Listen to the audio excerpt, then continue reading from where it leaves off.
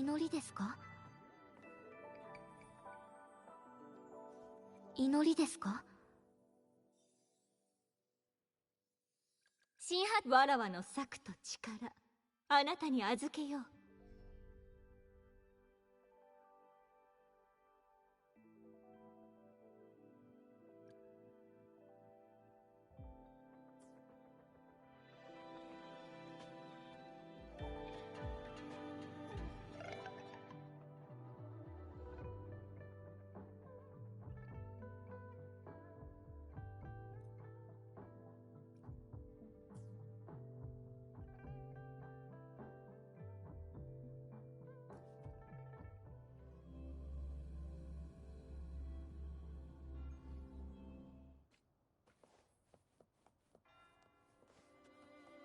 剣士、行くわよ。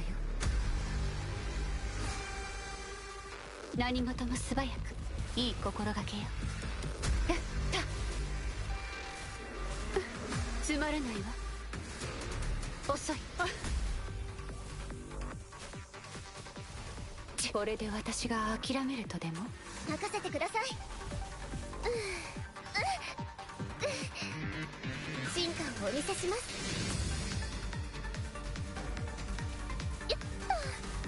日向ぼっこの時間ですよ。兵士、いでよ。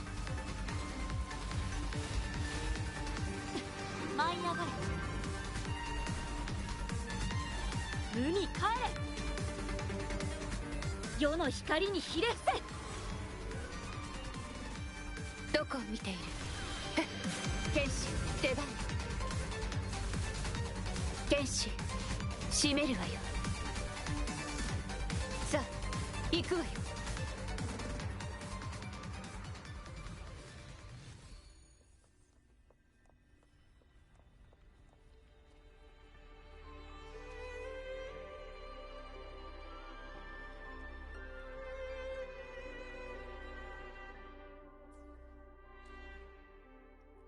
焦らないで、ゆっくり待てば。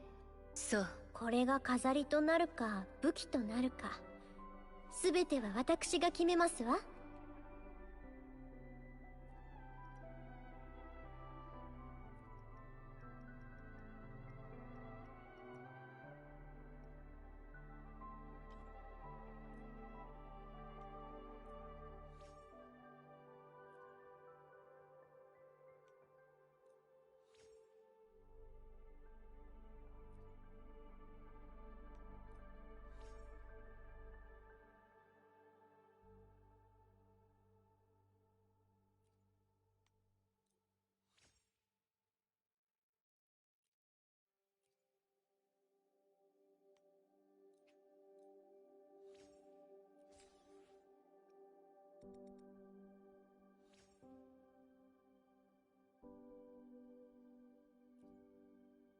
Darn, it would be nice to get some crit damage on it. But still, crit rate with crit rate is good, because she, as a crit damage weapon user, she needs crit rate like no other.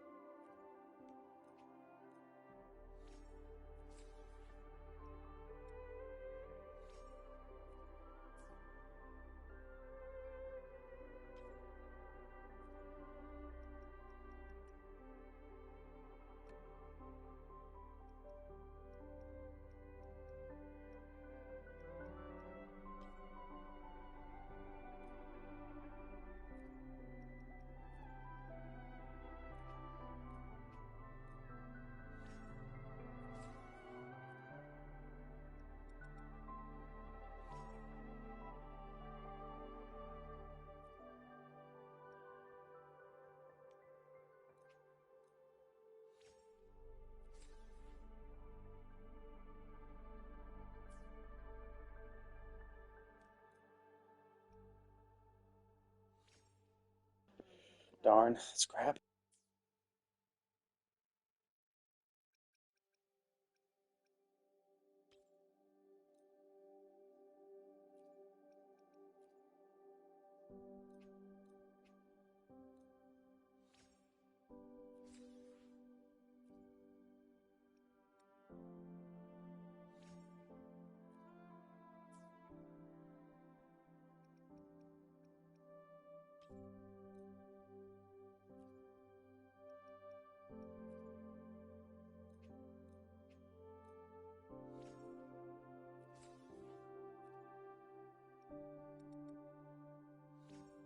Oh shit, crit damage. Low rolls for both, but still better than nothing.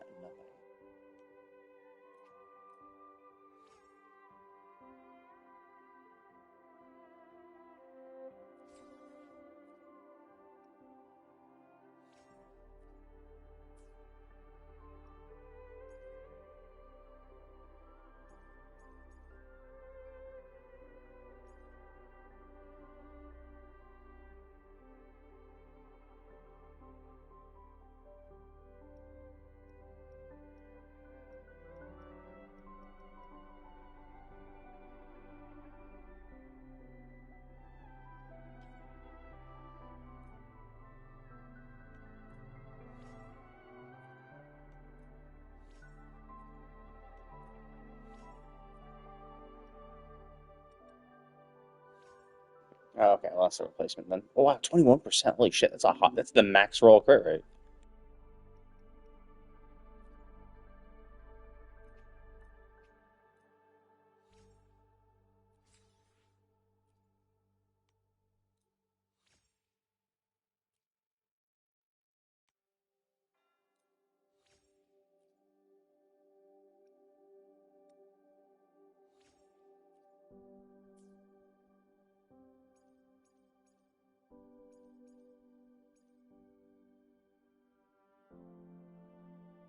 Yeah, this is the one that needs to be replaced. This could be replaced too, but this has a really high crit damage roll, and this crit damage roll is shit. And then, of course, the flat HP, flat defense, defense percent, like, holy crap, all these stats are crap. I mean, like, they're good defensive ones, but... Okay, so crit rate 44%. Not terrible. Because she's going to get another 8% crit from her passives, which is going to bump it up to 75%. But realistically, you still want her to have, like, 60% or above crit rate. So she needs, unfortunately, to re-roll the one of the more annoying ones to get, the Glacio damage on set. But luckily there are some like select and echo types for this shit, so it's not impossible. You'll just find one that which things are crap.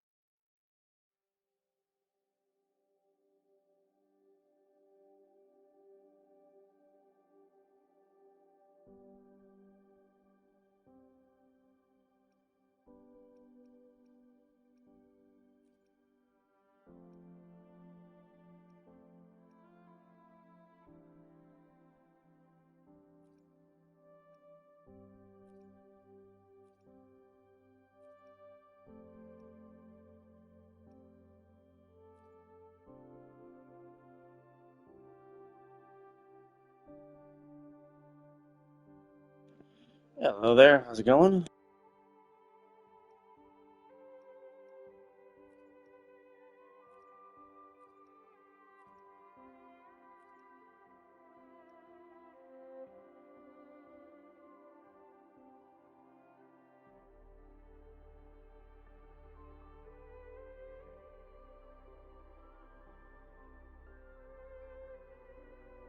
Cool.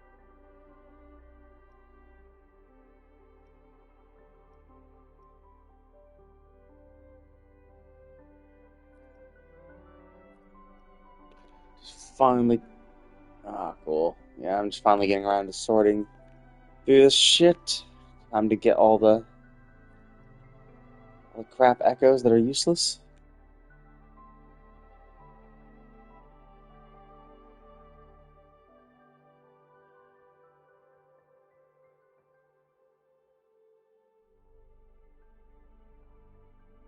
Finally did all my exploration, so I'm finally at the point.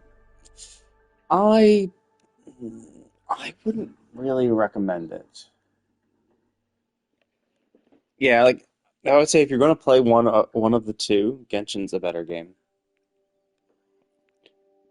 Now, there are people who will like this more compared to Genshin because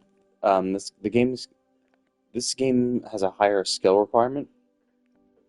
So like combat is more not really involved, but like it definitely requires you to be like the game definitely revolves more around dodging. So like the name of the game is like to dodge everything. Well, I mean, it's not just that. Like one of the reasons why I wouldn't really recommend it is because like the worst part of the game is the beginning. Like like everything they've done, like the 1.0 patch is like the worst part of the game. In fact, like the first like half of 1.0's story is like the worst part of the entire story, which is like it's rough because it's because like it gets better, but that's why it just makes it hard to kind of recommend because it's like ah man, like it does get better, but like you have to like quote unquote suffer through like the first few hours of the game, which is like that's yeah, it's kind of hard to recommend something like that, but as I said, it does get better. Uh, 1.1 patch story was interesting. 1.3 was interesting, even if it didn't make sense at the end. Uh, and the 2.0 area is very pretty and nice, and I have enjoyed exploring it for the most part. Oops, let's batch merge that.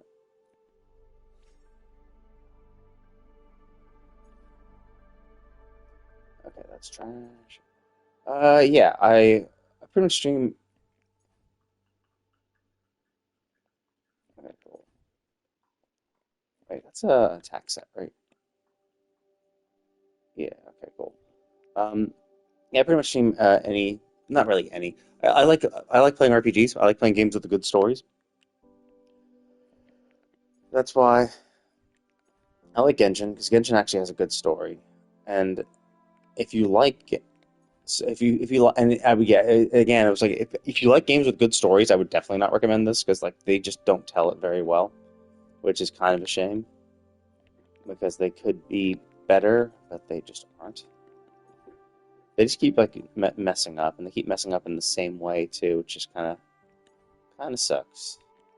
Their continuity is just absolutely terrible. Like even within the same quest series, like I was doing the most current character quest, and within the character quest, she's like, oh no, the guy took the data core from this device. Well, that thing's pretty difficult to maneuver around. That thing's not so easy to move. So he must have hit it at this location. Like he must have hit it around this location. And then when we actually get the device, it fits in the palm of your hand. So within the same quest series, a character quest for this one person, she says, "Oh no, this is a very difficult to move thing," and then we find out it fits in the palm of your hand. It's the kind of thing that can fit in your pocket if you had big pockets or like any sort of bag, and it's just like, come on. It's like it's the same quest. It's like it's not. It's one thing if it's like, oh well, this was one quest, and then like a few quests later, we forgot and accidentally contradicted. Like it's within the same quest. It's like, oof, that's rough. And like And that's a really good example of it. But like this is also like not an uncommon example. Ooh, wow, shit, that's actually good. Arrow on arrow. Ooh, and havoc on havoc. Nice. Uh, so it's just like yeah, they do a lot of that shit, which is kind of and that's for a character quest. So it's like oh, it's a side quest, doesn't matter, right? But like they do this on for the main story as well. Not really, no. Sometimes, but like I have today off, so I'm doing it early. But yeah. But there definitely are some good things about this game, but and if you I mean, and it definitely has more involved combat. So if you were like playing Genshin, you're like, you know what? I wish the combat was more involved. I wish combat was like more difficult and challenging. Then this game definitely is better in that regard. Um, but as someone who likes the story for the game, and the game's story is kind of what compels me to play. Oops, you're crap. It's hard to recommend this game because they just keep messing up the story so frequently. And this like contradict each other, and it's like all these contradictions. You're just like, why? Like it's like it's like you don't read your own story or proofread your story. But generally, it's fun, right? It's a fun game. It's not like if you don't like think too much about it, it's fine. But like it's a open world exploration game like Genshin, and like so I came back. I hadn't played in 6 months. Came back when this game released on PlayStation, so I downloaded the PlayStation version of it and started playing, and basically exploring, catching up with a story that I missed since I stopped 6 months ago, and doing all of the 2.0 content. Essentially, has taken 60 hours. So like it's a huge time investment. And, like these kind of games are like same for Genshin. Yeah, I'm streaming on my PlayStation right now because it's really really convenient. So it's a huge time investment. So it's like, yeah, if you're gonna play, if you're gonna have to pick between Genshin and this game, I would say Genshin because Genshin has a better story, and I would say just it's more enjoyable and fun to play because like this game is so heavily combat oriented. Like a lot of the events and a lot of even like open world exploration aspects can involve combat. So it's just like if you're not into that, I mean, and like that's the kind of thing. If you just don't feel like sweating during your exploration. If you want 100% a region and you just don't want to like have to super focus, hyper focus on like every single combat engagement, then yeah, that can be kind of like they don't like isolate their combat from their exploration. So like I would say the exploration part is the casual content. So it's like they still inject their combat into the casual content, which if you just enjoy the casual content are not really super into the not super into the story, or if you're just into the casual content and not really super into the combat, then like that can be rough for you. So it depends. It depends what you value and what you're looking for in a game. But it's not bad. But yeah, if you're gonna like, but obviously since it is such a huge, I mean, I guess if you don't do a 100% exploration, that's not as big an issue.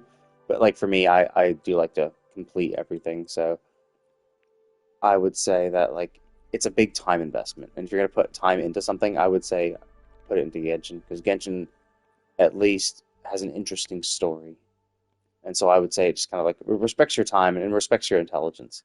Because there's just some times in this game where you're just like, dude, are you kidding me? Like you literally just told me something that contradicts what you're saying now. Like, what the fuck are you talking about? I stream on console. As I said, I'm on PlayStation right now. I don't like streaming on PC. I don't really like playing games on PC either. I enjoy console far more.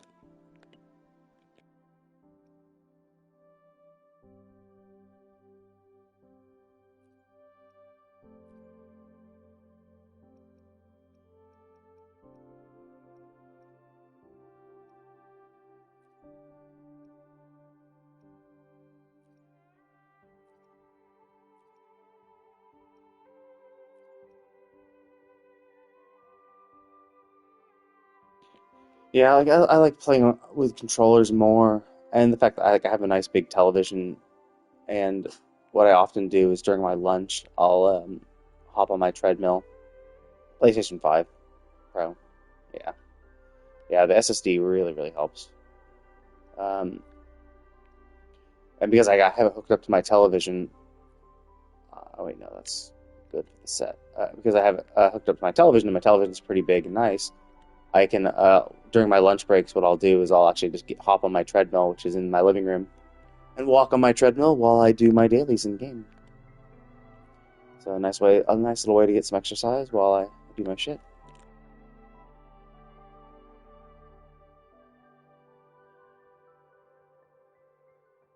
Okay, so increase your coordinated damage. Coordinated damage. I think this could be a support set. I don't know. I think we have a support guy who actually does coordinated damage and is HP or defense scaling. So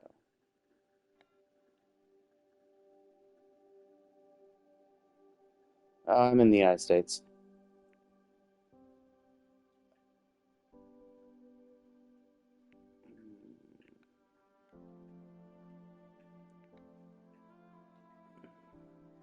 Realistically, I guess this could work for HP. I don't think it will. I don't think, like, obviously this is Rococa.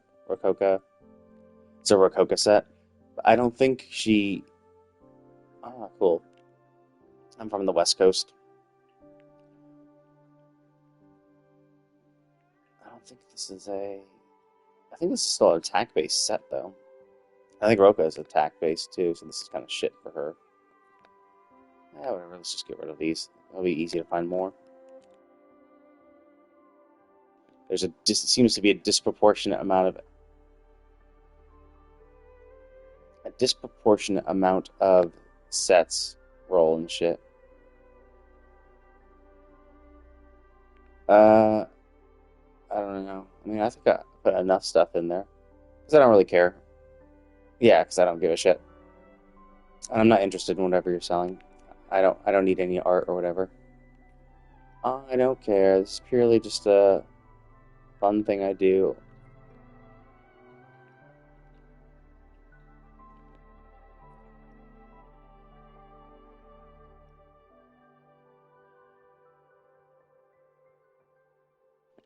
Yeah, so that's the thing. Is you need. This is a weird set. A 250 energy regen. Like you need 150 energy regen. So you need your 3 cost echoes to be energy regen, and then I think both of them would need to be energy regen, as well as a few rolls of energy regen to get this, which is so weird. No, they aren't. They're important for channels that are trying to grow or do anything, but that's obviously not what I'm doing about. That's why I said I don't care. Like it's an interesting set, but the problem is you need to put your 3 cost echoes as energy regen, both of them it seems, I think, to make the 250% energy regen cap. And it's like if you do that, then you get 30% attribute damage, which is essentially the same as if you had one of your 3 costs as attribute instead. Which I guess the point is that if you need your burst, if you heavily rely on your burst, this is super helpful. And then you also get a bonus attribute, I guess, maybe. This does seem incredibly offensive, so you'll need attack.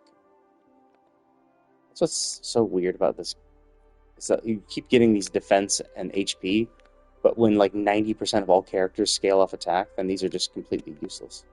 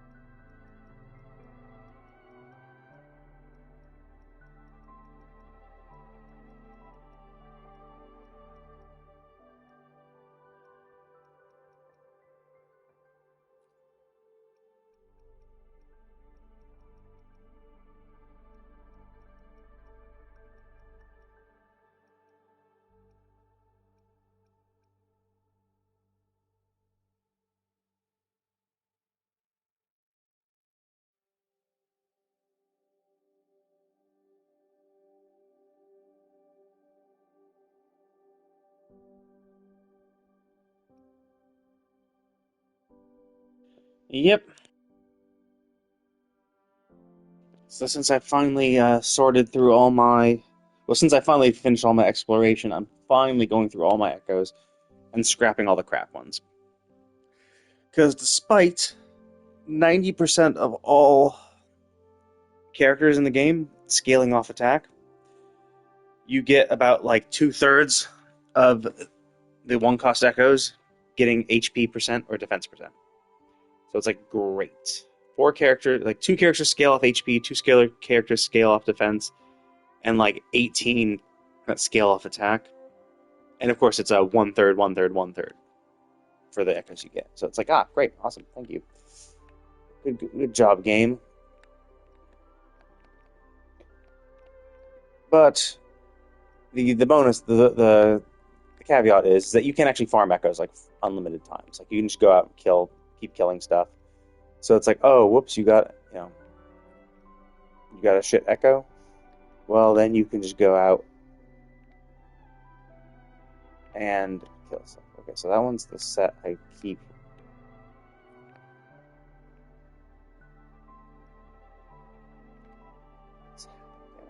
Havoc damage that scales off stuff, so probably attack.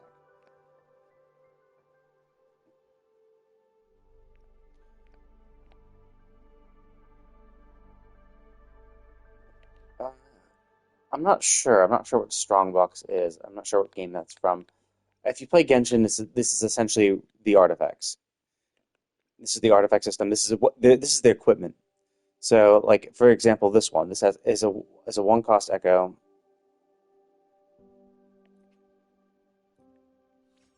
Let's just see what we got. Okay, so we got this, which is crap, and this, which is also crap. But basically, you can then scrap 5 echoes to get 1. So it's not like a great ratio because they're assuming, oh, well, you're going to get so many echoes and you can continuously farm them forever. So, like, who cares? It's not a huge issue. But basically, these are their echoes. So you can equip a total of 12 cost, which essentially means you equip 1 4 cost, 2 3 cost, and 2 1 cost.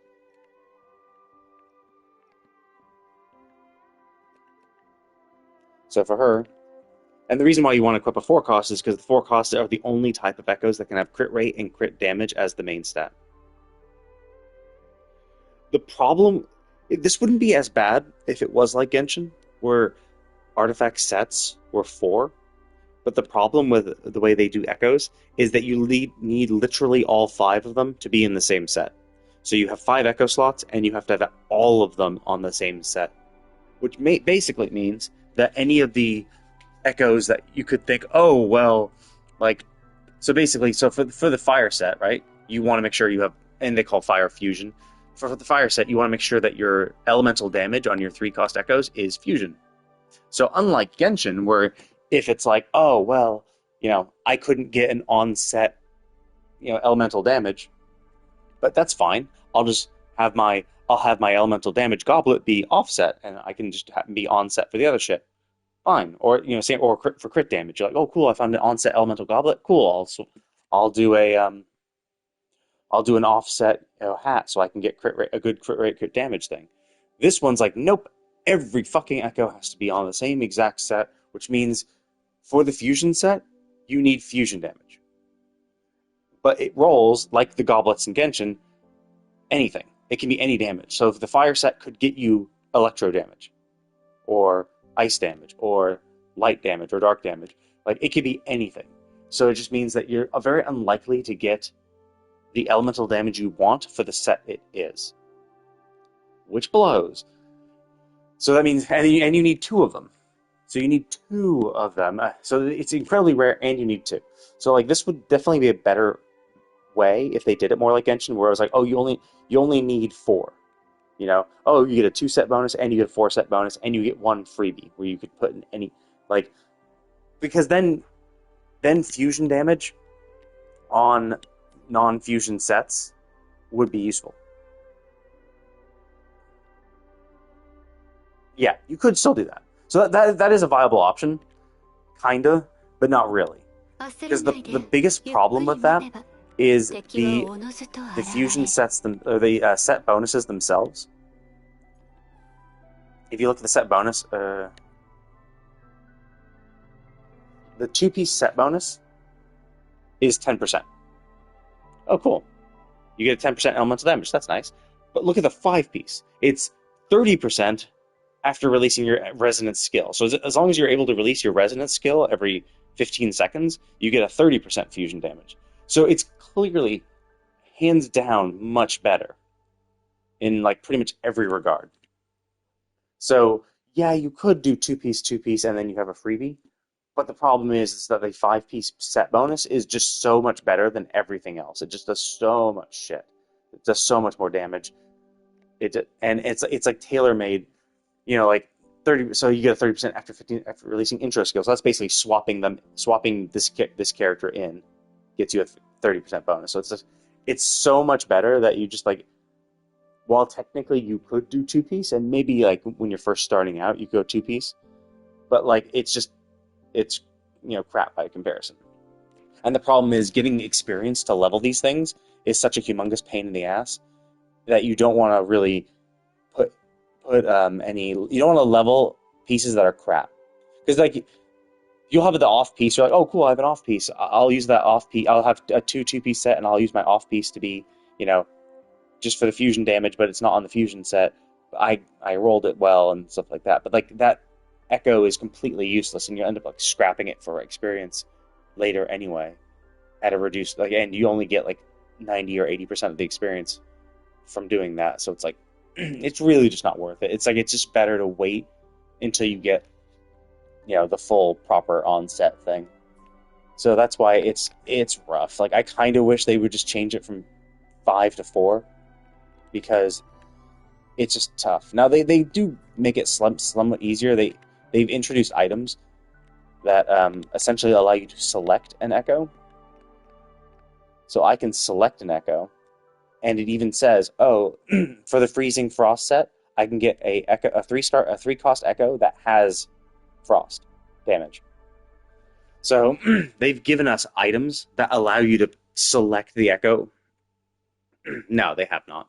I think these items are essentially the way around it. We're like, oh, you keep getting screwed by not getting good shit. Okay, well, here we go. We'll sometimes give you these items, and these items will allow you to get the 3-cost echo that has the elemental damage for the elemental set you want. So if I select basically each one of these, this guy has it's the frost set, and you can get, this is the ice set, you can get an ice damage. This is the fusion set, you'll get a fusion damage thing. So this is the air set, you get the air. So like this essentially allows you to bypass that. Now of course you still have to roll, so you could get what you want, and the substats could still suck, which blows, but that's just how it is. So that's kind of.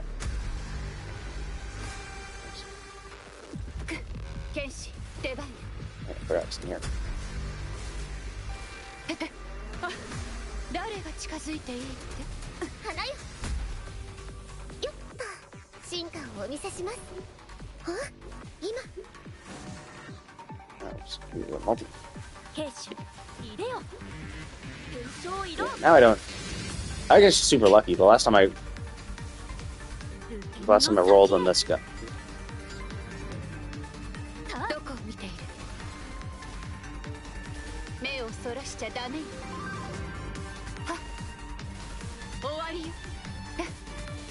Yeah. I think it's. I'm not 100% sure. Okay, but.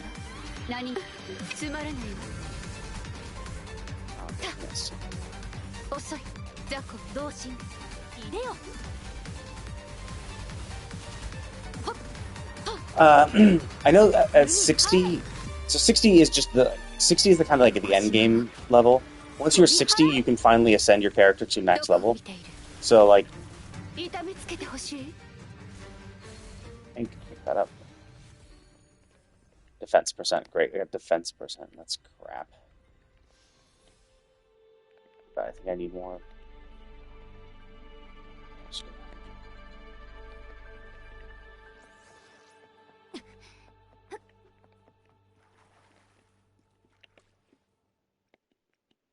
But yeah, so I'm 63. I think it might be 80, 70 or 80 or something like that. I'm not 100% sure. I've not seen. I don't know if people can get to the max yet. I don't know if there are people who have. There probably are. Like some people who have whaled and done shitloads of stuff, but I'm not 100% sure.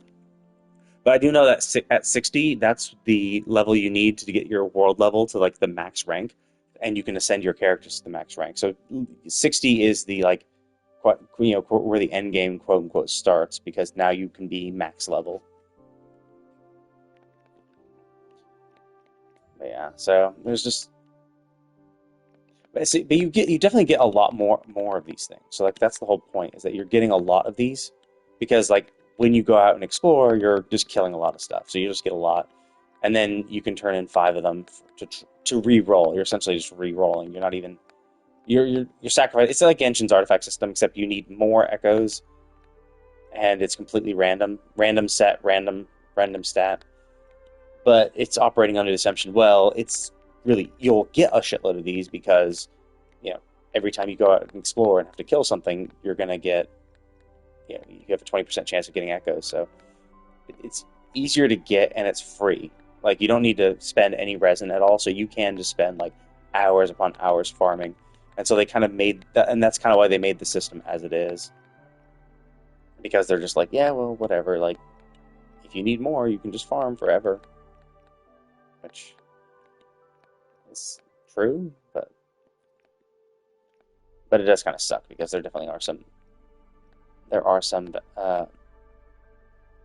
It's because they don't have enough variety in their characters, where they do have some HP scaling, they do have some defense scaling, but like it's very few and far between, and they just need more because that just means like so much of the shit is useless. Like HP and defense scaling, or HP and defense percent on any of the DPS sets are useless. Uh, Elemental damage that doesn't fit the elemental set is also useless. So like you just got so much stuff that is just useless.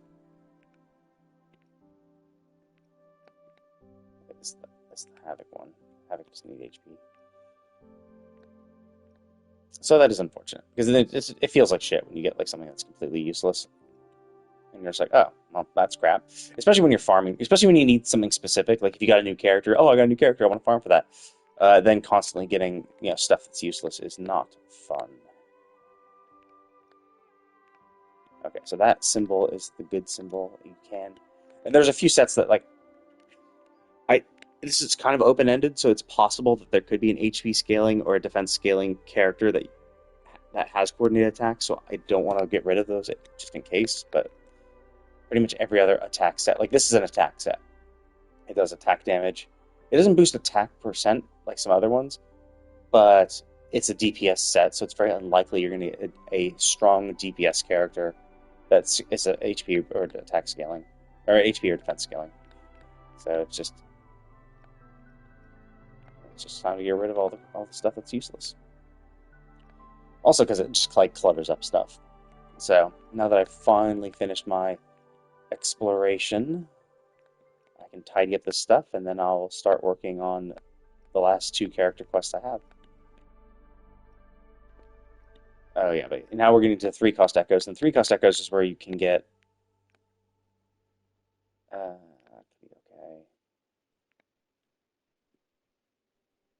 That is the defense. That's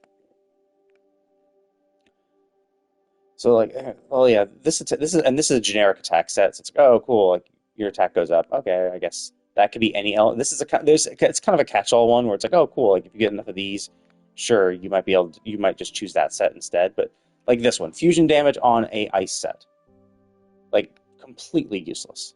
But like it's the same thing as the Genshin goblets too, where it's like, oh yeah, you got fire damage on a Dendro set. It's like, well, yeah, that's also useless too.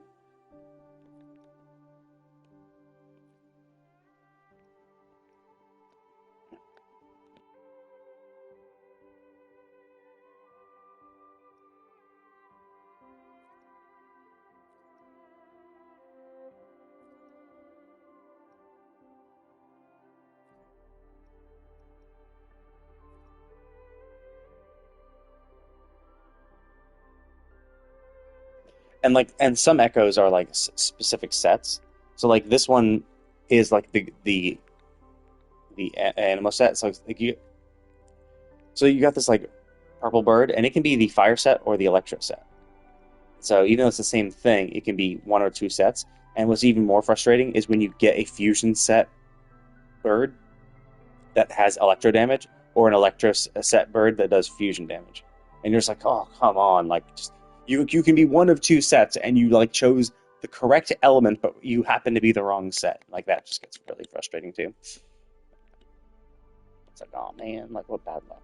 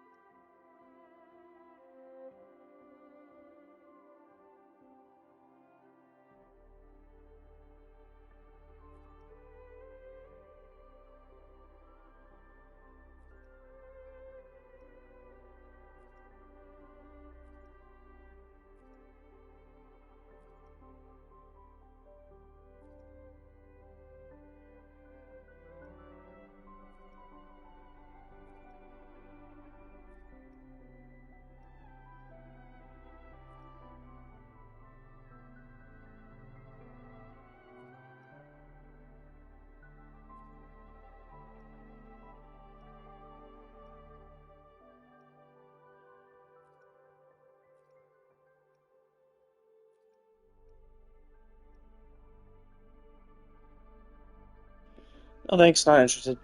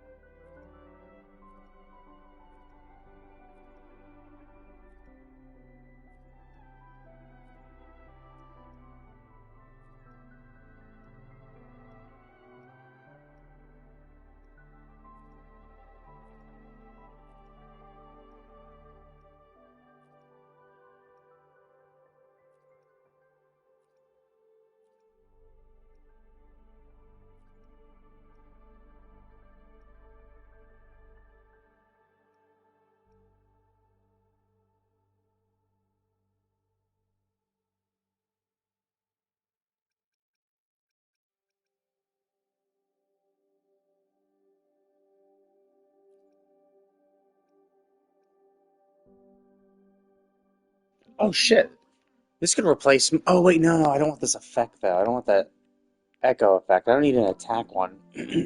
I still want that turtle one because the turtle one provides a shield that is super useful. But still, it's on the right set though. So this is actually useful and gives me healing bonus. Right now, my turtle one is 4-star healing bonus, so I don't get as much. But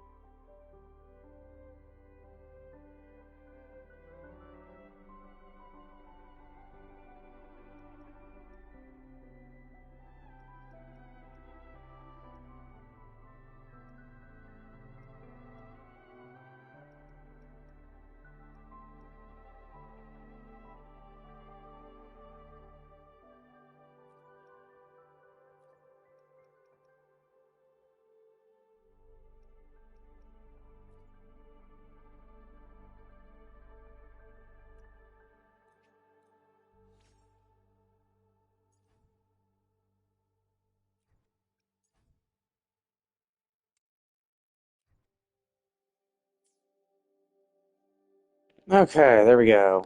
Finally sorted all my shit.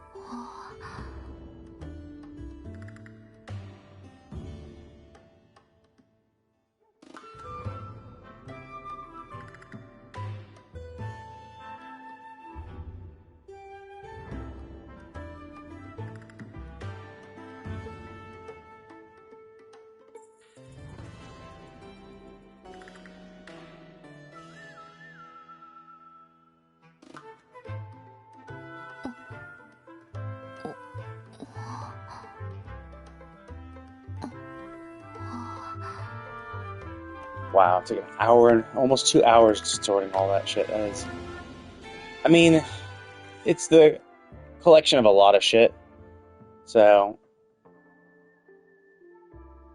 it makes a little sense.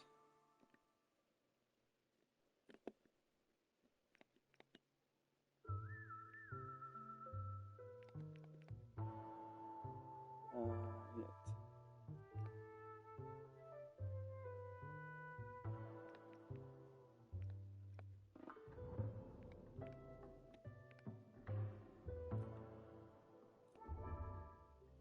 Oh wow, so I'm actually winning the support. It's so weird. We don't really need support. More DPS is better.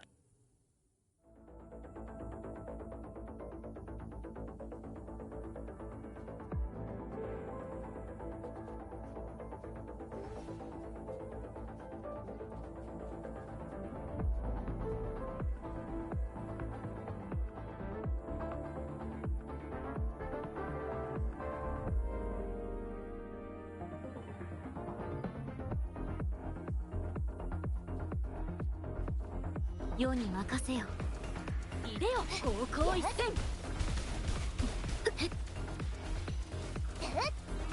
春陽融雪。はっ。破壊。西に身を寄せ。焼却。Oh shit, that's HP. God damn it.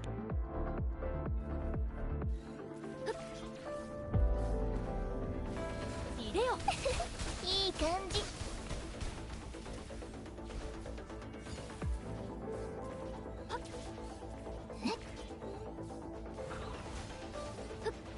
進みましょう。いい感感じ。終わりにする。無に帰る。その命私のもの。芽生えの時しかいい感じ。終わりにする。あまたなる光よ。花の養分にしてあげる。入れよ。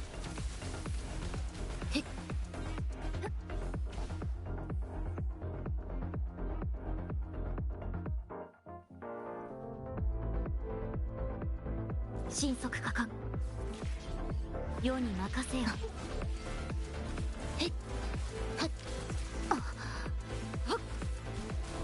横島を取り払え。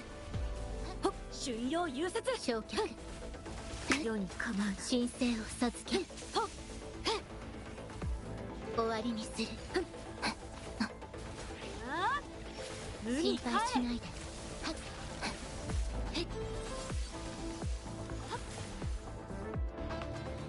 入れよ。終わりにする。風天の先へ。平気。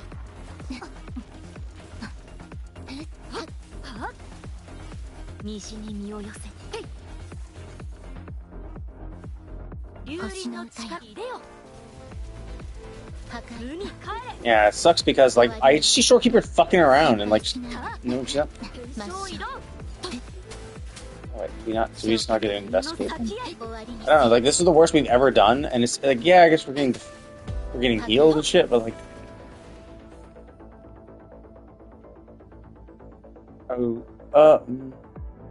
Are we still gonna continue? Oh. 太平を迎えるために。修正。進みましょう。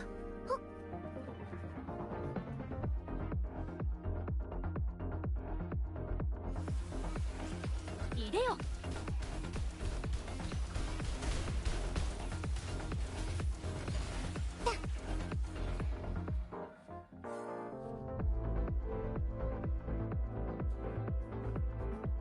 世に任せよ。その命、私どこにも逃げられないよ。西に身を寄せ。摘み取る。これしか無に帰れ。終わりにする。いい感じ。神聖を授ける。いい感じ。終わりにする。踊り狂え。真正の先へ。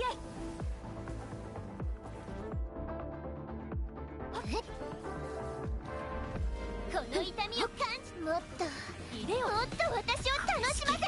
横島を取り払え。アド舞い上がれ。アストラ。あまたなる光よ。芽生えの時。終わりにする。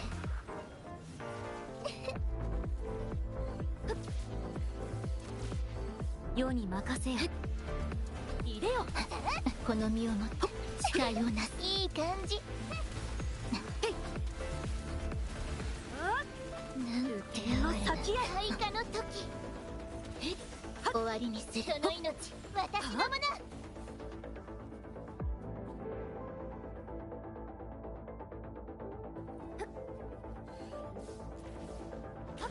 平気。も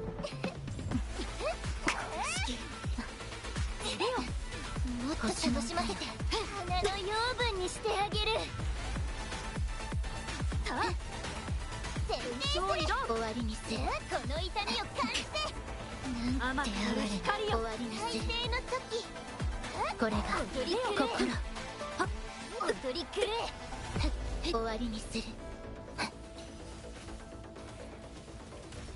無に帰れ。焼却。アドアスト。失礼。しくじった。世の光にひれ伏せ。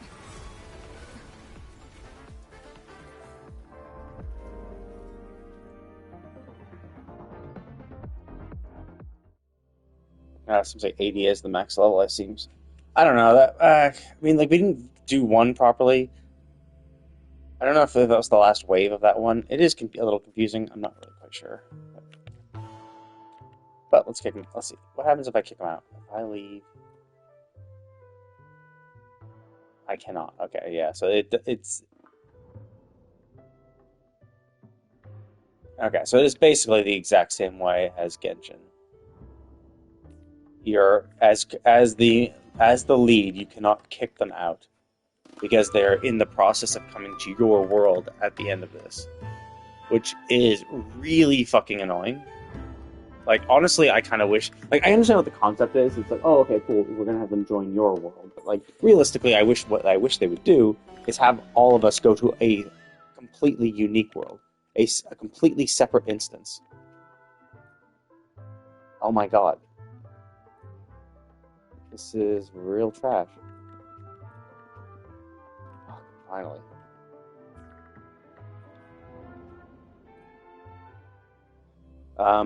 It's a really shit system because essentially it just punishes the person who is the lead. It's like, oh, you're the lead? Cool. Well, now you're the one who gets fucked. You're the one who has to wait for the people who are slow. You know, it just sucks. There's like, oh, cool. So I have all of the max points. And now it's just do this. I'm actually curious what this is going to be. It's like 10,000 points. Like, all the other ones were like 5,000. So it's weird that this one is so much higher.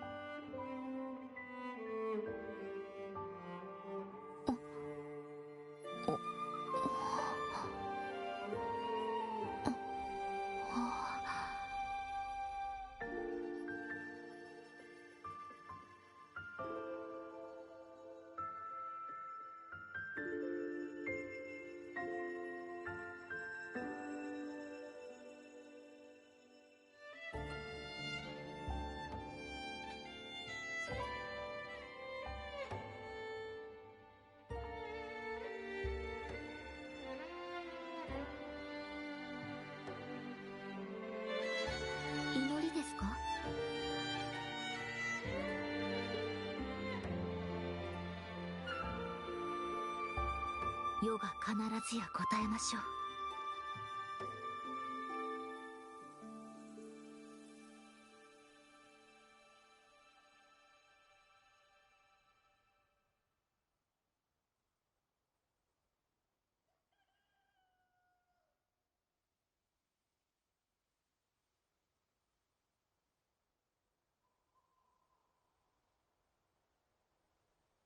祈りですか？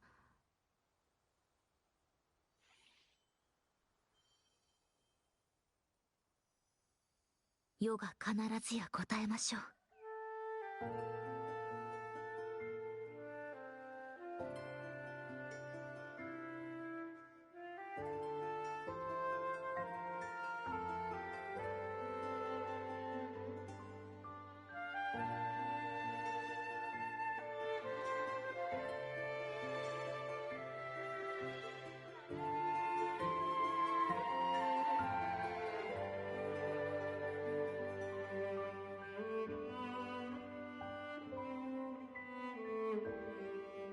祈りですか？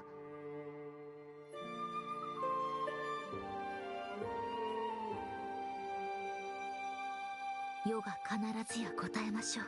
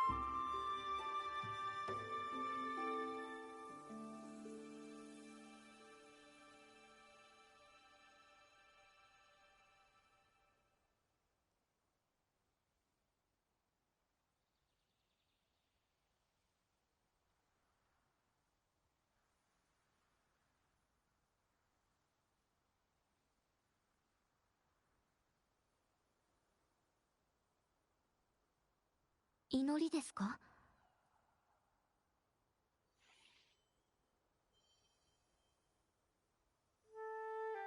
世が必ずや答えましょう。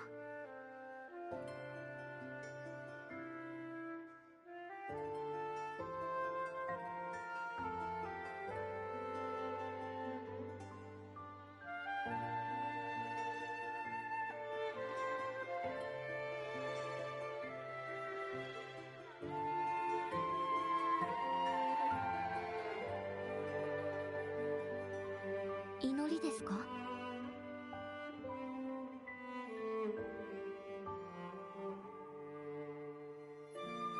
世が必ずや答えましょう。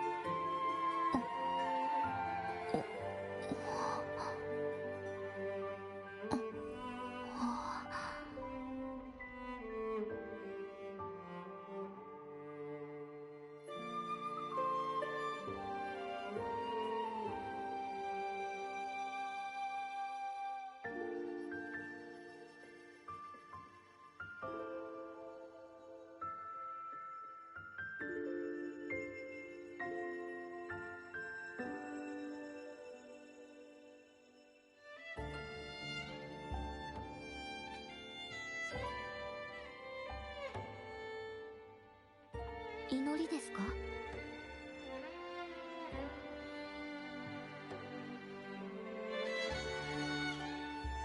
世が必ずや答えましょう。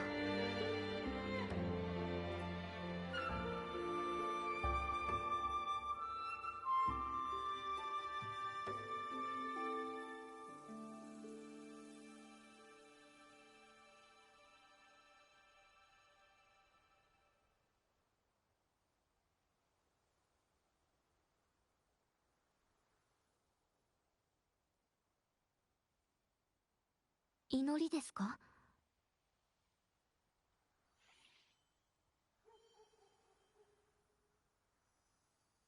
世が必ずや答えましょう。 Okay, had my breakfast.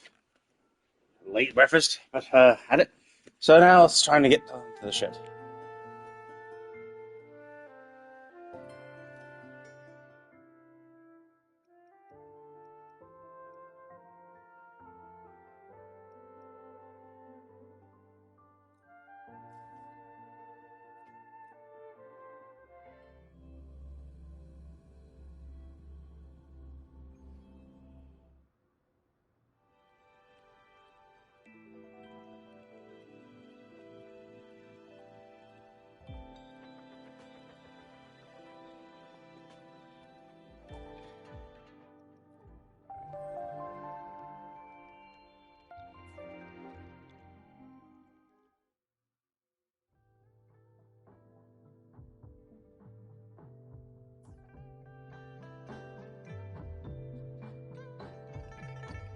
祈りですか？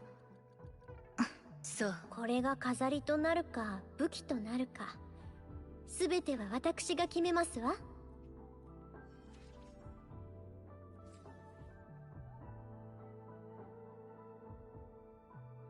私の能力で再構築できるものが増えました。これで元は取れたでしょう。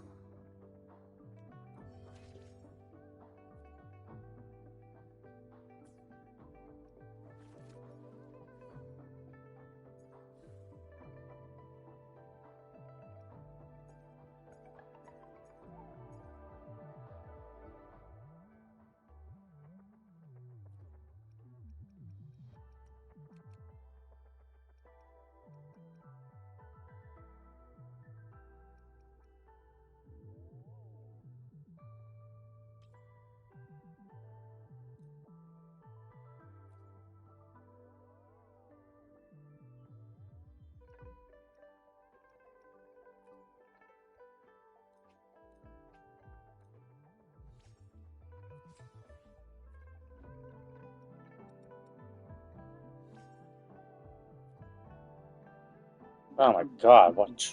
Like, again, like, he was trash, and I roll more trash. It's like, oh my god, this is just.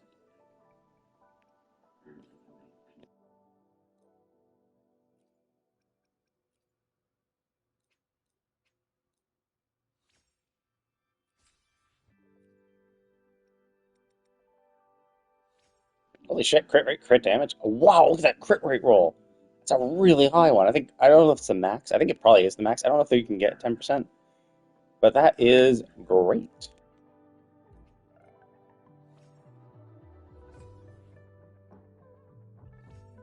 Ah, that's a shame.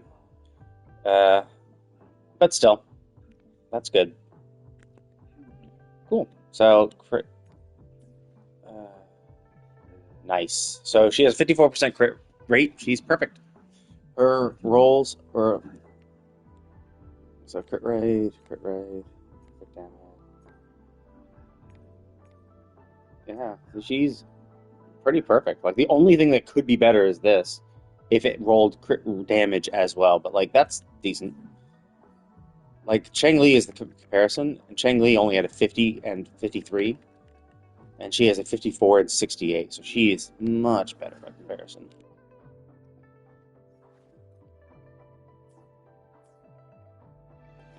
Actually, I'll spend, now that she's actually built and she's really good, I think I'll farm this a little bit more.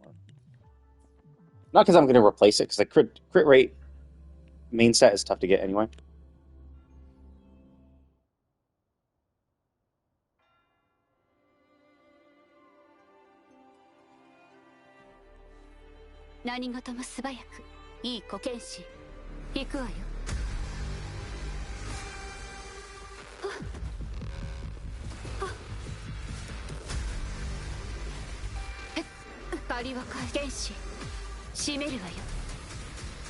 花よ。痛いの？飛んでけ。進化をお見せします。同心入れよ。今。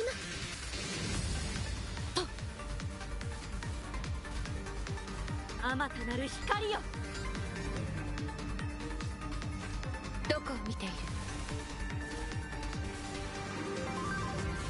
さあ行くわよ。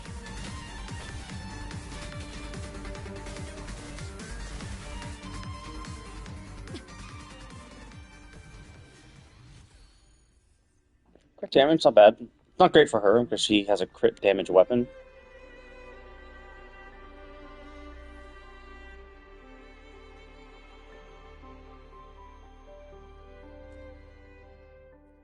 祈りですか？新発見がある。そう。これが飾りとなるか、武器愉快な拒むことができない力。二人だけの秘密がまた増えましたね。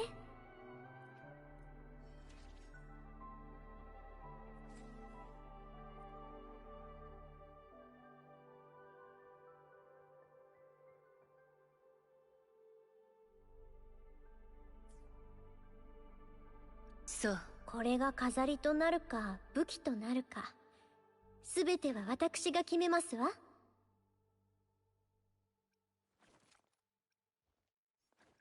みんなと一緒。わらわの策と God damn, she already has higher crit damage. これが飾り Already has higher crit と damage なるか。 than Chang-Li, and she doesn't even have her weapon level. This will go up a bunch. Actually, not a bunch. Probably another 10, 20%. Actually, what is Chang-Li's weapon?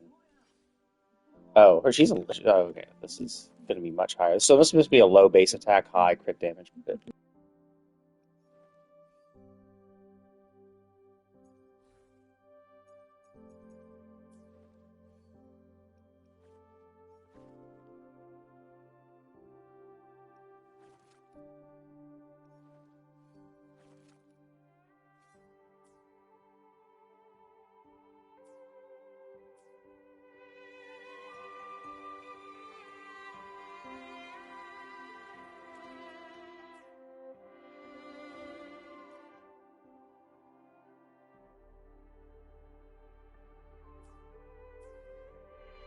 天使行くわよ。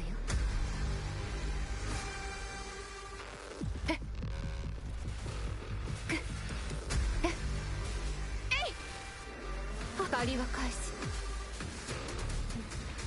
そろそろ終わりね。任せてください。大丈夫。よっと今進化をお見せします。同心入れよ。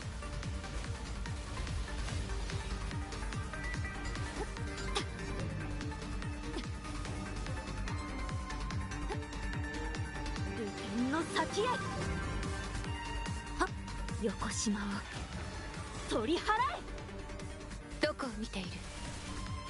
痛めつけてほしい？さあ行くわよ。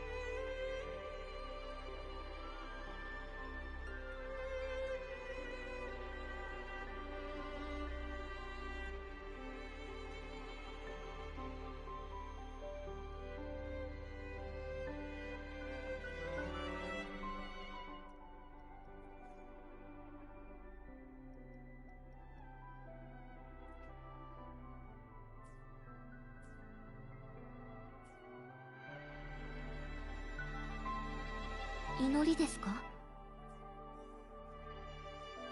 祈りですか？そう。これが飾りとなるか武器となるか、すべては私が決めますわ。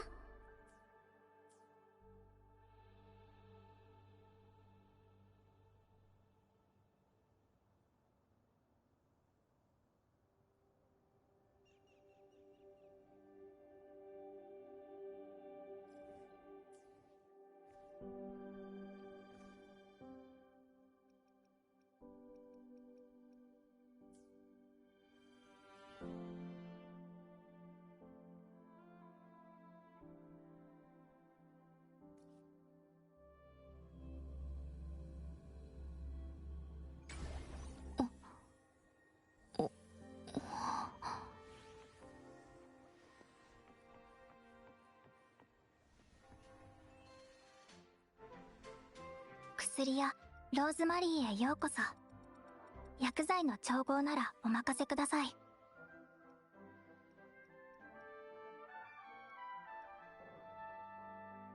具合が悪い時はいつでも私にお知らせください。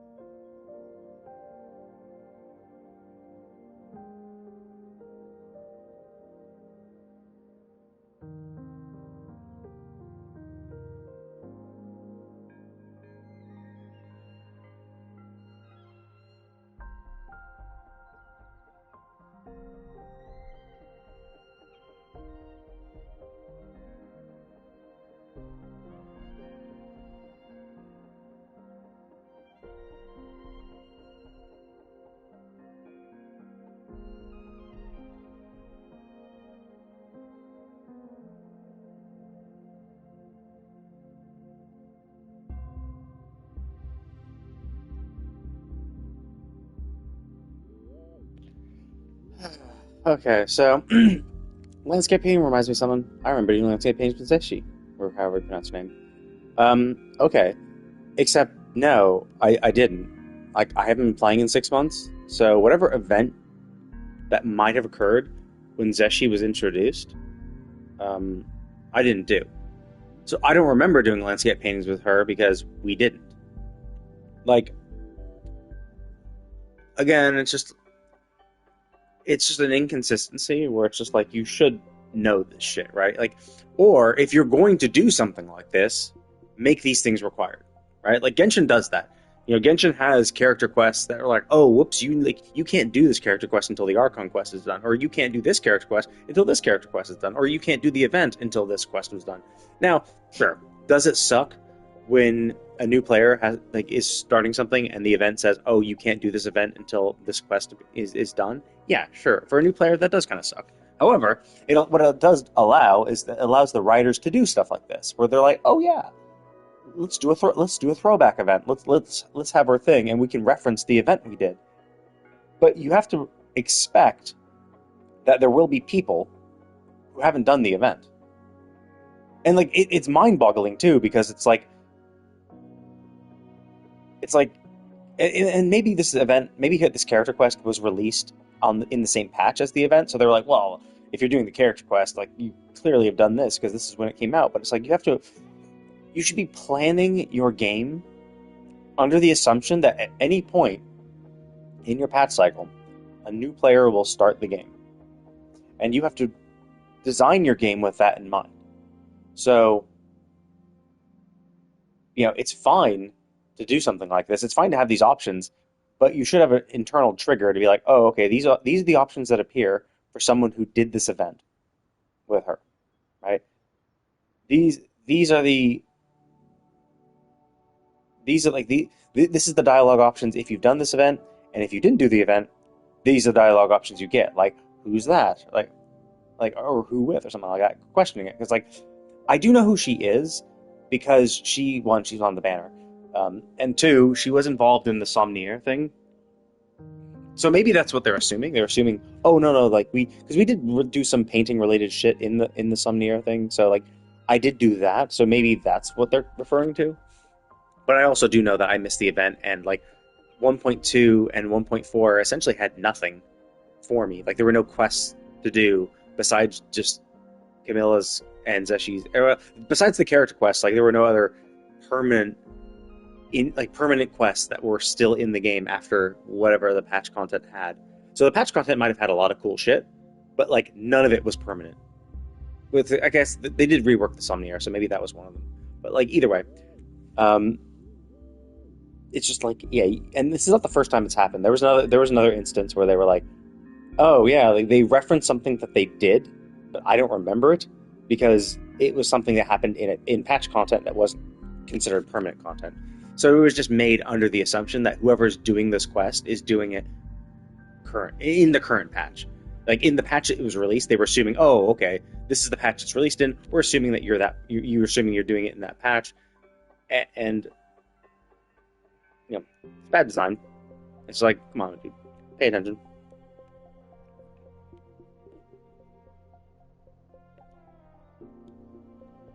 Yeah, okay. So never mind. So I was thinking, oh, well, maybe it's the Somnier thing, right? Maybe it's referencing that. No, it's not. It's referencing the Moon Chasing Festival. Now, to be fair, like this is like actually explaining. I met a painter. We had a blast at the festival, but like I wasn't there. I didn't do this event. I wasn't playing the game when this patch released. So if you're going to do something like that, and you're going to introduce a brand new character, make that permanent. Make that a permanent event. Like, that's what you should do. And like, it's not like Genshin only releases permanent events. Like, no, like Genshin's going to do its Chinese New Year event coming up soon-ish. And that event will not be permanent. Like, if you don't play the game during that patch, you will miss out on that. And the story event that happens. And so like last year's, I think it was last year, like they introduced, I don't know if they introduced Gaming, but like he existed before. There was other shit too. So like he had a thing. Yeah, now that I think about it, I'm trying to remember how much was done as part of the event and how much was done as part outside of the event. Because maybe or in what order it happened in. So it's hard for me to remember because obviously I'm keeping up to that date with that game. So it could be that Genshin has the exact same issue, is that they have a quest like related to Gaming, which assumes you met him in the New Year's festival, or it could just be the New Year. I feel like the New Year's festival is the culmination of that quest. Actually, maybe that's it. Maybe the entire quest series was purely the New Year's festival. But like again, that's fine if you never introduce him again. Like you want to introduce a new character and have the entirety of his shit within that New Year event that is that you miss and disappear. That's fine. Like the guy's in the game, you can just get him in the game. But like you don't feel like you're missing out because if you're not aware of that quest, you would just not be aware of it, right? But the problem is they had this non-permanent event that happened, and now they're reminding you, oh, by the way, you missed something in the last patch. Whereas, even if I get Gaming, I'm not going to think like if he's on a banner or you get him in your pulls, you're not going to be like, oh my god, who's this character? What's the story around him? Now you might, but you could say that about literally every character. Oh, hello there. I'm just doing yet another critique about this game. I'm starting ZheZhi's character event, and they start the event with saying, "Oh, we're gonna do some landscape painting," and I'm like, "Oh, I remember a landscape painting," and now they're describing an event that I didn't do because I wasn't playing the game during this patch, and they're just like saying, "Yeah, you remember that event, right? Like that's when you met her." And it's like, what? Like, it's bad design. Like they just need to expect that players might start playing the game after the patch that this quest was introduced, and you shouldn't just expect them to like know this shit. And now they're just basically describing the event, but it's like, I mean, great, but like, if you're gonna introduce a new character, and you're gonna have a character quest related to her, and you're assuming that you met that character as part of the... No, this is not even one... Well, actually, I guess this is 1.x. Well, that's the thing, though. And you might think, oh, it's just the 1.x patches. And 1.0 was definitely the worst, and it did get better. But 2.0 is also having the same problems. Like, I don't know if you've done the Carlotta quest, but, like, when Carlotta goes into the vault, she's like, oh my god, like, he's stolen the core of the data terminal. The core is really difficult to move. He would have had to have hid it. And then when we finally get the data core, it fits in the palm of her hand. So she literally said, and I screenshotted this too, because I'm like, wait a minute, didn't she say this? And I went back to my VOD, and I'm like, no, she actually literally did say, this is a difficult thing to move. And yeah, and it's just like, what? Like, did you read your own dialogue? Does no one proofread this shit? Like, and I think that's the most egregious, because, like, it's literally within the same quest line. Like, wow, that's bad. But also, like, the 2.0 story had lots of problems, because, like, we show the stained glass windows, and we're like, oh, look, the stained glass windows. Here's the history of what happened back in the day. And they're like, oh, there's these two warring factions. And then they say, oh, there was a dark tide. And then the Primus, and then basically after the dark tide, they said the Primus was the one who founded the Order. And it's like, oh, okay, so, back, like, a long time ago, there was this big war between these two gods, and once it was resolved, the first Primus established the Order, and then we meet the current Primus, and he's like, oh, no, the dark tide? You know that dark tide mentioned in those stained glass windows? Well, that happened 20 years ago. What? 20 years ago? Like, the stained glass windows clearly describe how the Order was formed after the dark tide, which the Order clearly wasn't formed after the dark tide in that case, because this dude was, like, alive at the time. So it's just like, what? Like, so they clearly don't... It doesn't make sense. It contradicts each other. Of, like, yeah, and maybe there were two dark tides, and there was one hundreds of years ago, but it's also weird because they describe the cause of the dark tide was the Sentinel getting injured in both instances. Like, the current Primus saying, yeah, Sentinel got injured. No, that's the Carnival event.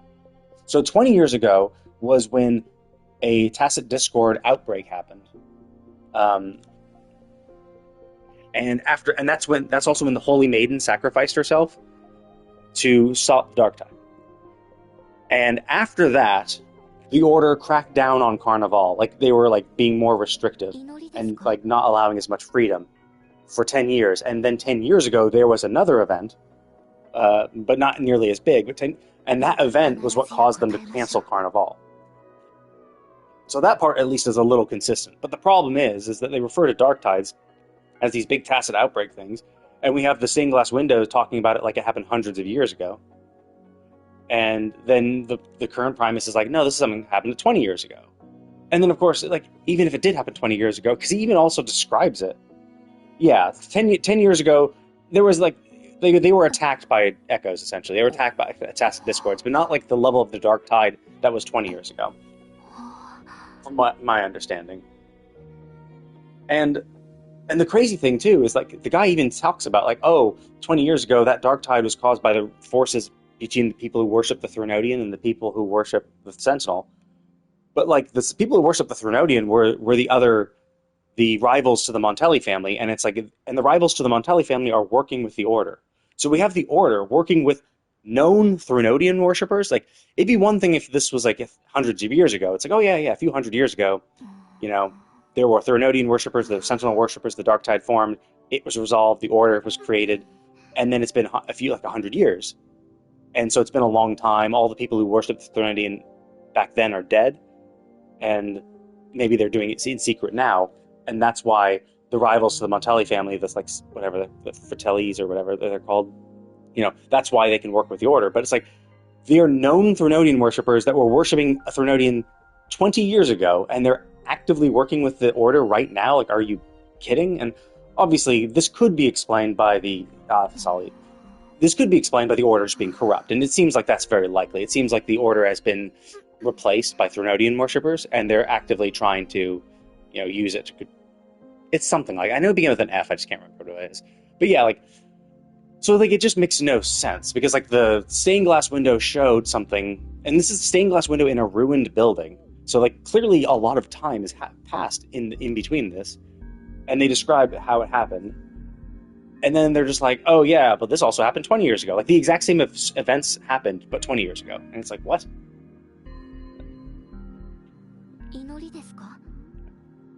Yeah. Well, because they worship the Threnodian Leviathan, which makes sense. It's the deep waters. And, like, to be fair, like, yeah, sure. Like, if it's a monster that... Oh, yeah, they do. Well, it's the Church of the Deep versus the Order. And the Order worships... and that was the whole thing, is in the stained glass windows, it was those two warring factions. It was the worshippers of the Threnodian and the worshippers of the Sentinel. And then they had a big war, and the Sentinel got injured, and the blood from the Sentinel caused the first Dark Tide. And then when the Dark Tide was resolved, the first Primus appeared, beat back the tide, and founded the Order. And so we're like, okay, cool. Like, this clearly had to have happened ages ago, right? Because, like, this is a stained glass window in a ruined building. Like, the buildings don't get ruined, like, you know, in 20 years. So clearly this is something that happened ages ago. But then we meet the church dude, and he's like, we meet the Order, the current Order Primus, and he's like, oh no, like, this is something, like, the Dark Tide happened 20 years ago. I'm like, what? Like, stained glass said it was, like the stained glass alluded that it was a long time ago. Because clearly your Order wasn't founded 20 years ago. So it just doesn't make sense. And then, of course, it's crazy, because like, the idea is that, oh, well, the Order is trying to, like, essentially gaslight everybody into changing history. But it's like, okay, you want to change history, that's fine. But this is 20 fucking years ago. Like, people were alive back then. They remember this shit. Like, this is not something you can just be like, yeah, like, this is different. It's like, no, they were alive. Like, you can't just lie about that shit. Like, everyone was aware of this stuff happening. Like, I get you want to, like, change things around, but, like,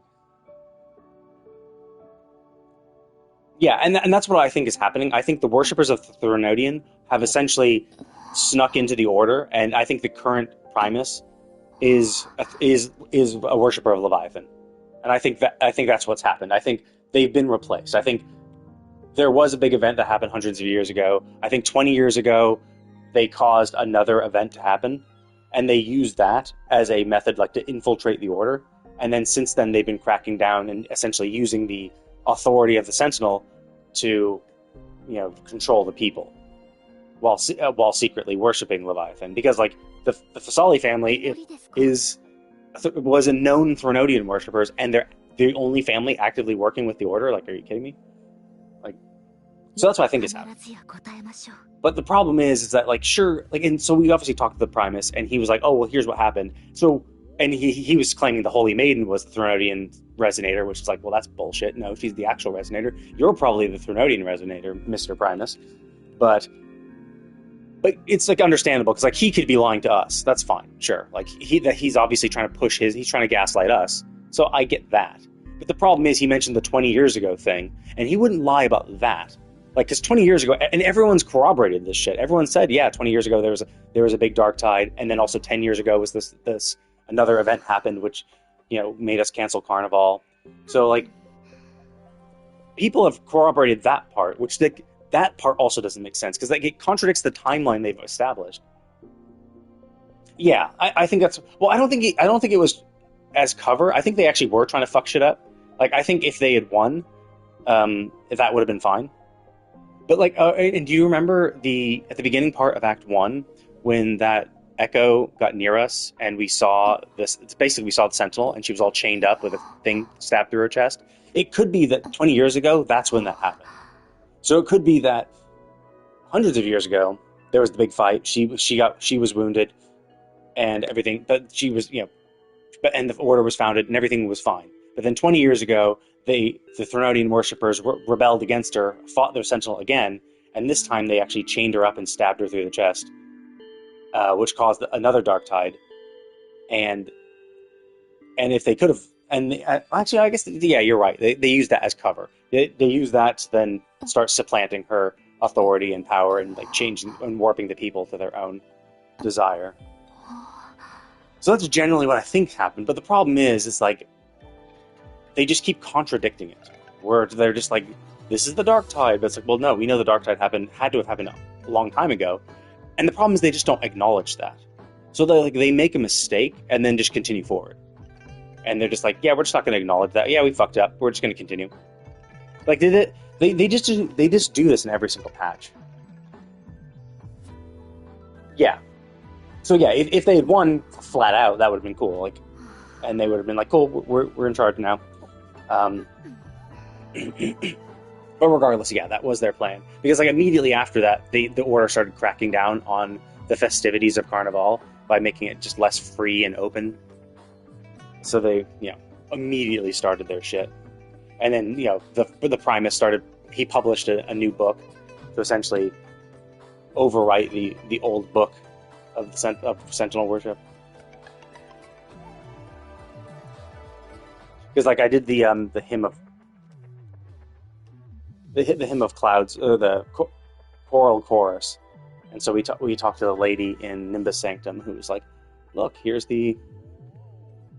how they were worshipped, and no, actually, like the current Primus all of a sudden published a new book about Sentinel teachings, and that's what we follow now."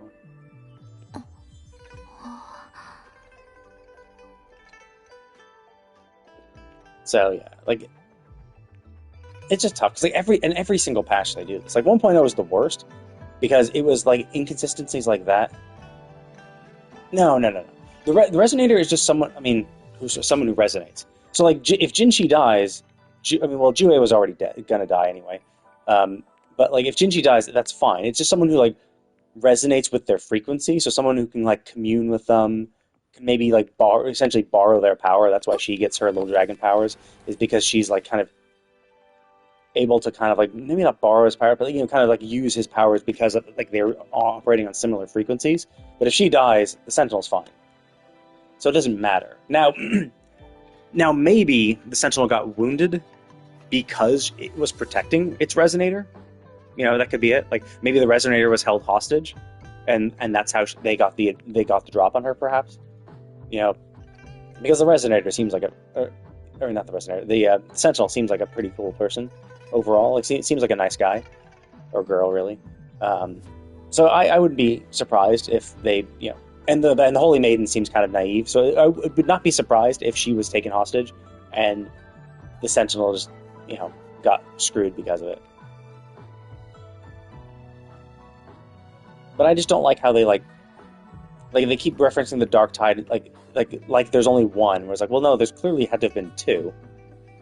And like, if you're gonna rewrite history, like maybe don't rewrite history that everyone was alive for, because like they kind of remember that shit.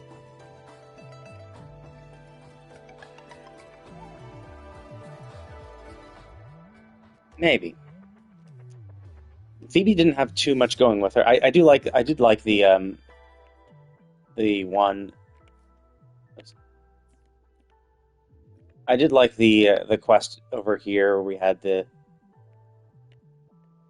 Oh, the thing disappeared. But yeah, the choral one where we met that girl who clearly we kind of shook her faith when she realized, oh yeah, the Order wasn't such a piece of shit back in the day.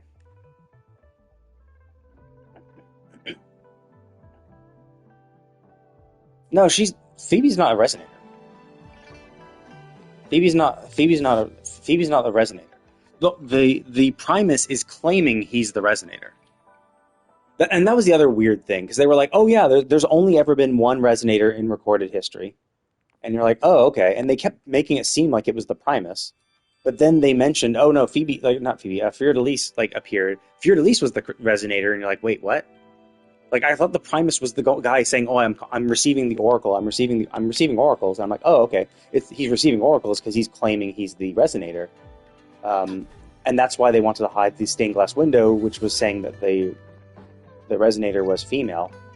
But then it was like, oh, but then they clearly mentioned Fiordelise, and everyone recognizes her as the resonator, so it's like, what? Like, then why are you claiming you're a resonator? Why are you claiming you're an oracle when you clearly can't be? And then when he lied to us and said, no, she was the Threnodian resonator. I was there, I totally know. And we're like, well, yeah, you're full of shit. The fact that you even brought that up, like, we didn't even know of a Threnodian resonator, so chances are you are the Threnodian resonator for Leviathan. But no, yeah, so now Phoebe could become one. It's possible. Yeah, it's possible that that Phoebe will become the next one. Yeah. Well, I think that's the thing. It's like, Fleur should be dead. Like, Fleur was sacrificed. I think she's pretty much dead. I think what we're seeing, it might be something akin to an echo of her, or something brought into life by the Sentinel herself, using like the final remnants of her power to bring her here. Or she just be like, just an echo, a ghost of some sort. And yeah, I do think the Primus is the Threnodian resonator, because like up until this point, up until 2.0, we had no idea. Like, we knew about Threnodians, sure, but we didn't know that Threnodians could have resonators. So the fact that he brought this up unannounced, I go, no, she's the Threnodian resonator. I'm like, yeah, sure she is. Sounds like you fucked her over, murdered her, and then used her as a martyr to instill more faith in the Sentinel, while secretly telling everyone within the church that she was the enemy, and claiming that you are the true resonator. So yeah. So that's why I'm like fine with him lying, but the problem is that some of the things he said has also been kind of corroborated with other people, and just doesn't make sense in the timeline of events that we've been told. And that's why I kind of just don't like. They just keep contradicting themselves, and it feels like like they just don't pay attention. Because like when we learned about the stained glass window thing, like literally 30 minutes later, Rocha or however you pronounce it, Rokaka, she then said, "Oh yeah, the Dark Tide happened 20 years ago," and we're like, and this was like 30 minutes later. Like we saw the stained glass windows. We got attacked by the Order, attacked by the dragon, and then we washed up on the shore. And Rokoka says like, "Hey, yeah, this happened the Dark Tide happened 20 years ago," and we're like, "What?" Like, I literally just saw the stained glass window in a ruined building, which means that clearly more time than that has passed than 20 years. And it also talked about the founding of the Order after the Dark Tide, which is like, that completely contradicts you. And then the Church Dude, when we finally meet the Church Dude at the end of Act 3, he kind of reinforces, "Oh yeah, that Dark Tide happened 20 years ago." I'm like, no, it didn't. Like, maybe a Dark Tide happened, but everyone's using it with like a proper noun. It's like, oh, it's the Dark Tide. Like, no. Maybe there's more than one, but like you keep referencing it like there is only one. That can't possibly be true. Yeah, that would be fine if they said if another Dark Tide happened. Like 20 years ago, another Dark Tide happened. Fine, but like they keep saying the Dark Tide happened. They're just like, oh, yeah, it's the Dark Tide. Well, and the weird thing too is that we know that the first Dark Tide happened because the Sentinel was injured, because that's what's in the stained glass window. But then the Primus also says, oh yeah, 20 years ago, the Dark Tide also caused by the Sentinel being injured. So it's like, so even if there were multiple ones, it's like, what, multiple ones, and both of them happened to be caused by the exact same thing? And then maybe it did happen, and maybe she got injured the second time because they injured her intentionally. Like they took the Holy Maiden hostage and then stabbed her and chained her up, and that's what caused the second one. And then they used the fear and anxiety from the second one and the disaster to then, put themselves forward and gain a lot of traction within the Order and took over. Yeah, sure. But yeah, the fact that they just refer to as, I don't know, just the way they like, and I like I do complain about this stuff, and I complain mostly because like it's super easy to, well, because like we saw her chained up, and we saw her stabbed through the chest with like a light beam or something, like a light shard, a huge light spear, perhaps. She was chained up, hanging midair with a stab through thing. So maybe that was them. Hard to say. That'll probably be in the next patch, perhaps. Where they explain that. But like, well, it's not every 10 years. Like the Carnival thing, I think they just caused it. Like remember, they found the ability to control echoes. So the Carnival thing was probably they just controlled a few echoes to raise some heck to get the Carnival canceled. Like that's probably what happened. Not an actual dark tide, but just a few little whipper scampers making a ruckus. That's likely the cause. But yeah, I mean, the reason why I just criticize this is because it's so simple to fix. Like a few extra lines of dialogue, a few little explanations here and there, and it's like, okay, fine, sure. Like, I mean, I can use. Well, I mean, the Carlotta quest is super easy to explain. Just don't call the data terminal as difficult to carry and manage. Like the reason why they say it is difficult to move was because they want to make sure that the only place, they want to get us to the dock. And so they were like, well, if it's difficult to move, then he has to be able to hide it. He has to be able to hide it somewhere, and the dock is the easiest place to hide something that's big, bulky, and difficult to move. And then they just kind of forgot. Oh yeah, I forgot. This is a handheld thing. Whoops. So they just were stupid to prove a point. But there's other ways to do it, right? There's other ways to write that line that would have been fine. Same for the 1.3 Shorekeeper quest, or the 1.3 Black Shores quest, right? We went through the entire quest line not knowing how to fix the problem of what to replace the Necrocore with, and then Shorekeeper gets stolen while we were in the Necrocore, and we were like, oh shit, the Necrocore really sucks. These people are being tortured. This blows. We need to find a way to fix this. And then the Shorekeeper gets stolen instead of us, and then we immediately go to the Tethys system and say, we have a solution. I'm like, where the fuck did we get that solution? Where the fuck? No part of the quest did we ever mention that we had a solution for this problem. But I thought, okay, well, maybe we're lying to the Tethys system, right? Maybe we're bluffing, right? To trick it into giving up Shorekeeper. And then we do the fight, and then we touch Shorekeeper, and then we go through this whole series of teleports, we're teleporting to this place, we're teleporting over here, hey, now we're back into the real world, cool. And then we go talk to Shorekeeper, she's like, oh yeah, we fixed it. Yeah, while you were teleporting away, you were the one who had a solution, but somehow, while you were doing literally nothing, because you were in another realm,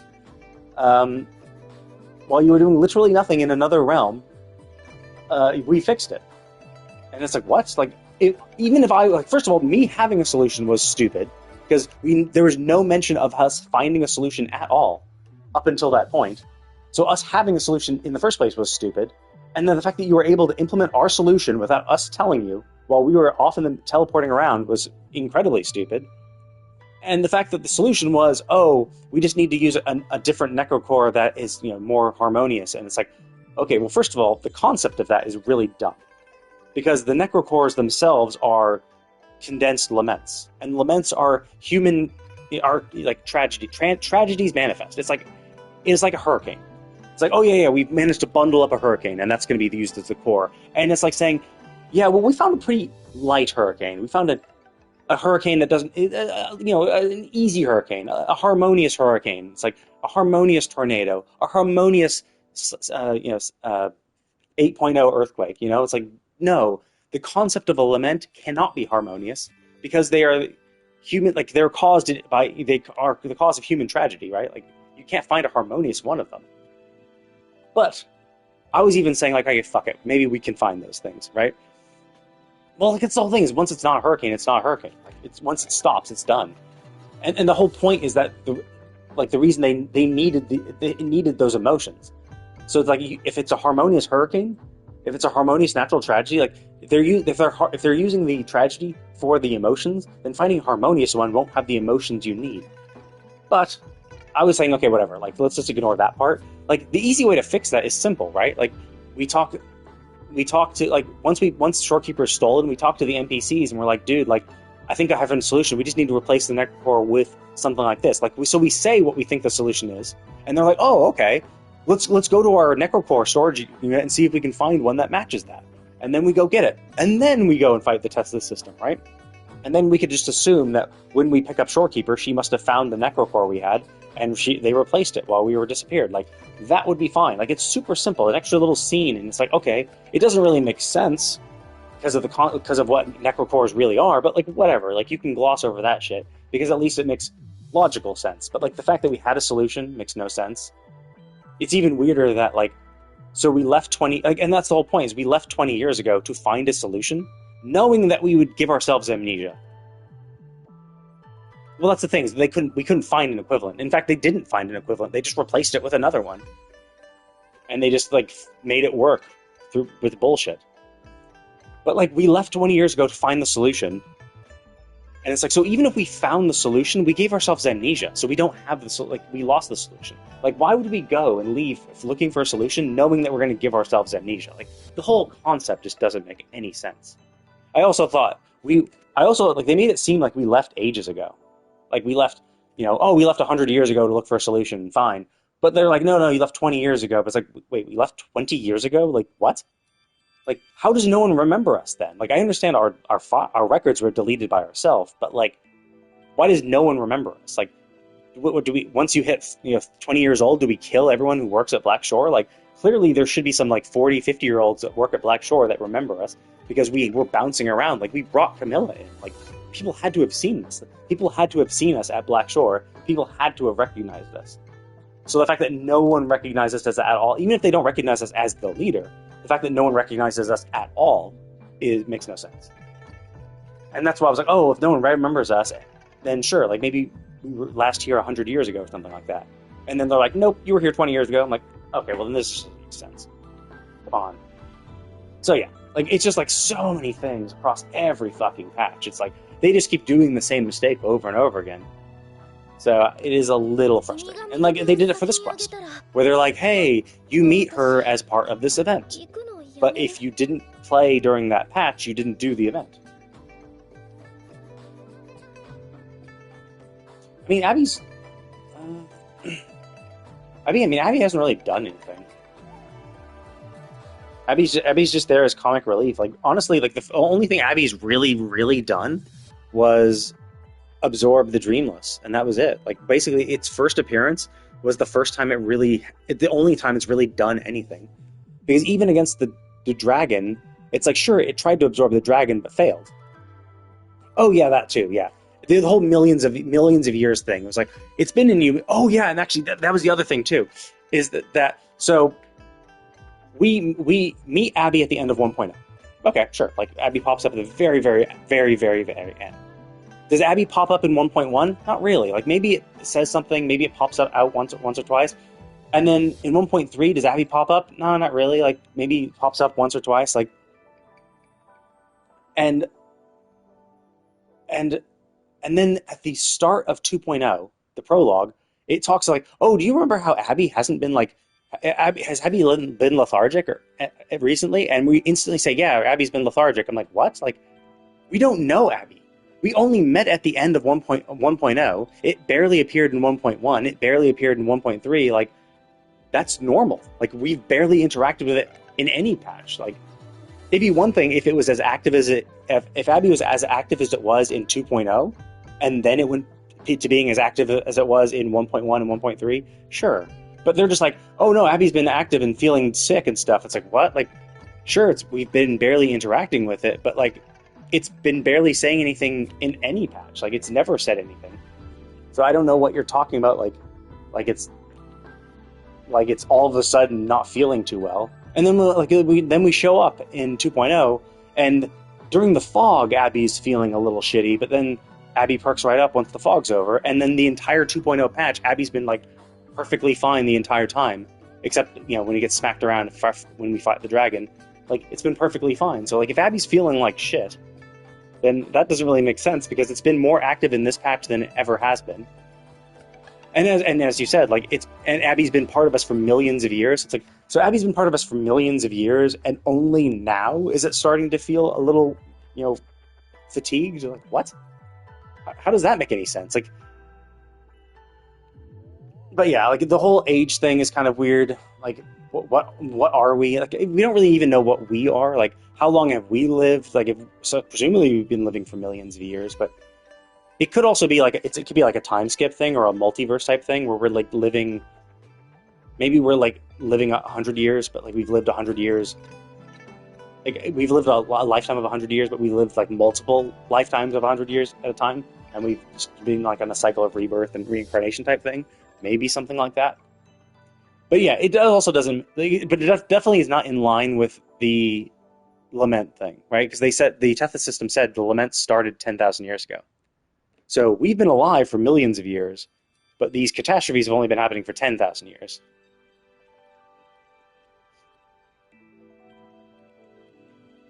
Possibly, but yeah, again, it's hard to say because like we don't know like what form of immortality do we have?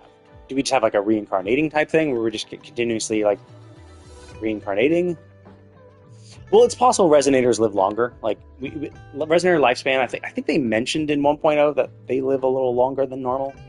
But even still, like even if we're living 100 years, 200 years, maybe we're just living that 100 years, 200 years over and over again. So we've just been living the same life repeatedly, and it's collectively been millions of years. But like, it also is kind of weird that if the Tethys system has been observing laments for 10,000 years, and Shorekeeper is a product of the Tethys system, then how is Shorekeeper able to know that we've been alive for millions of years? Because the Tethys system hasn't been alive for millions of years, so why would it know how long we've been alive? So that at least is just a question they haven't answered yet, hopefully. But you know, I'm fine with them being like, oh well, here's a secret. We're slowly like unveiling the secret type thing. I'm fine with them keeping some things secret. I do think they're keeping way too many things secret, which it just makes it too confusing because you're just like, yeah, like here's another new fact that just doesn't make sense with anything you've heard before, and here's another new fact that has no context and also doesn't make sense, and it doesn't answer any other questions. It's just adding another mystery to this character who's already full of mysteries. It's also kind of weird too because they keep talking of us like as this like super being who can do like all sorts of shit, but like we get our ass handed to us in like every combat encounter. Like, so we fought that dragon and we got our ass handed to us. It's like, I'm sorry, but if we're a million-year-old god who's been going around saving the universe, yeah. And I did that was kind of weird. Like, oh, we left 20 years ago and the Threnodian was active 20 years ago, and it's like, yeah, like honestly, I mean, the 20 years ago in Renacida is fine if they just mentioned that the dark wave, there were more than one dark wave. Like, yeah, there's been multiple dark waves, or there's only been two. One that happened at the founding of our order and one that happened now. If they just said that, that would be fine. But the fact that we left the Black Shore 20 years ago, it's like, that's just too, like, no, we should have left longer ago so no one would remember us. We should have left like 100 years ago. It should have been like 100 years ago you left. Because in Chang Li's character quest, they did mention that her master had met us when we looked as we do right now. And her master mentioned us to Chang Li, and Chang Li has lived for 100 years because she mentioned that. She mentioned like, oh yeah, like when she was a child, it was like about 100 years ago. So she's been really long lived, and we had to have met her master, and and when she was a child, she hadn't met her master yet. So if we had met her master before she had even met her master, then we would clearly be over 100 years old. So like that seems like the time when we would have left Dark Shores, right? So that would have made more sense. Like if we haven't been at Dark Shores for 100 years, then no shit, no one remembers us, right? Like, yeah, no one will remember us as a leader. No one will remember us at all because they're all dead, right? That would have made sense if they just said 100 years. But for some reason they're like, no, it's 20. Like, what? Why? So yeah, it's the kind of thing where it's like it feels. And I said this before, I think the best way of describing their storytelling is they're really good at writing individual scenes, but they're really terrible at connecting them. So that's why people don't really notice the bad storytelling, is because each scene, taken just by itself, is fine and interesting and cool. But then they say something in the next scene that contradicts it and like doesn't make them make sense. So it's like, it's the connection between scenes that they're just terrible at. And it's a shame because like it ruins the immersion, and it kind of like ruins the credibility of anything they try to say later. Because it's like, oh, okay, so you've just introduced another contradiction, and it's like, can we even trust what people are saying anymore, and you know, that kind of shit. 右手？でもこのことは私の口。織江原告、間もなく口頭弁論が始まります。準備ができたらこちらへどうぞ。もうそんな時間。すみません。すぐ行き。Yeah, there's a lot of little things it's just a lot of little details they just kept messing up, Like if it was volatile, or if they said something like he was already prepping it for a sale, right? Like, okay, well, if he's going to offload some, or like if it's a big ticket item, right? If it's like, oh, it's a very noticeable thing that would be hard to move in normal markets, it's like, if he wants to move that, then he'll have to offload it secretly, and the best way to do that is from his personal port, right over here. That would be the best place to offload it, and that's where we could go get it. Like, there's so many ways they could easily make the stuff make sense, but they just don't. And it's kind of like they forget they said something earlier, and they're like, okay, let's move on. Because as I said, the scene for Carlotta, when we open the vault, that's its own scene. The scene where we go to the port, that's its own scene. They're separate scenes. They just connected them with duct tape.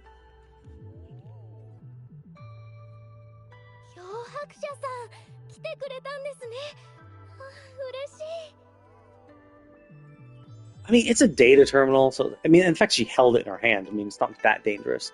I would just say it's the kind of thing that you just can't sell in a normal market. You just can't go to the store. Hey, I have a data core. It's like you have to do it secretly because you have to be like a black market type thing. But yeah, you could say it's volatile, so it needs to be kept as safe. I don't know.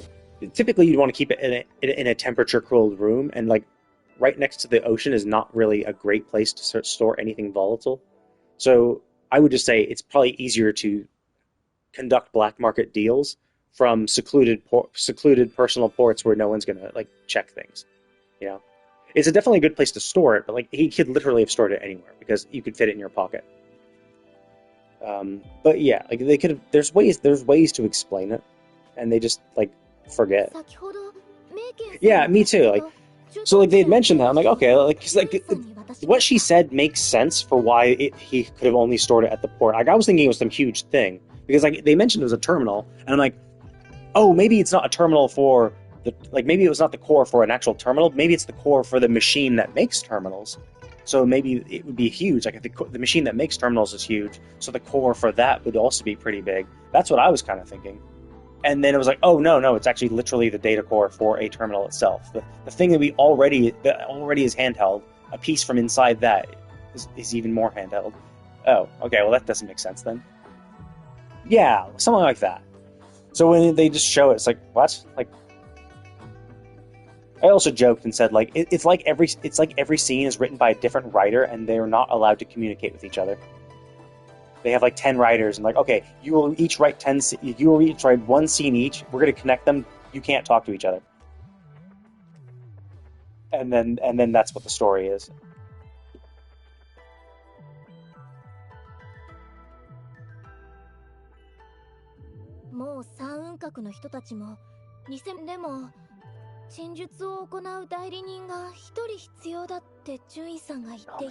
So presumably this quest line is literally talking about what we did in the event that we missed. Well, I missed. Maybe you didn't miss. I didn't do this event, and so I thought, oh, okay. Well, this is where we met her. But no, they're actually using the quest. They're actually using the plot from the quest line of this event to base the start of this quest on. Which is it makes no sense. What about any new player who starts the game in 2.0? This quest makes no sense because we have no fucking clue what they're talking about because a new player wouldn't have experienced this quest. This is bad design. You shouldn't do that. How hard is it to just do a different story? Yeah, they just assume that oh, okay, well, we introduced this character quest during this patch. Clearly everyone played that patch when it was current, did the event, and then did her character quest.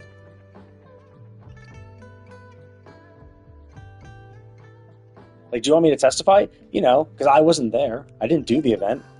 But I can testify for you. 私がやります。だから逃げずに。でも But yeah, like, yeah, this is like, come on, まさか dude. 後 Like, で話すときに緊張で言い忘れたことがありがとうござい and ます。 it's like, it's either, like, and they should have just made the event permanent. Like, if you're gonna make it as the introduction for this character, then make that event permanent. So that I can do it. そろそろ時間ですね。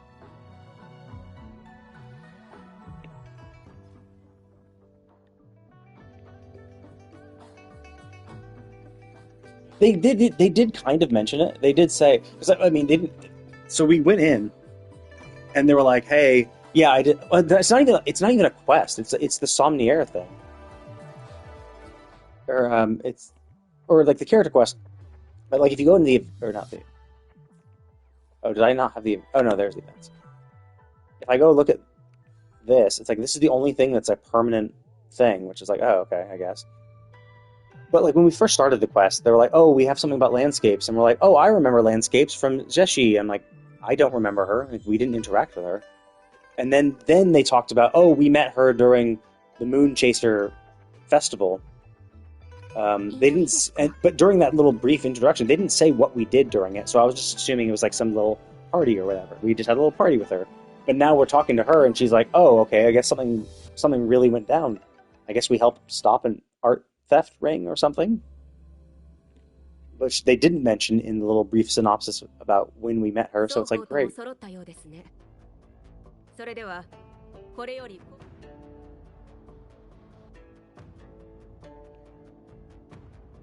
はじめに Yeah. 本日の弁論について And that's kind of the thing. Like, I would say that if a game kind of like encourages you to go off, like outside of the game, to get information on like how to do something on story, then I think you failed as a game designer. Because like the game, everything in the game should be explained, should be either very intuitive or explained properly, or there should be like methods of doing, or you should just not design quests that like require quests that you're not going to include as a permanent fixture of the game. Because like I had this one combat event where you had to knock out the boars, like the charging boars of the Dream Patrol.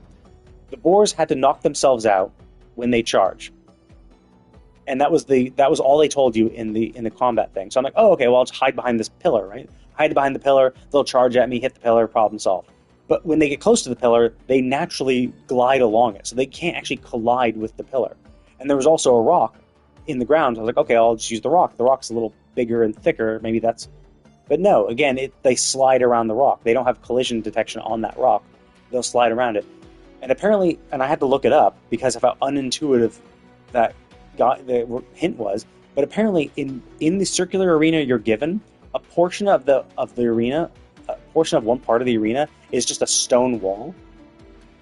And you're supposed to lure them to the stone wall and then have them charge into the stone wall. And that's the only portion where they can actually knock themselves out. Because every other part of that arena doesn't have objects they can collide into, and they can only ram and stun themselves against that small portion of the board. And it's right along the border, too. And if you leave the arena for too long, it resets. So you have to go right along the border against this one little portion to knock them out. And it's just like, what? They then just make the hint say, oh, really? I tried multiple times, and they just kept sliding around the pillar. Maybe it has to be perfectly in the center, but like every single time they tried, they just slided past it. And I looked it up, and it was like, oh, okay, here's how to do it against the wall. I'm like, oh, well then just make the hint that, get bored to slam its head into stone wall. Oh, maybe that was it. I tried hiding behind it. I tried hiding behind the rock, and then I looked it up, and I'm like, oh, okay, that way. And that way worked perfectly. Like, they definitely, every time they run into the wall, they stun themselves. So it was like super easy to do. And it didn't matter what angle they were charging me at, because like they would still hit the wall. Okay. I didn't think to climb on the pillar. I thought I lined of sight it. Like they were perfectly. I lined of sight. Like I was like, okay, there they are. They're charging. Yeah, it's so stupid. And I think, yeah, that's just not intuitive. Like, they should have just had the hint be make boar charge into stone wall. Because then you would be like, okay, I'm looking for a stone wall, and then you just try stone walls. And then problem solved. Like, make it clear. There's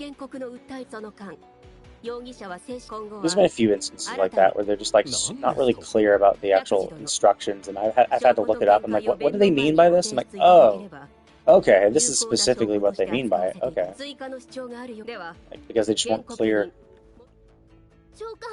長官、私は三角の責任者。まず私どもが販売している芸術品はいずれも本物。I was actually pretty fine with that because my main is a ZheZhi. So, like, she naturally does it with her combo, and luckily it's not 4 consecutive seconds, it's cumulative. So if you're able to smack them into the air for a second, you can just gotta do that 4 times. And so ZheZhi's normal thing does that in her second phase of her basic attack combo. So you just don't do your heavy attacks, don't use your skill. Did she knock them up? I'm not sure. But ZheZhi was pretty easy, and she also like she also kind of groups them up. So I didn't have a huge issue. I failed, I think, the first time doing it, but because I killed them too quickly. I did her Forte circuit and did her Dragon Blast, and it killed them because it was like little tiny enemies that were really easy to do it with. And so I accidentally killed them, and then after that I was like, okay, I'll just cycle my basic attack a few times. And the first like cycle got them up for 2 seconds. Second cycle kept them up for the other 2 seconds, and then I killed them. What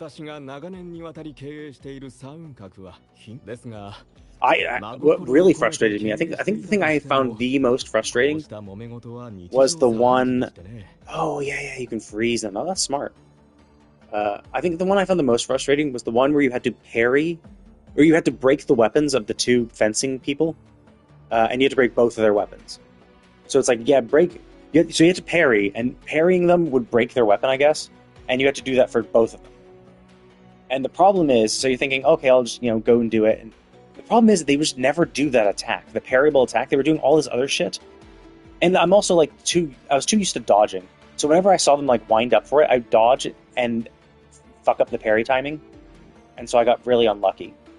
And so and that was the whole thing. You're dodging like everything. It's a dodge, and then, now it's parry. I'm like, fuck, I've already started dodging. I saw you move, so I dodged.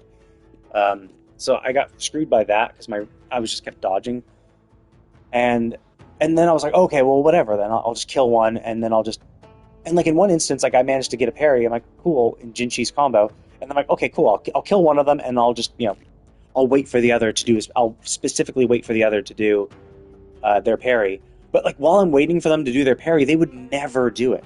So like I would literally be sitting there. I had a minute left to go. And I'm like waiting for them to do their parry ability so I could parry it, and they would just never, ever do it. I mean, ZheZhi's ones are super useful because they are pretty AoE. She has a pretty good AoE for them. And so usually I'm able to get parries just doing her normal combos, because it's a multi-hit attack that does it in a wide area, and so one of them will usually hit their parry window properly. But the problem is they just never did their parry attacks. It was just doing all this other stuff. It was rough. I think it was mostly bad luck for me. Until I got super lucky, and like I did Yinlin's ultimate. I did her burst, and I was just like, fuck it, I'll just continue. And I did her burst, and I got both parries at once while she was in her burst animation and doing damage with it. I'm like, oh, cool, nice. And then I just killed him. I'm like, thank God that I'm done with this. Because I've done 100%. Like, I've 100%ed Renacita completely. I've done everything, all the side quests and all that shit. The only quests I have left are Encores and ZheZhi's character quest.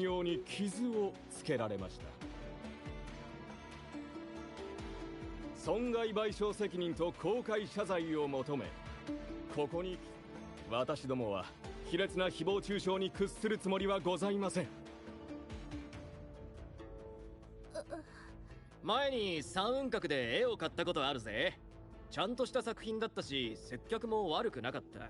What a stupid argument. I bought a painting that wasn't counterfeit. Therefore, all of them aren't. Like, well, no shit. Most people don't sell only counterfeits. Especially if it's a big business. No, you sell just a few. 被害者な You のに use your 泣き寝入りするなん reputation て you おか have し for いよ。 selling real things てか、 to メイケンって誰？画家？聞いたことない。どうせ無名の画家見習いが三雲閣を利用して有名になりたかっただけだろう。 Also, who are these random people? Like, if this is some sort of trial, that's fine, but why are there some randos here just talking shit? What kind of trial? It's like an actual trial where they're like, hey, anyone who's out there observing, you can just speak. You know, let's weigh your opinion in this trial, random people who we let sit in and watch. 皆さん、双方。長官、もう一度この事件について話をさせてください。 Yeah, and another thing I don't really like about the Rover as a character is that, like, we can do everything, it seems. Like, every time something comes up, like, we happen to be the only person who can do something. Like, we're the only person... Like, there's been many instances where it's like, oh, hey, yeah, you can do this. Yeah, you're the only person who can. Like, oh, you can talk to the Sentinel. Yeah, you're the only person who can. Oh, you can do this. You're the only... Like, you just happen to be the only person who can do this. Oh, look, here's another thing.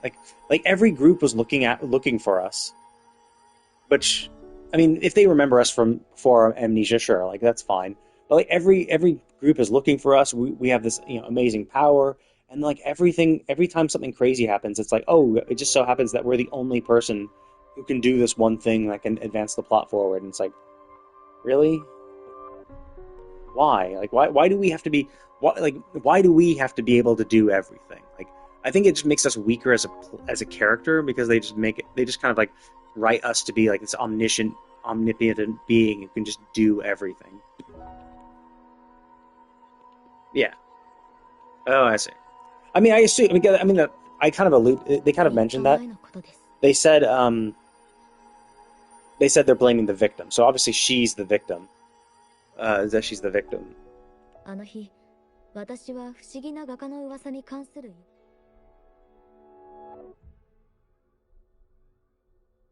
Are we gonna go over the events? I mean, I guess if they're gonna go over the events of what we did as part of the character quest, that's fine.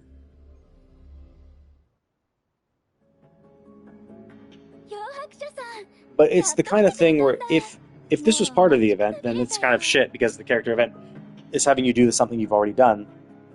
But if they were also going to explain, like, what happened, then they should have just set up the story a little better. Because, like, they didn't explain...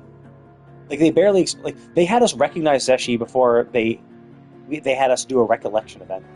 Where they were like, oh, we talked to her back at this time. They should have done that the second that person talked. The second the NPC talked to us, they're like, hey, it's a painting, and we're like, oh, I know someone who did landscapes. It's like they should have done the whole explanation of who ZheZhi was, how we met her, and then we could have said, oh, we recognize her.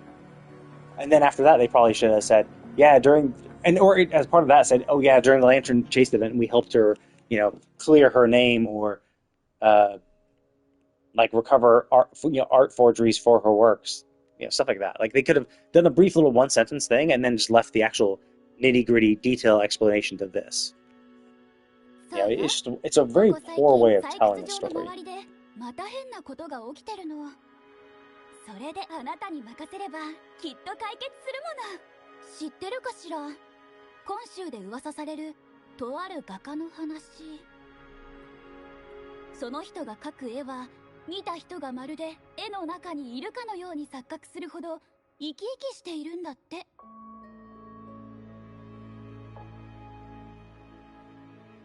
何よりすごいのは、その画家の絵が完成すると、絵の中、そして絵の完成を目にした人は気中に飲まれて跡形もなく消え去ってしまうとか。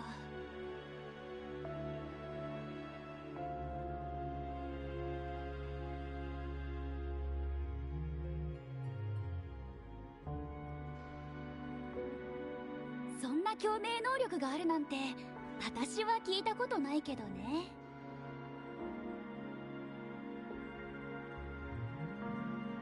Oh, well, okay, that actually makes sense then. That's the way to do it. So it's crazy that they had the wherewithal to know that you really need to do the event first before you can unlock this, but didn't have the foresight to think, oh, wait a minute, we're removing this quest after, like, this is a prerequisite for this character event, but we're also then going to remove the prerequisite quest entirely from the game. Like, what? If you understand that it should be a prerequisite for the character quest, then keep it. Now, I don't know what the event was. Maybe it's like a long event where you collect materials and stuff like that. And so I get it. Like, it's like Genshin. Genshin has events where, once they're gone, they're gone. You can only do them while they're current. But they also don't make events that are going to be gone relevant to actual people. And like, they don't make it so that the removal of them will make people feel like they lost them. Yeah, I mean, I was actually thinking last year's one, I believe. It was Ga Ming, right? And Ga Ming, they had a whole event around him, and that culminated in him dancing and shit. But like, all that event, I think, was part of the Lantern Rite. And so when the Lantern Rite disappeared, all that quest disappeared. So we don't have the Ga Ming quest anymore. But there's nothing in the game that mentions Ga Ming. So there's no thing in the game saying, "Oh yeah," like, there hasn't been another quest where we're like, "Oh yeah, we need to find a dancer." Oh, I know, let's go to Ga Ming. We met him in Lantern Rite, and then have a quest series based on the assumption that we met Ga Ming. It's like, no, Ga Ming was a completely isolated thing. Like, all of his quest and character introduction happened during that event, and even though yes, we no longer have it, right? We don't feel like we're missing anything because there's nothing else in the remainder of the game that alludes to something that a new player wouldn't have experienced. And that's what you should do, right? So like, if you're going to remove the event, then you should not produce this character event.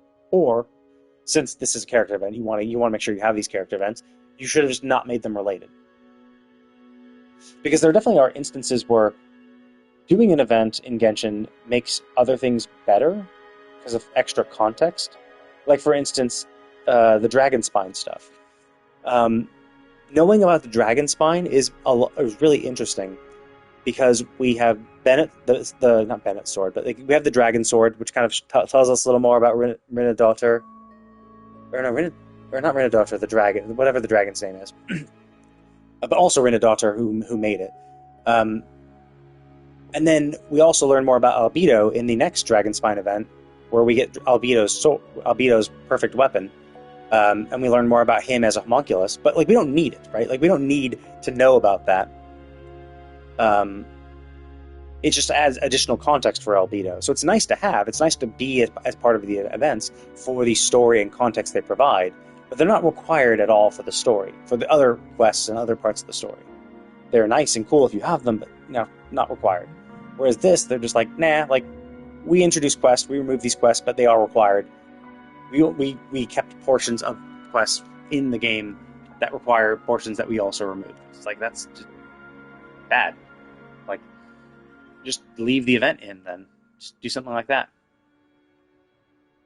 And yeah, I'm not sure exactly what the event was. Like, maybe they could just, if the event included like mini games and like rewards and stuff, maybe just don't include that, but just include the quest. If you could just isolate the quests and just do that and ignore everything else. But since I didn't play the event, I don't know specifically what's in it, so I'm not sure how involved with other shit the event was. Like, maybe you had to do mini games as part of the event, as part of the event quests, so you can't separate them out. But I don't know. My personal impression is just leave them in if you're going to make them required, or just don't design your character quests in a way that require other stuff to be done. Now, it's cool when they can have that synergy, but like, you broke the synergy, and now we know we're missing out on something, and that's like a bad way to design a game.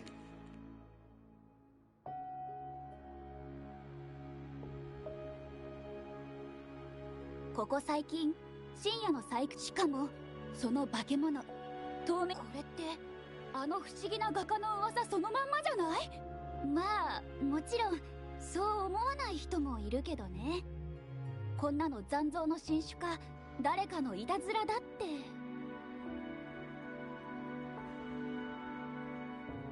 とにかく噂が噂を呼んでみんな不安がっているの。それであなたに依頼して no worries. I was talking about stuff. I was saying, yeah, what they should have done is, if I'm not sure, I never did the event, so I'm not sure what was involved in it. But yeah, like if they could have just isolated the quest portion and brought it. And I don't know if you heard me talk about albedo, but I was talking about like how like dragon spine, for instance, like we learned about the dragon that was killed on dragon spine as part of the first dragon spine event, where we got the sword that is commonly used by Bennett. And then in the next dragon spine event, we learned more about albedo and his creation. But like those events are cool, and they provide more information about that dragon, and by extension, Rinadoter, albedo's creator, albedo and that dragon's creator. But they aren't required for anything. You know, like they're not required for other quests. It just added extra little bonus stuff, and like that's how you design a story. Like you just, if you're going to do a temporary event, you can provide context, you can provide lore, but make it standalone. Make the quests themselves standalone, and make sure the quests afterwards are standalone. You have to assume that there will be people who start your game after this patch, and you shouldn't design a game in a way that they'll be, you know, confused, where you're just like, oh yeah, like you're just missing stuff, and too bad, like you should have been part of the event at the time. もちろん私こういう階段が大好物なの真相を知るためなら報酬はいくらでも弾むわよ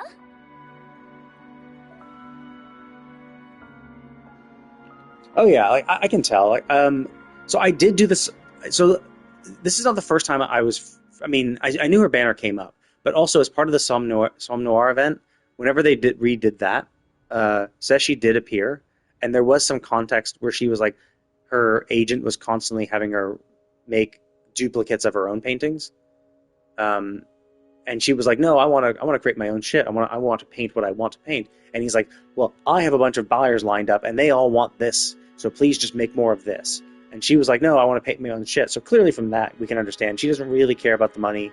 She just is kind of she's just kind of a weak-willed person, and is kind of going with the flow.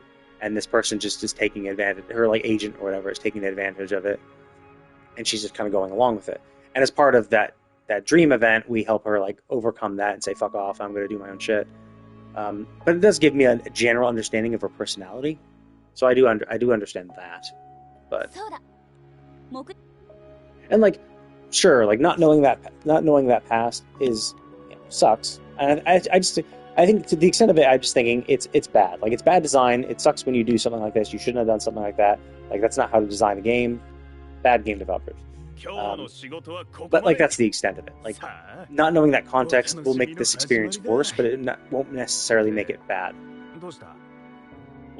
It could. I have to say, if this was towing the line between good and bad, then not having that context could bring it back to bad. But generally, I don't think they make bad. Like they don't really have bad storytelling. The problem is they're like on the cusp of greatness. They could be great. Like they were this close to greatness. And it's just because they keep making these mistakes that they just will never be a great game. At best, they'll be a good game. And they could be a great game. Like, they're close enough to be a great game, but they just keep fucking up repeatedly. And it doesn't seem like they learn. And I don't know. I heard good things about 2.0. I played it, and I was like, it seems like they're still making the same mistakes over and over again. Like, I don't really have much hope. I think, like, once I kind of wrap up all the quests, I'll stop and come back with 3.0 and just kind of catch up on all the shit I missed and do the same, kind of go in that cycle like that. Because, like, I don't think it's just, yeah, it's not really worth it for me. It's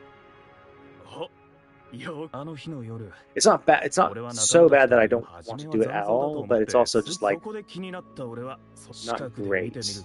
Like Genshin is at least enjoyable. Like the problem is combat in this game is just a little more involved. So like it's not super fun. It's not that it's not super fun. It's not super relaxing. Like Genshin is relaxing. Yeah, I know. Yeah, Punishing Gray Ravens is a copy of Honkai Impact 3rd, and then Wuthering Waves is a copy of Genshin. It's actually interesting that both of the two main games they do are copies released a few years after a MiHoYo game. I think Punishing Gray Ravens is far more of a copy, although they've diverged, obviously, by this point. But, like, early designs looked almost identical to Honkai Impact 3rd. And so many systems work the exact same way too. It's like 50% of the systems were like identical to Honkai Impact 3rd. So that was far more of a copy. This game definitely has done better to diverge from Genshin than Punching Gray Ravens did from Honkai Impact 3rd. But they're each of their own thing too. And like and I think Kuro Games is kind of both of their games kind of focus on like we want to make more engaging, challenging combat. I mean, I was hoping for something like that, and I keep comparing it to Genshin, obviously, because of the similarities, but like Genshin, before Genshin released, there was a video showcasing every single country we were going to go to, in order, with splash art of some of the characters we would meet in those countries, before the game released, 4 years ago. We knew that we were going to go to Mondstadt, Liyue, Inazuma, Sumeru, Fontaine, Natlan, Snezhnaya, Conria, and then a secret thing. Like, we saw splash art of Ion-san 4 years ago. Ion-san was the Natlan character that appeared when they showcased that Chapter 5 was going to be Natlan. They showcased, I think, Venti for Mondstadt, Ningguang for Liyue, Ayaka for Inazuma. Who was Sumeru? Oh, yes, Sino was Sumeru. Sino was the introduced for Sumeru. Linny and Lynette were showcased for Fontaine. Ion-san was for Natlan. I think Snezhnaya, they just showed the Abyss Order. When they showed Conria, they showed Dainsleif. And this is a video that released before Genshin released. So, in like 2020, like in early September 2020, this video released, showcasing the countries we go to, and then showing the splash art. Like we only just saw Ion-san when Natlan came out properly, but we knew that the character was going to exist. Like that's an overarching story. That's a company that knows what the fuck they're doing, and like when they're doing it. And in this game, yeah, and that's the thing. They had a general outline of what was going to happen, right? And that's all you really need. But the problem with this game is that because they keep contradicting themselves, it feels like they really aren't planning ahead. It feels like they're just not planning ahead at all. And and as a good example for this, so in the 1.3 quest line, when we first meet Shorekeeper, she says, "I would travel the world with you to Wanglong or Renacita." Yeah, Hoyoverse has done a really good job of that. And so Shorekeeper says, "I would travel the world with you to Wanglong or Renacita." So in the 1.3 patch, they could not think of more countries. They could not think of other countries we'd go to. She says she traveled the world with us, and she only mentions the one country we've been to and the country we're going to go to in 2.0. And she couldn't think of a third or fourth country. "I would travel the world with you." Apparently this world only consists of 2 countries. Now, since 2.0 came out, they have mentioned other country names. I believe they mentioned other country names. It's hard to tell because they mentioned proper names. I assume they're countries because of the context of when they said it. But like, if you're in 1.3 and you can only think as far ahead as 2.0, 2 patches from now, like really? You can't just think of other country names that we're going to go to? Like, you don't have a world map already in your head of like what countries there are and where we might go later? Like, that it's shit like that where it just makes me think they aren't planning ahead. So yeah, and just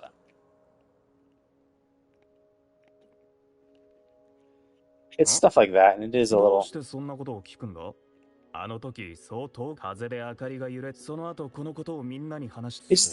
all these little things just make me. Like, I would think, sure, they're definitely planning ahead, but like they just keep doing these things where I'm just like, maybe not. Like maybe they aren't planning ahead. Maybe they're really just doing everything on the fly.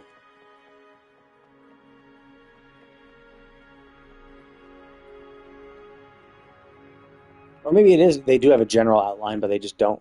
They're really bad at the details. And this game definitely is more involved than Punishing Gray Raven, so maybe in Punishing Gray Raven they're able to focus on more writers to do the stuff, to work on that shit. But because in this game it's just the scale is so much bigger, they just can't get to work. ですが、 They diverted too many resources to other things to keep the game running and can't divert it to their writing staff. Or maybe their best writers are still working on Punishing Gray Ravens, and they just hired a bunch of new people for this project that don't work, and they don't work together. So all their best talent are still in Punishing Gray Ravens, and all their noobs are on this game, perhaps. 出没時間が深夜に集中している。そして我々のデバイスはあの化け物に反応しませんで、この一件を受けて採掘場周辺の警備と見回りを強化しています。おかしなところですか。ある日の夜、我々がしかし小声で早口だったので具体的な内容までは分かりませんでした。 Yeah, I mean, this game is it's tough too because of the beginning part of and the toughest thing about this game and what I find hardest to recommend about this game is just the fact that the first part of the game is the worst. Like 1.0 is like the worst part of the entire game, and like that's the start. Like, how can you recommend a game where you're just like, yeah, the start is absolute shit, but it gets better? It's like that's a hard sell for a lot of people. No, I mean, I think the size of the world is fun. Like, I think Huanglong was pretty big. Like, I think actually exploring the shit took a while. Like, I think this was pretty big for 1.0 stuff. Like, this was pretty big. I thought this is a decent thing. Like, when you're actually exploring it, it does take a little bit of time to do. And then, that's not it. In Renacida, like, I thought this was pretty decent. Now, like, I guess it only took me like 2 to 3 hours to explore 100% of every zone, but they didn't have Polar. It was only Firmament that had Polar, and that wasn't technically 1.1 or 1.0. But I think that what I find just kind of sad is that because this is a post-apocalyptic world, the world is like shit, right? Like, this place sucks. It's a bunch of ruined buildings, and the music is just kind of dreary and sad and somber, and like, this place looks like shit too, because it's all like, it's again also destroyed and also kind of like ruins, and this place is absolute shit and destroyed. Like, everything's destroyed, and like the music is usually just very somber, mellow type stuff, and sometimes it's just very dreary. And there's no and then the color palette is relatively muted, so it's definitely, more realistic in its darker tones. In both theme and color, and Genshin is just like so upbeat and positive, right? Like, it's bright, it's cheery. They have not bright and cheery music, so like it feels fun to explore. Like, it's visually pleasing, and then also like it's fun to explore because like how everything sounds nice, like how the music is nice. So it's just, yeah, and then the different biomes is kind of cool, but like. Yeah, like Mondstadt has its theme. Every country has its own like theme, but like, to be fair, like, I don't mind different biomes, like having different types of stuff. Sure, like, that's fine. Like, I don't mind that. I don't mind that Firmament was more like of a frozen area. This is kind of like a swamp. This is a forest/swamp. This is just a shithole. This is just a grassland. This is, I don't know, just mountains. This is another shithole, and the biggest shithole of all shitholes. That's fine. Like, well, I mean, obviously, don't be a shithole. Like that, though, you have too many shit areas. But like this, each zone for the most part, like this zone was relatively unique. This zone was kind of unique. This zone was kind of unique with its Erd tree. This zone was kind of unique. Like, and they all looked nice. Like, that's the thing, is just make sure you look nice, look pretty, be enjoyable to. And I think Renacida did a good job about that. Yeah. The port city of whatever Guasho, that's where they were fucked up. This is where the Necrocore was from in the event that destroyed this location. And it just looks like shit. Like, everything is destroyed. Like, it's just so depressing to like go through a bunch of destroyed stuff. And then you have to fight monsters, and all the monsters are just such a pain in the ass because every combat encounter is just kind of annoying. Because you still have to dodge, and you still have to do all this stuff. It's harder to relax, because like Genshin's combat is not super difficult, so when you're out and about, it's not super challenging. So you can just do it, and you also don't feel compelled to do it too. So because like you need echoes, and echoes are the only way to level up your to essentially, because echoes are your artifact sets. You feel compelled to kill everything because you need the echoes. Whereas in Genshin, you kind of feel compelled to kill everything because of the materials, but like you don't have to kill everything. You can just kill a thing here, and there because every single enemy will drop something. It will drop the materials that you need. And there's other ways to get the materials, so it's like it's not like you have to do this. But here it's like, you have to kill every fucking echo you come across. And with combat being just a little more involved, a little more difficult, something you have to pay attention a little more to, it's not a super cozy game. Which is understandable because like it's a post-apocalyptic world. You're rarely gonna have a super cozy game be set in post-apocalyptic worlds. And that's why just Genshin is more popular because like Genshin appeals to the casual audience, and more casual players play games than non-casual.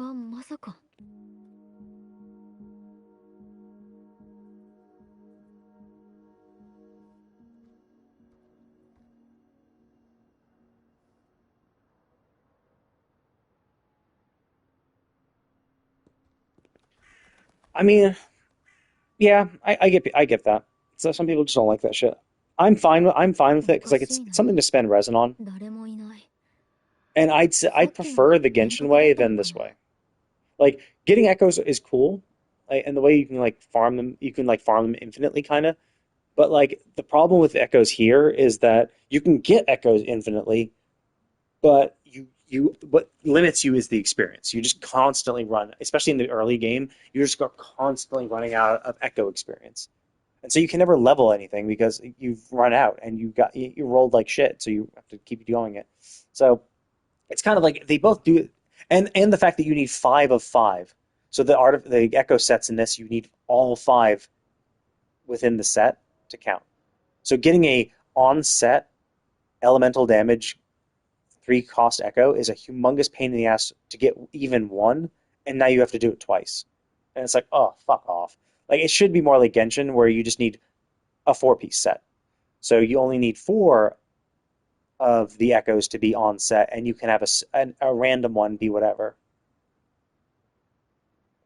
Yeah, and I had to do that too, where I was like, I was farming the tacit fields just for the experience, and that feels like shit because the tacit fields suck so much. Like, there's way too many enemies. They're never grouped, so it just becomes a pain in the ass to kill them all because they just never group up together. You have to chase after them, and then there's like multiple waves of them. It just wastes time. It's not like I don't mind farming in the instances for like materials because in the instances things go by pretty quickly. Yeah, that too. And I've always complained about that. And I understand why you can't, because then you could just farm the open world for echoes and then just scrap the crappy echoes for experience, and you'd never need to farm tacit fields. But yeah, so like, and so I understand why they did it. I think it sucks. Yeah, and like so much of the stuff is useless. Like I was actually checking the characters. I don't know what Shorekeeper scales off of. I was assuming she scales off of HP, and if she does, we have 2 characters that scale off HP, 2 characters that scale off defense, and like 22 characters that scale off attack. So it's like you have less than 20%, less than 1/5 of the characters scale off HP and defense combined, and 80% scale off attack. But the 1-cost echoes are like 30% attack, 30% defense, 30% HP percent chance. So it's like 60% of the echoes you get, 2/3 of the echoes you get that are 1-cost are going to be HP or defense, and 80% scale off attack. So it's like, oh my god, are you fucking kidding me? Like, and then the fact that you can get like elemental damage for offsets. It's like,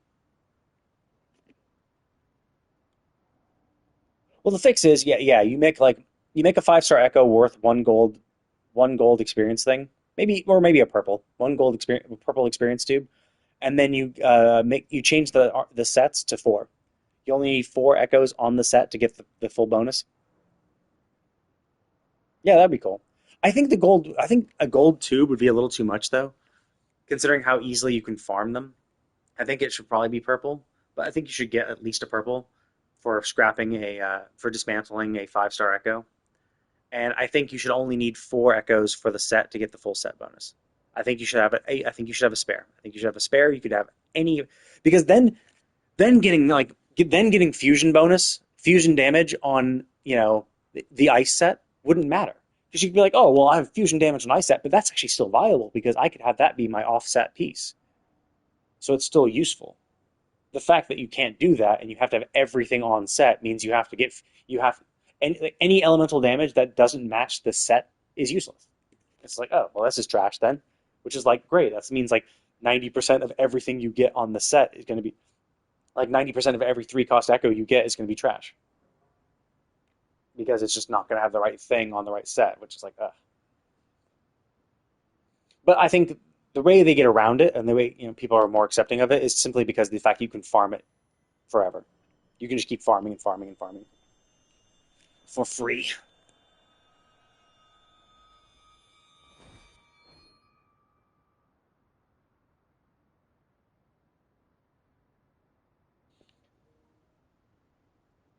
Yeah, and that's a tough thing. And I'm still like my Verena still doesn't have a five a 5-star turtle.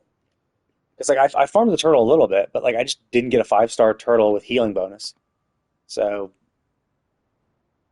yeah, and even my Verena doesn't. I think I only have I think Verena has one energy recharge healing set echo, and the other one's just attack percent because I couldn't get energy regen. Energy regen seems pretty rare, but yeah, it's the same thing with like all three like every single 3-cost echo is like 90% of the stats don't matter for the set you want, right? Like so for the healing one, you only want either HP, attack, depending on what you scale with, and energy regen. Like that's it. Usually energy regen.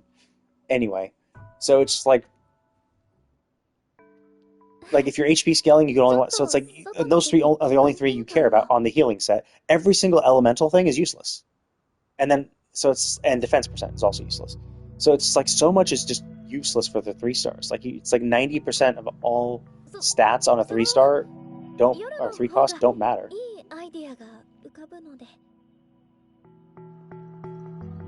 Yeah, me too. I actually do. I currently have a healing bonus turtle 5-star on the other set, the one that gets energy regen and attack bonus on outro or something like that.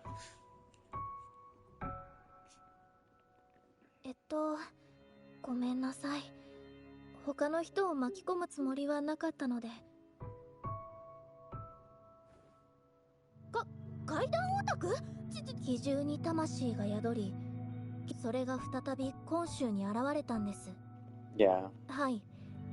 And at least with the turtle, it's only one of 2. But yeah, like that's the tough things when you're farming for the healing turtle. I mean, it's like artifact farming in Genshin. Like when you're going into an artifact domain, 50% of everything you're going to get is trash because or not necessarily trash, but 50% of whatever you're going to get is going to be the wrong set. So crap, that's losing 50%.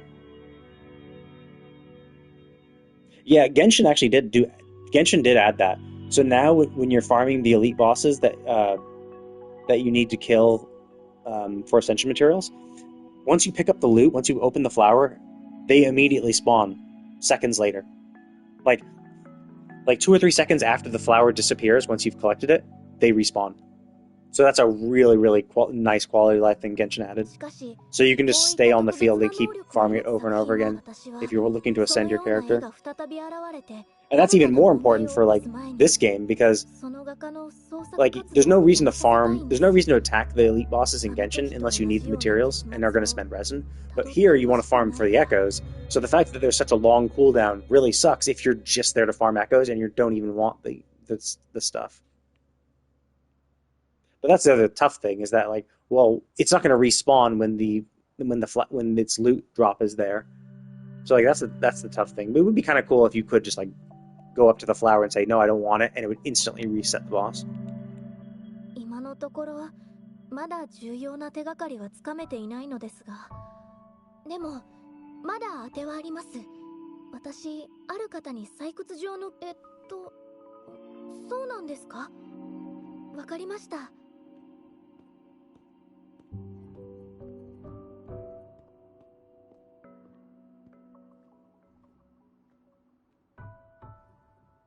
No, it's Mr. Shadow.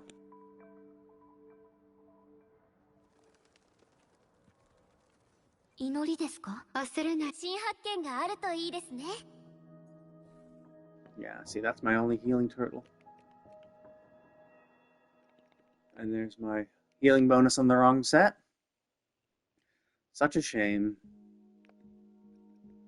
I kept these just in case. But my Carlotta luck was really, really good. I was able to get 54% crit rate, 68% crit damage. Pretty much every single... Yeah, there's only, I think, two. One didn't roll crit rate, and I think two didn't roll crit damage. Yeah, like, crit rate, crit damage, crit rate, crit damage. Crit damage, no crit rate, unfortunately, but the crit damage roll is pretty high, almost the max. Crit rate, crit damage, and then crit rate, no crit damage. I think one of these, yeah, this is a max roll crit damage. So I got pretty lucky with my Carlotta rolls. But I haven't built her yet. I only just finished up Cheng-Li. But even with her weapon at level 40, and she doesn't have her crit rate bonuses that she's going to get, so she'll get another 8% crit rate once I level up her shit. That will go to 67% crit rate, and whatever this at max level is going to do to her crit damage. So she's pretty good. Cheng-Li, I got a 63. Cheng-Li wasn't as lucky. It was a huge pain in the butt getting her enough crit rate rolls on a subs on these guys. And yeah, I got another max roll, so I couldn't. And this is the one I couldn't have. I didn't want to re-roll again because 21% is the max roll crit damage on the fast shit. I don't want to get rid of that. So I had to make sure that every other fucking one of my echoes had crit rate on it, so that I could get enough crit rate to get above 60%.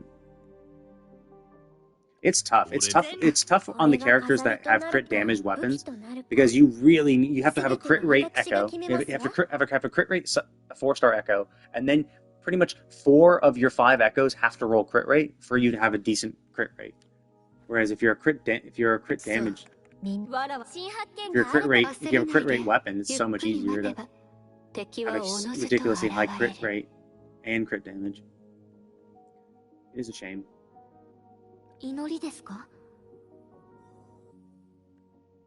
But also, I could roll better on her. But yeah, I need to go to the bathroom, so I will be right back.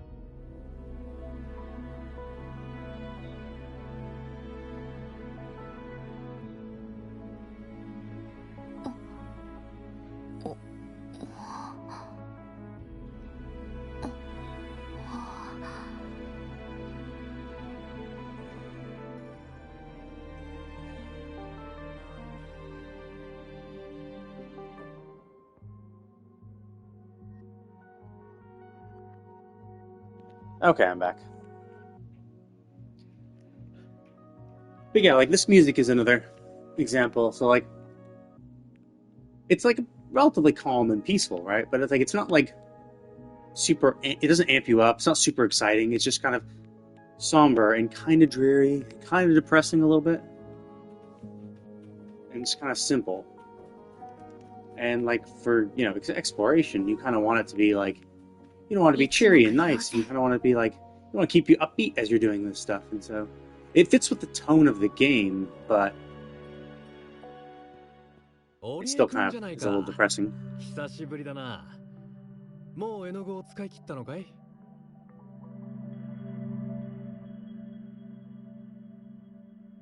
あ、いえ。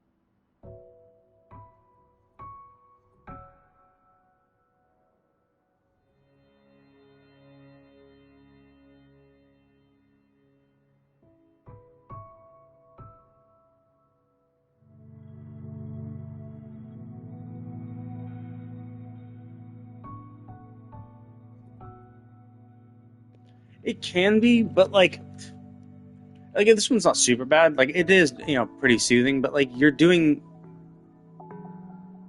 combat, you're doing all this stuff. It just it's kind of like a depressant. Like it just kind of calms you down, but like you kind of want to be amped up to explore. You want to be excited to explore.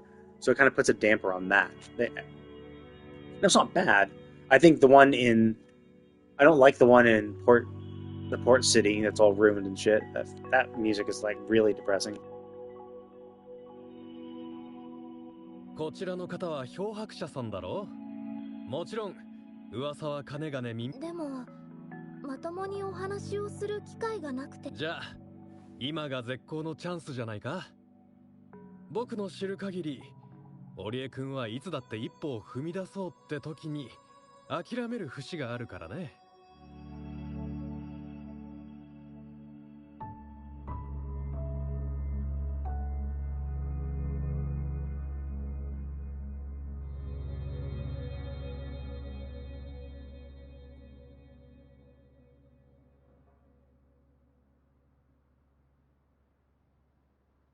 ほら、何度も心の中で練習してきた言葉があるんじゃないのかい？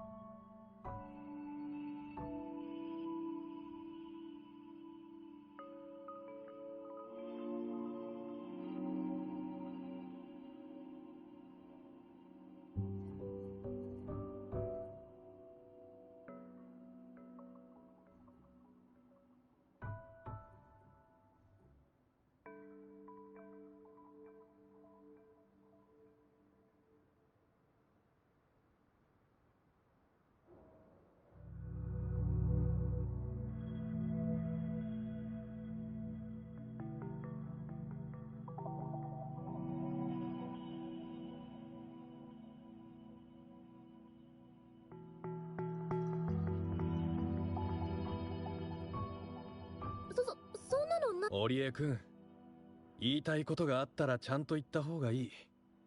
逃げてばかりじゃダメだ。受け身でいたら何も変わらないし、後から後悔するだけだよ。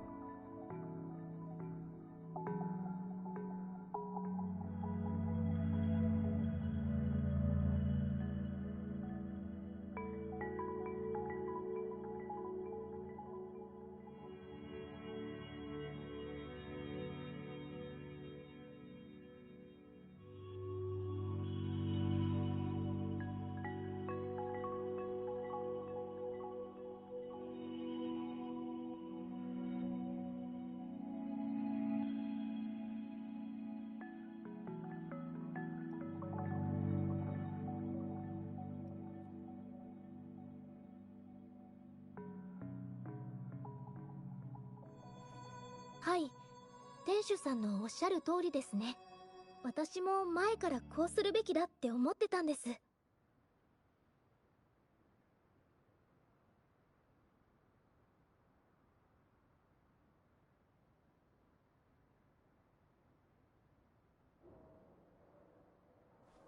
漂白者さん、こんにちは。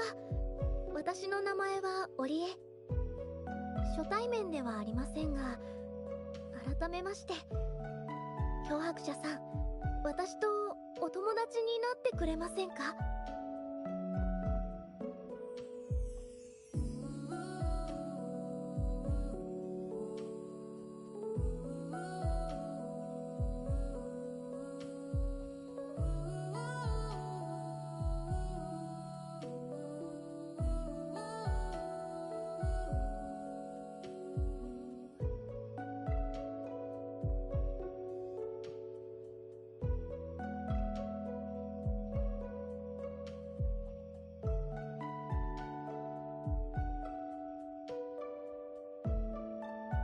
もちろん喜んで。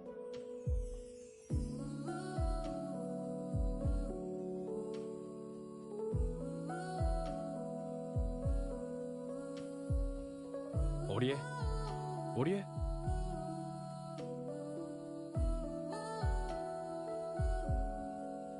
どうした織江くん、何か考え事かい？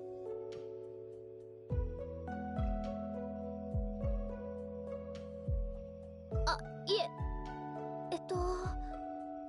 よし。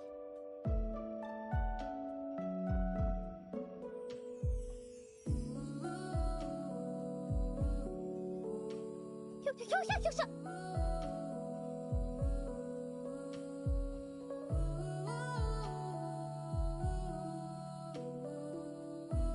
また肝心なところで噛んだな。漂白者さん、こんにちは。話すのは苦手なんですが、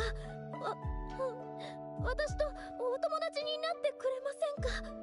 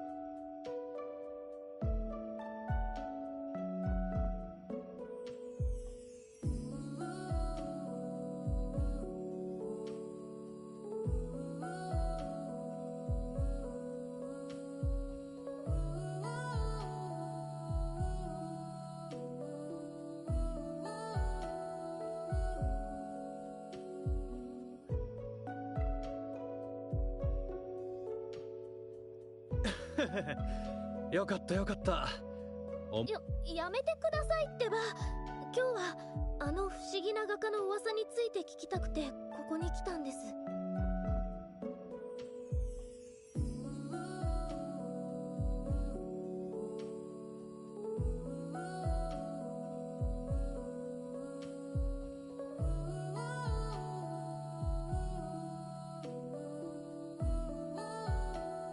ああ、それか。知ってるよ。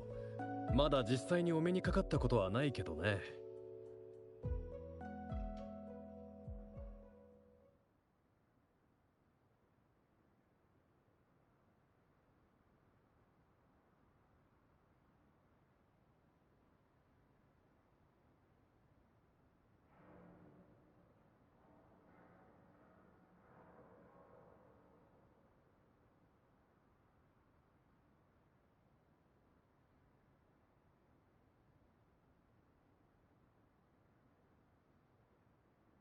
でもな、そういう画家の先生が実在するのなら僕が会っていてもおかしくないんだけど。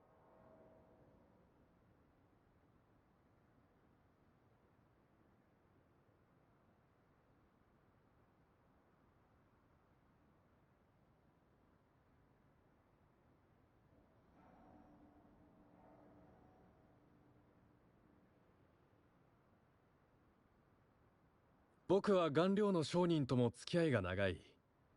うちでは顔料も扱っているから、その画家の先生が店に来ていてもおかしくないんだよ。実際うちに絵の具を買いに来る昆虫の先生もたくさんいるからね。最近か。特にいないな。絵の具の売り上げは相変わらずいまいち。買いに来る先生もみんな顔見知りだ。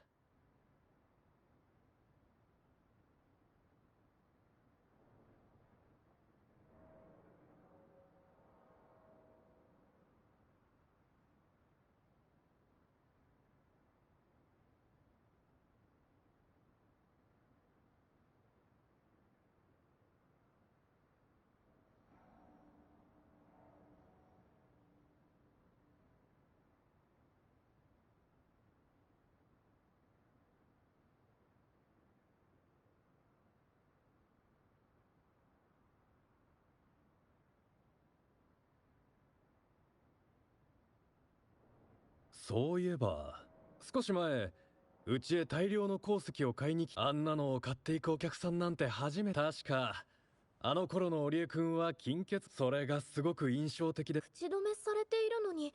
それがさ、そのお客さんあれから夜中にうちの鉱石をこういうことをする人なんだ。秘密を守ってやる義理なんかないだろう。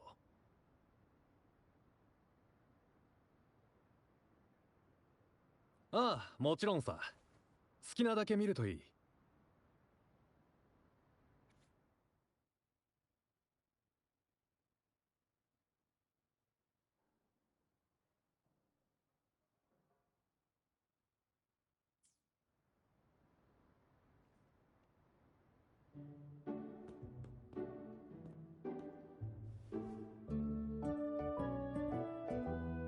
この様子だと。あれ？どうしてここに？てか会うの久しぶりじゃない？いやー、織江もいたんだ。私のこと覚えてる？ほら、月水祭の時に会ったでしょ？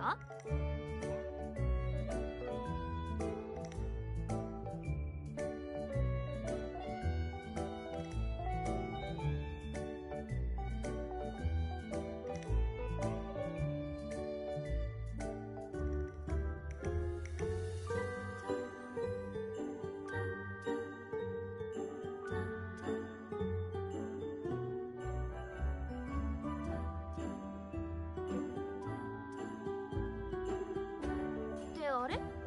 なんか顔色悪いけど大丈夫？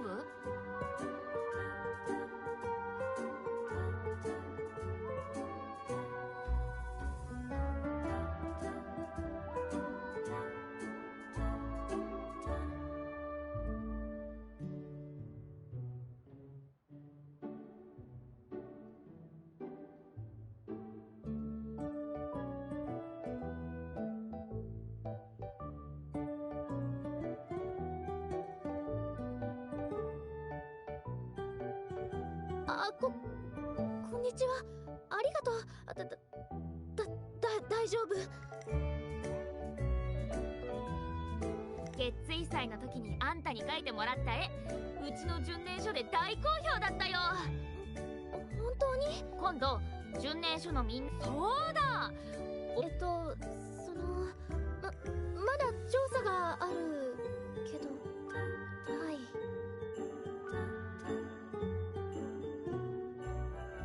真相解明？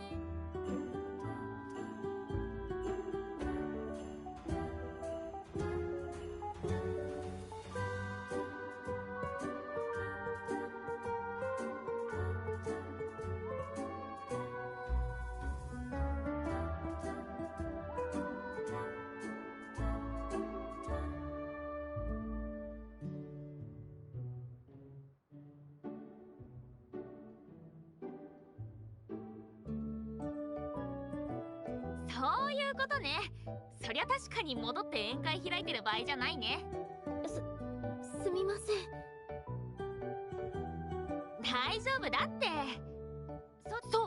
それなんだけど、ちょっと前に採掘場で残像の傷害事件が起きてさ、順位が人手不足だから手伝いに来たってわけ。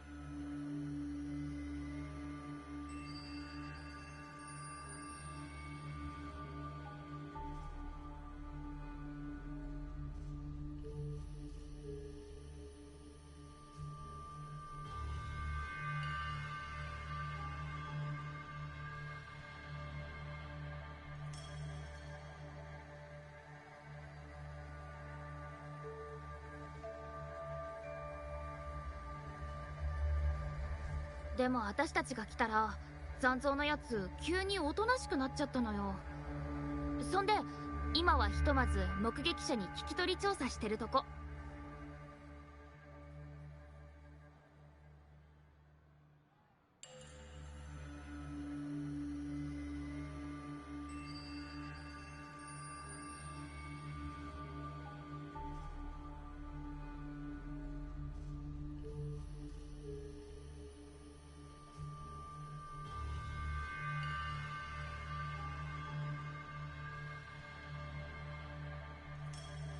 これは何の音？嘘、こんな偶然ある？ちょっと待って、今情報が来て。私たちも行く。それもそうですね。漂白者さんと合流した後、そこで私たちはメイケンさんによる傷害事件の詳しい状況を絵筆を手に取って織江のこの後の陳述は織江に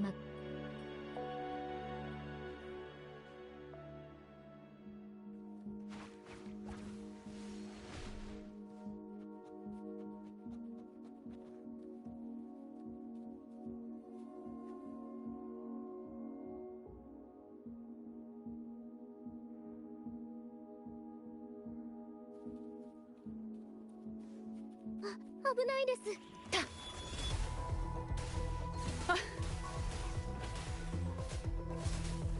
兵士いでよ。はっ。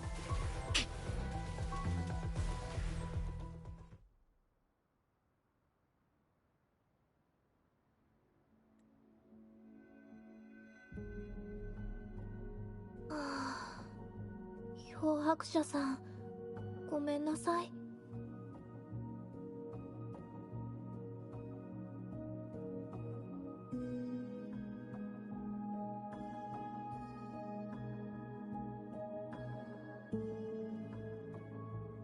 あの時、私から鹿さんにきちんと伝えられていたら、代わりに説明してもらわなくて済んだのにって。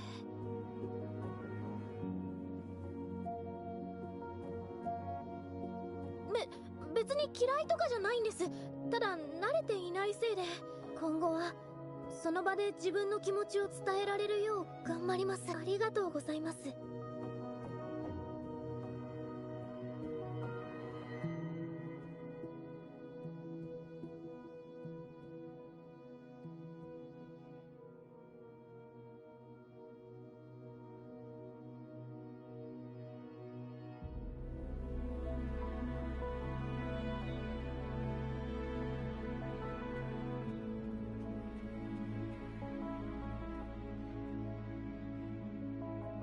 やっと見つけたぞ、このお騒がせ野郎。ふう、被害も深刻じゃなさそうでよかったよ。漂白者、助けてくれてありがとう。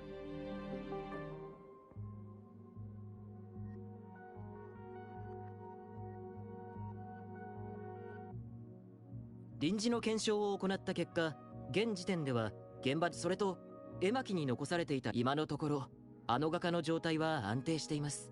ひとまず滅多なことはないでしょう。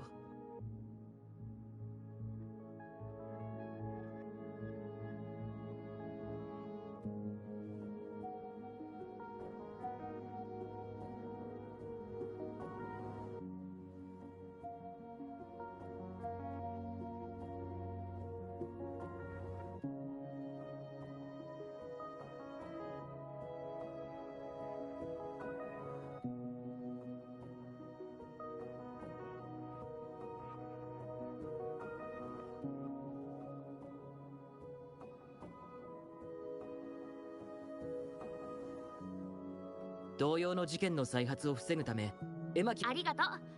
現場の後片付け、さっき私が話を聞いたら自分がなんか様子がおかしい。もちろん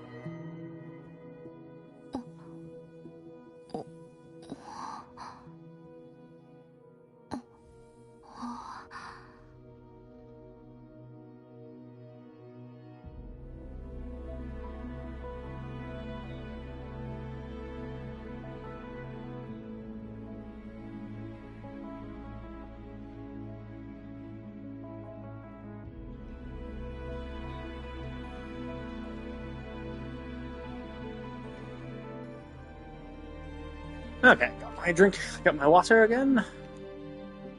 Let's continue ZheZhi's quest. で、メイケンさん、何度かお会いしたことがあります。以前一緒に絵を学んでいた仲間なんです。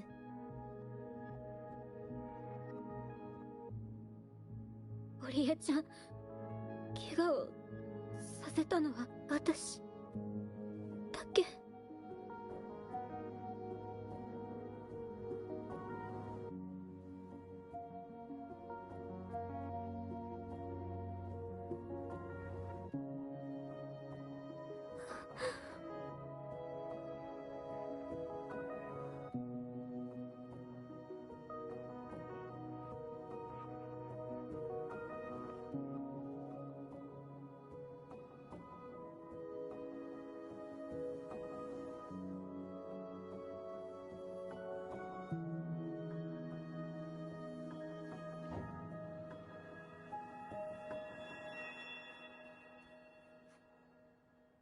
よかった、巻き込まれなくて。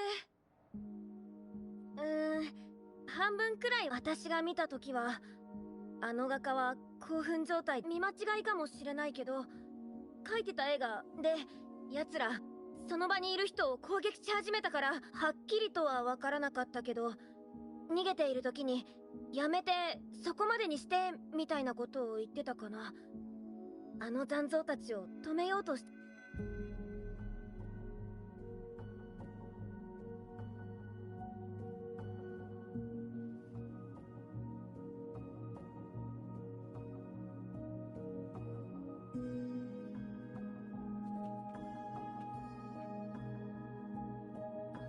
頭が痛い。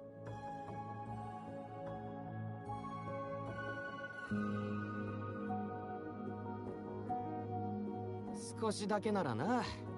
奇妙な幻覚が出てくる前は誰かと喧嘩してるみたいだったぜ。止めないでとか、うまくいったとか、世の中は金と名声でしょとか言ってたっけな。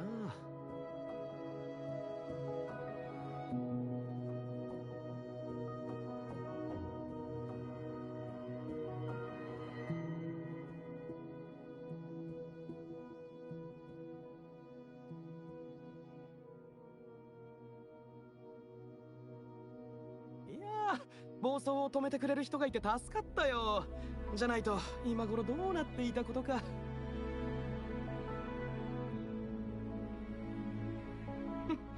これまでいろんな芸術家を見てきたが、こんな危険な作品のために他人の命を犠牲にしようとする輩は。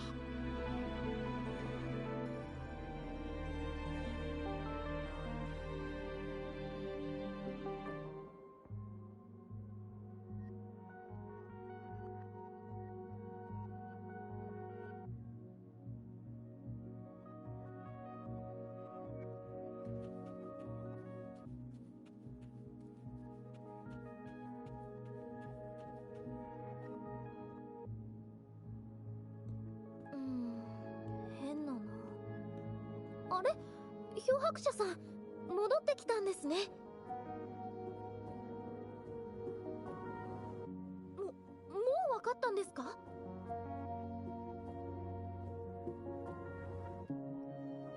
皆一様に過去のものとは異なる奇妙な幻覚を目にしたと話している。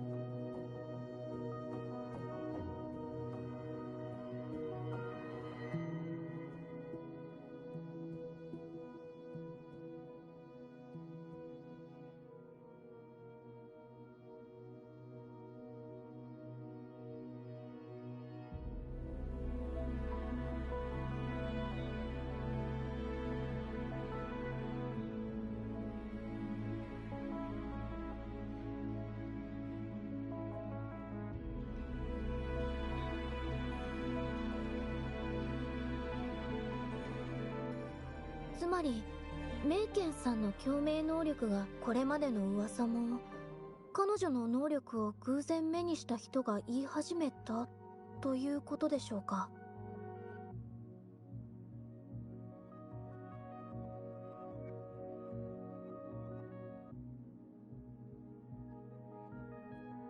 噂に出てくる奇獣は夜中に見て驚いた人が真相も実は織江と会う前からこの場所はなんだか今になって思えばあの妙な空気はメイケンの共鳴能力がもたらした波動だったのだろう。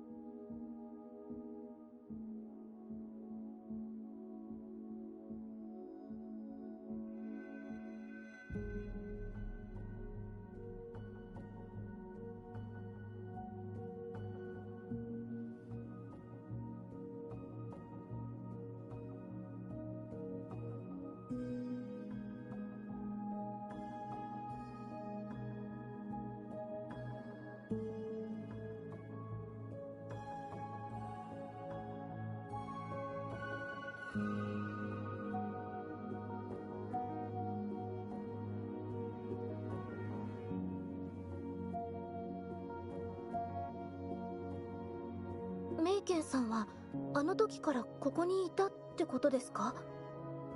全然気づかなかった。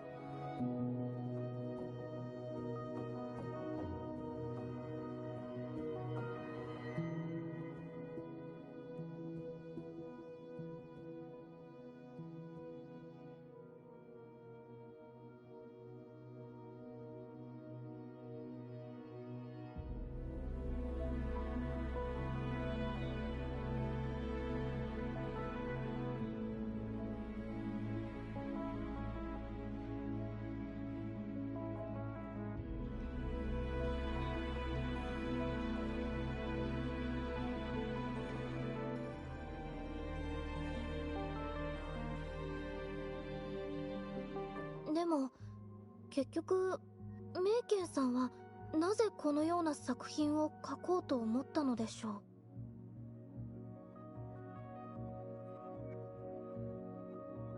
以前のメイケンさんを知っていますが、そんなことのために危険な行為をするような人ではないはずです。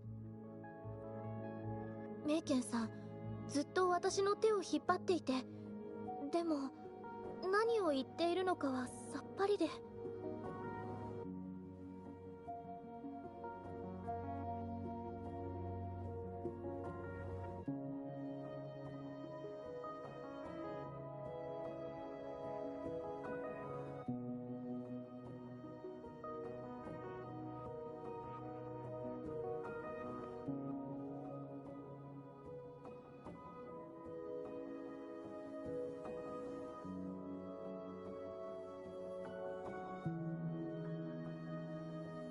でも多分引き続き調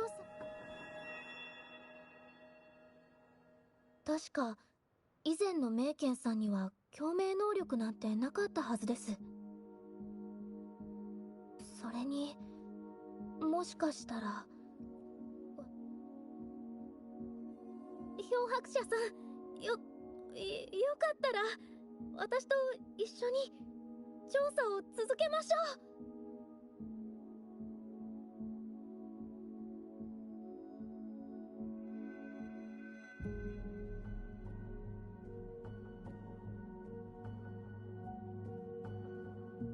私が決めるんですか？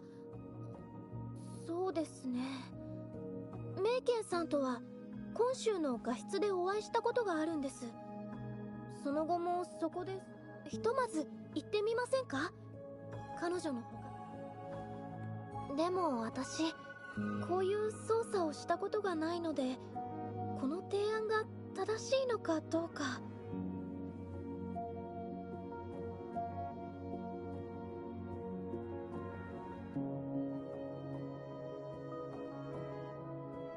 はい。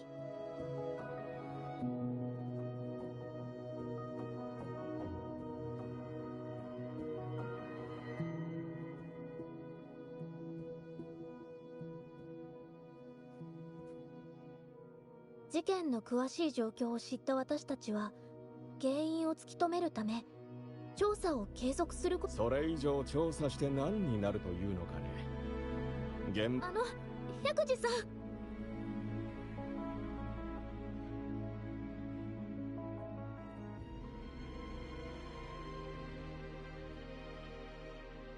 Yeah, like, what? I mean, why is he allowed to object random bullshit? Also, it's like, okay, well, we have two witnesses that said the opposite. Also, it's like, you have one witness who claimed of her crazy ambitions. I'm like, what? Like, you realize we interviewed the witnesses as well, and there's no way her acting crazy one instance it could in any way just visually tell you of crazy ambitions.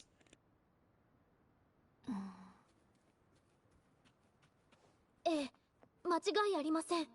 ここです。画質を使っていた痕跡もあります。じゃあ一緒に手がかりを探そうか。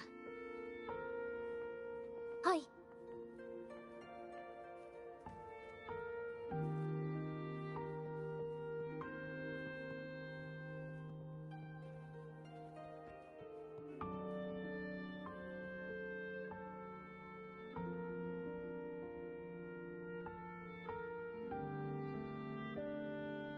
この紙、これは伝統的な白玉同士という紙で、きめ細かくて筆が乗りやすい上にぼかしの出方も綺麗で、繊細な感情や情景を描写するのにとっても適した紙なんです。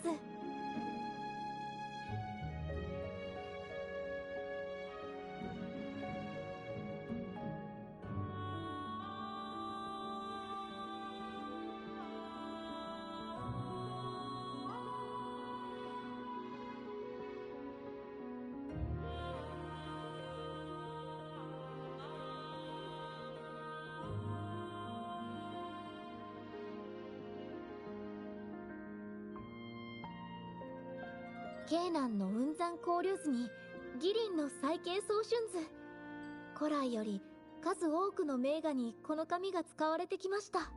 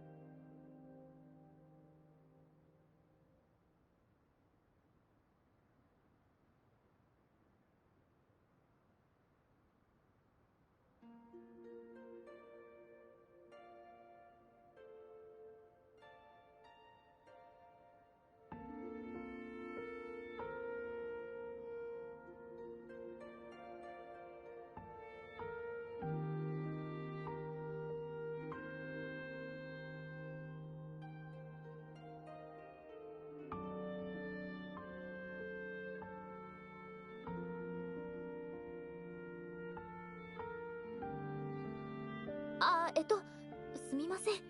話がそれてしまいましたね。あれ？この紙、パッケージにセールの表記が。買ったばかりみたい。はい。白玉堂は毎年決まった時期におそらく同じ日に買われたものだと思います。でも、紙を変えると作品の仕上がりが変わるんです。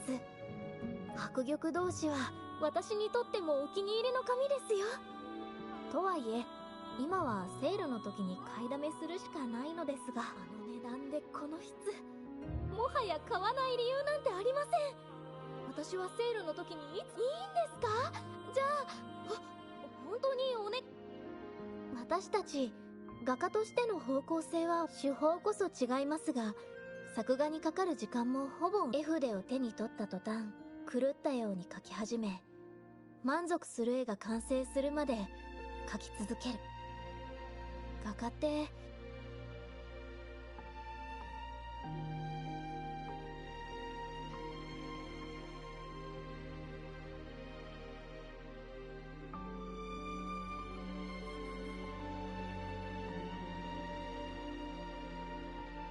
そうでもないですよ。この作品は筆の進みが遅く、画家は自分の気持ちに気づいていない。あるいは気づいていながら作品に影響が出ないよう心がけていますが、やはり気持ちはどうしても筆に残り、見る者に伝わるんです。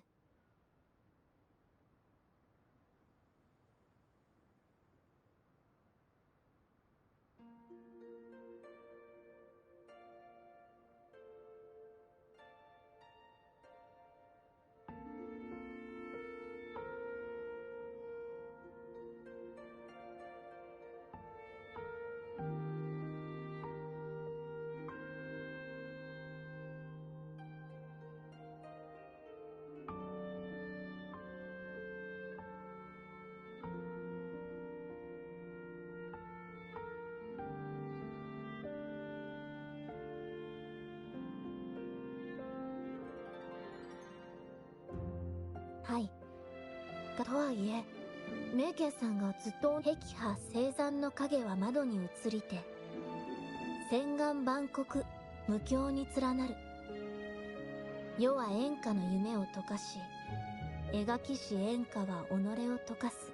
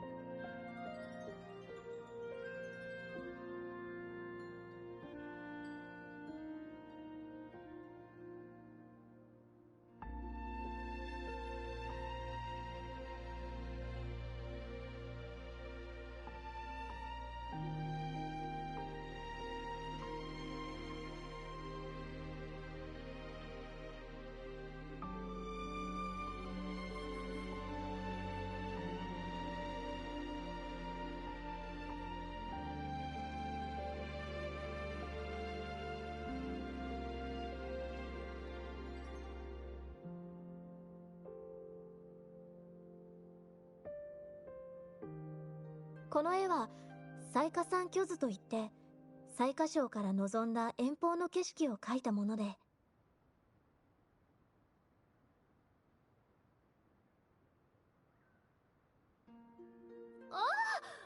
つの間にか、あれ？払ったら一瞬。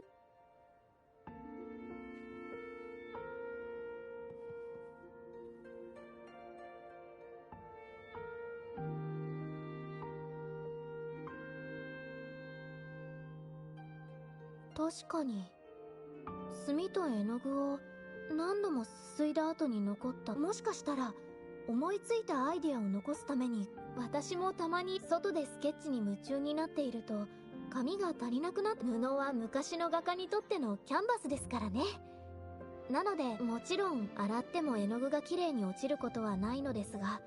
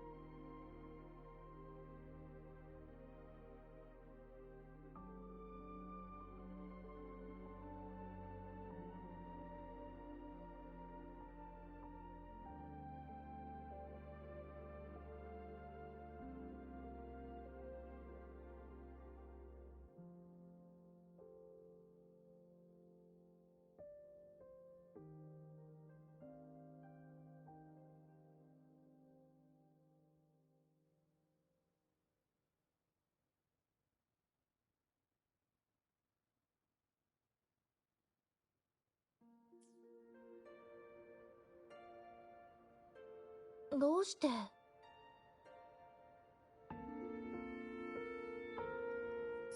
学は光龍で書画を扱う有名な美術商です。そこで絵を扱われるようになった画家は高い名声を手にすることができます。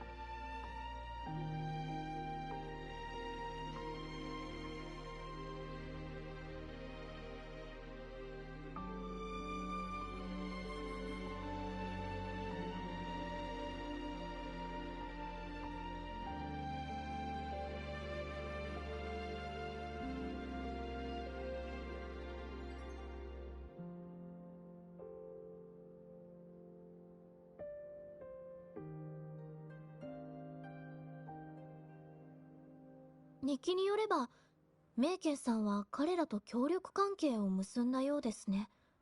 しかも何かトラブルでも自分の作品が気に入らないの。私も同じような気持ちになったことがあります。なんとなく他人の作品の方が優れている気がして憧れたり、その人を超えようとしたり。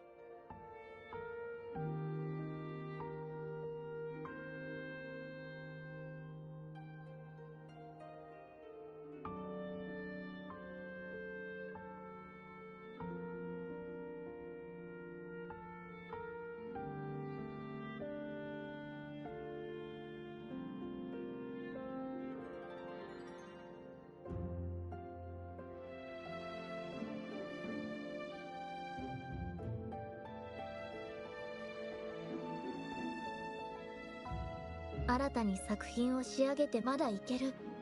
このまま頑張って修正して書く時の頭の中は、これは私にも一番大事なのは、でももし私がスランプに陥っている時にメイケンさんと同じような壁にぶつかっていたら、正しい判断をしていたかは分かりません。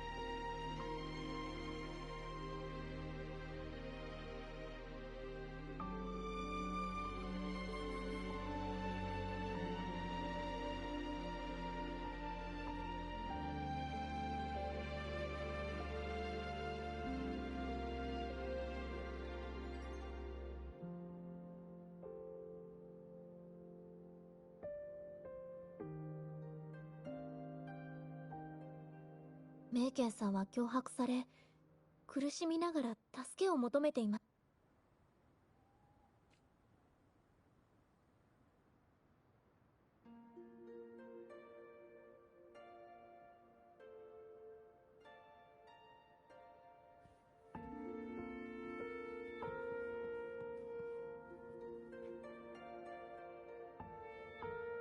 脅迫者さん、これを見てください。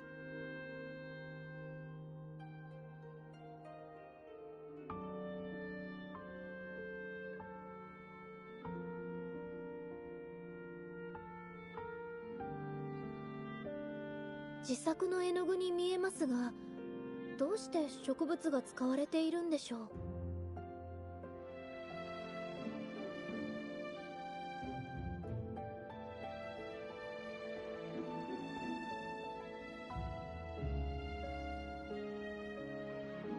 私の知らない配合でしょうか。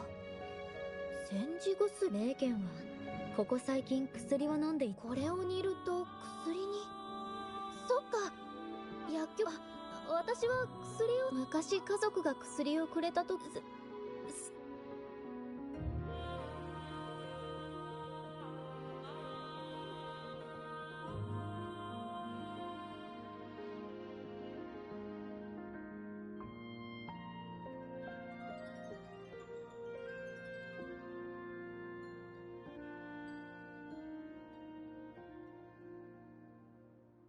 おそらく。ああ、違う、そうじゃないかも。い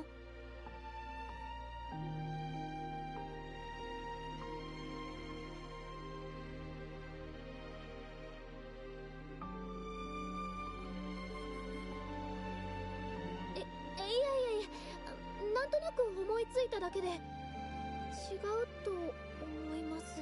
あ、わかりました。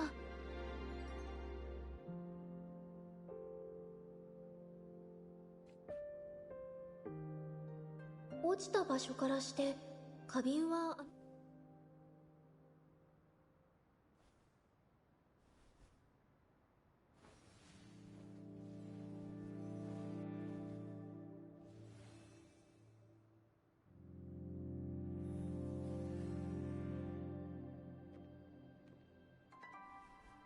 あと棚が動いた跡がある。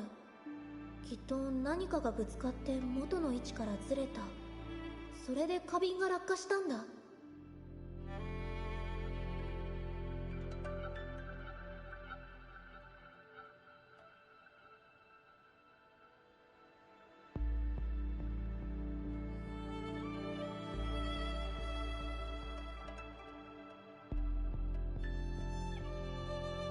ここには水たまりもできてる。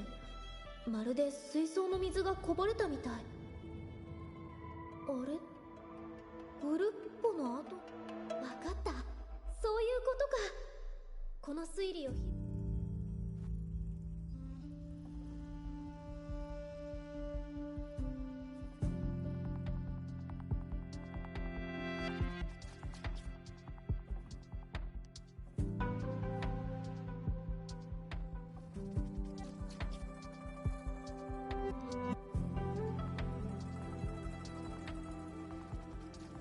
水槽から飛び出したグルッポは花瓶にぶつかり、紙の山に突っ込んでしまった。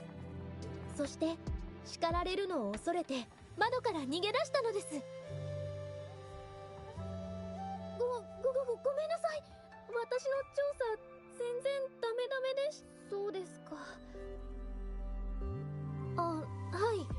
あとこの能力を使うのは久しぶりで、まだ勘を取り戻せていなくて。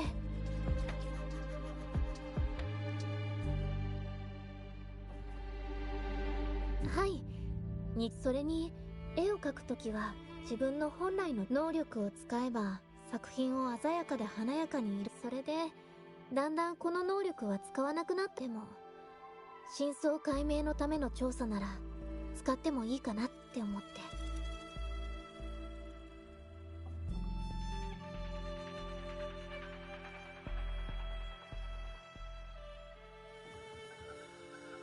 はい。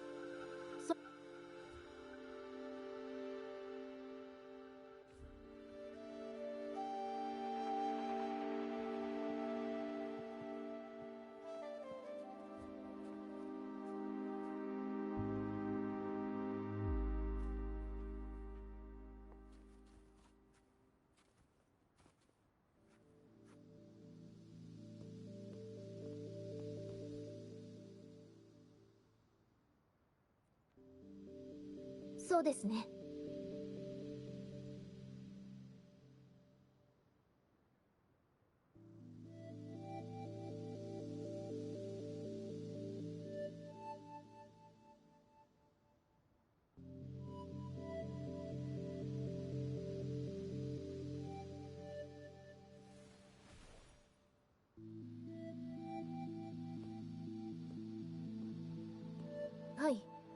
誰かが画室に何かを探しに来た。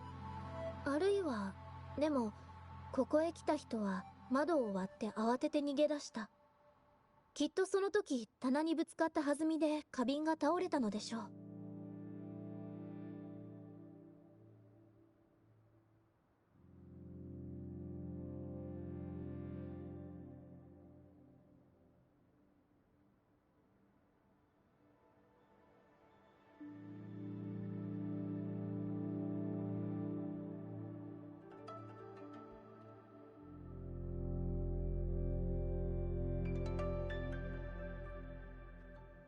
このことは三雲閣、そして名剣が取り乱した原因と関係がありそう。足跡をたどってみよう。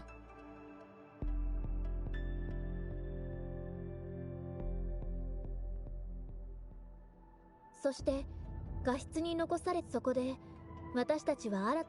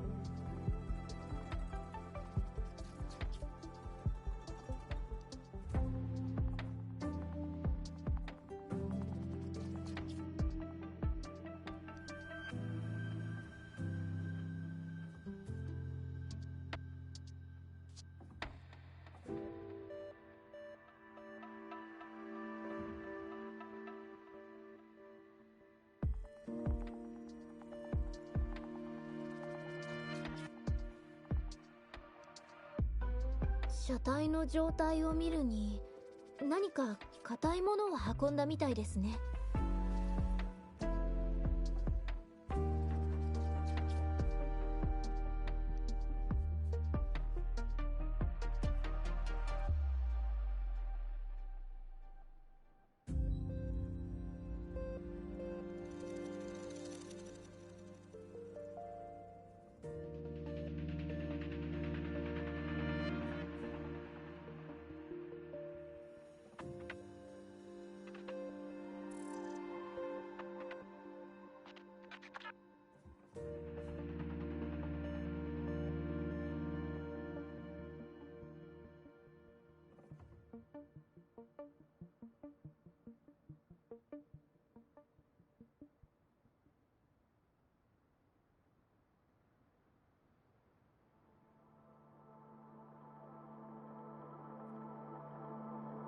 もしかして彼らは運んできた鉱石から絵の具を作り、それをまたどこかへ持って行った。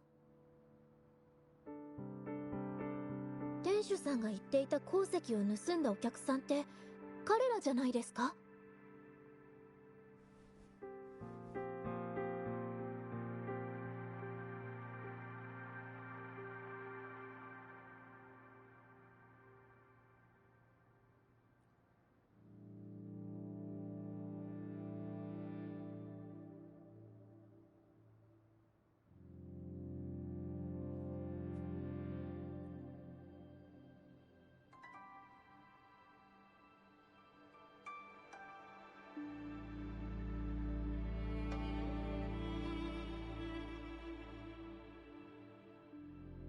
高心症、石症、どれも絵の具の、ここにある絵の具は正規品の絵の具であれば塗った後そう簡単に落ちることはありません。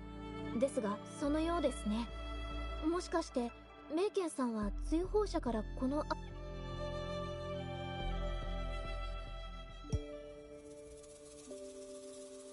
たたちは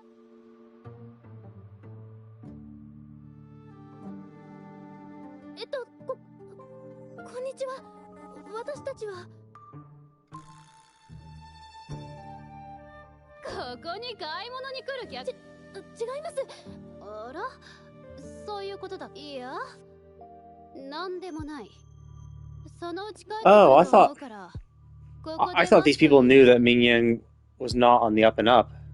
So I thought mentioning her name would like spook them off. So I was like, oh, okay, well if they're dealers, then maybe I can strike a deal.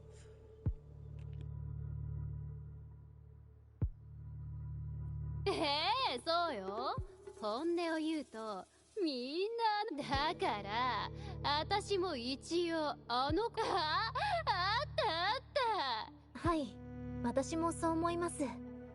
軽快なタッチで創作中ののびのびとした楽しい気持ちまで伝わってくる素晴らしい作品です。特に思い当たる節はないけど。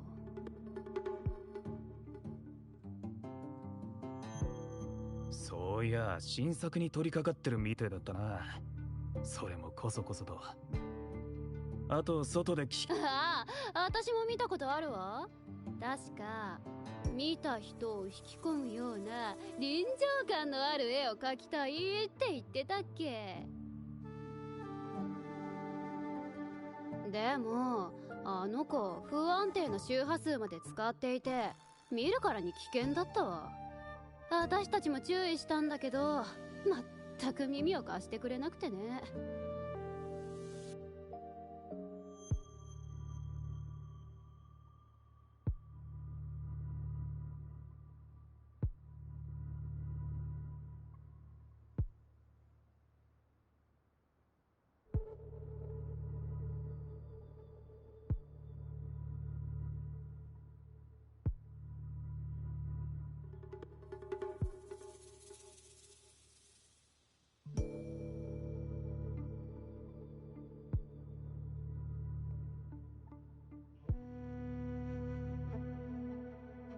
そうなんだよ。俺もあの危険な絵を見て描くのをやめるよう言ったんだ。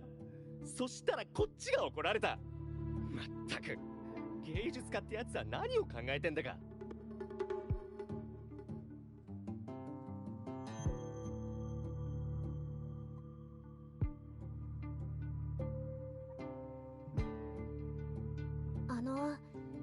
皆さん、え、私たち？そりゃ狩りに出たり依頼を受けたりとか。あ、そうだ。そうそう、メイケンもよくここへ絵の具を買いに来るからいつもお友達価格で売ってやってるんだ。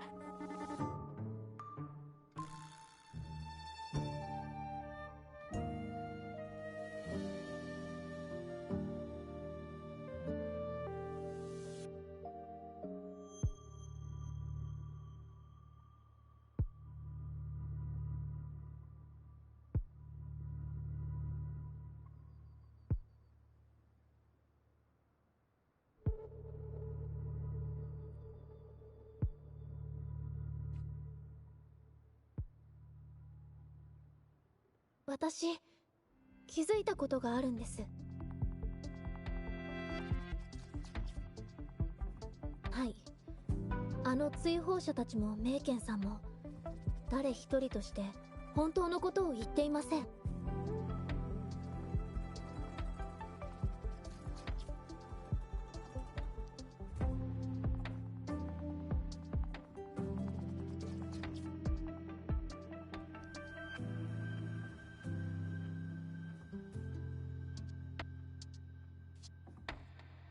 追放者たちの手が黒っぽかったのは長い間、仮にそうだとしたら絵の具と墨を、はい、それに先ほど彼らの元で目にした絵と画質に合った作品、これらはメイケンさんの日記の内容を裏付けるものです。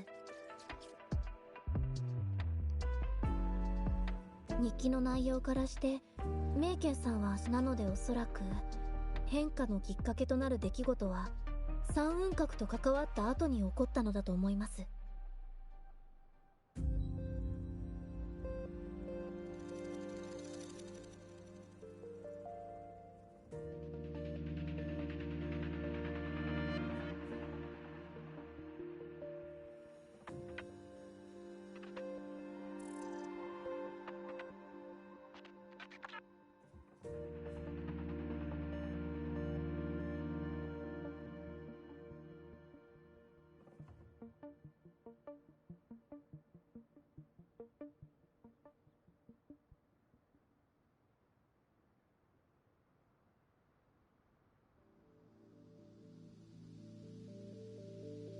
いいですね。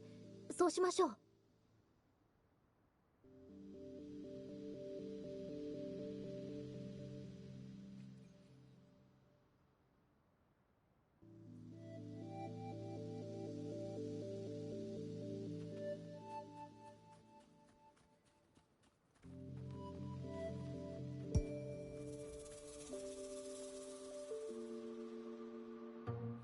話し声が聞こえますね。はい。では。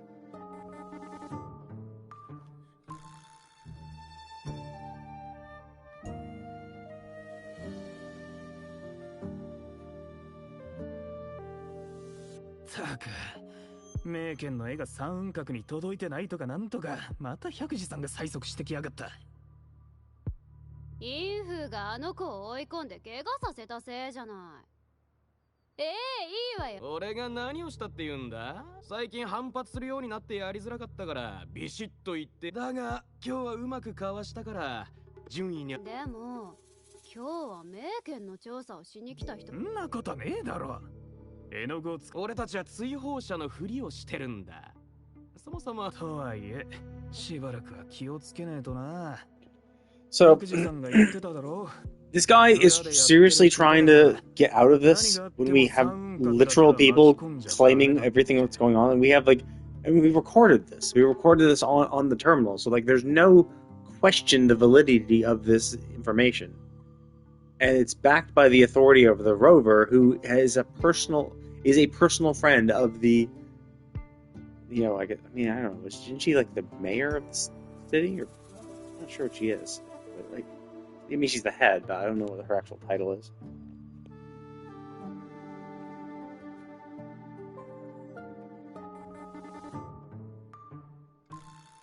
三雲閣。確かに、名家昼間彼女の名前を出した時に顔色がおかしかったのは、そのせいだったんですね。Okay. Yeah, see, that's exactly why I did mention her name first, because I was like, okay, well, she obviously cracked, and she's obviously unstable. So bringing up her name, especially calling her a friend, could be risky. Especially because and I always thought she was just being used by everybody, right? So it's if she's being used by them, calling her our friend, will put us on her side, and she is not on the side of the villains. The villains are using her, so saying we're with her it's not really going to ingratiate us to the people who are using her. That's why I didn't mention it, and then we still end up mentioning it anyway. I'm like, oh. Okay, well, that's stupid. Now, I get it. I understand why it happened, but it is dumb. It's not necessarily bad writing. It's stupid for the characters to have said that. I think it's dumb for them to have said that. But them saying that is relatively in character. So it's not like they said something out of character. But I just think what they said was dumb, but that's the thing. She is pretty naive, so her saying that is kind of in character with her. そういえば、鉱石の取引記録にインフーという署名がありました。思えば、あの時のインフー、昼間のあいつらの口ぶりもそうだ。そのせいで、これまでは私思いついたことがあるんです。今の時間帯は昼間より人が多いです。なるほど。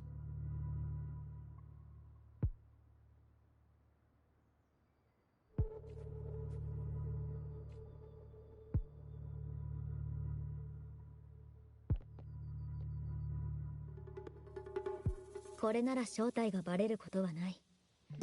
他にも手がかりがないか探してみよう。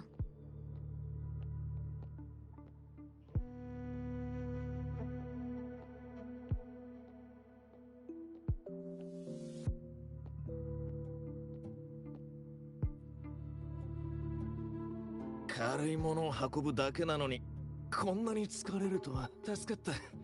少し休ませてもらうぜ。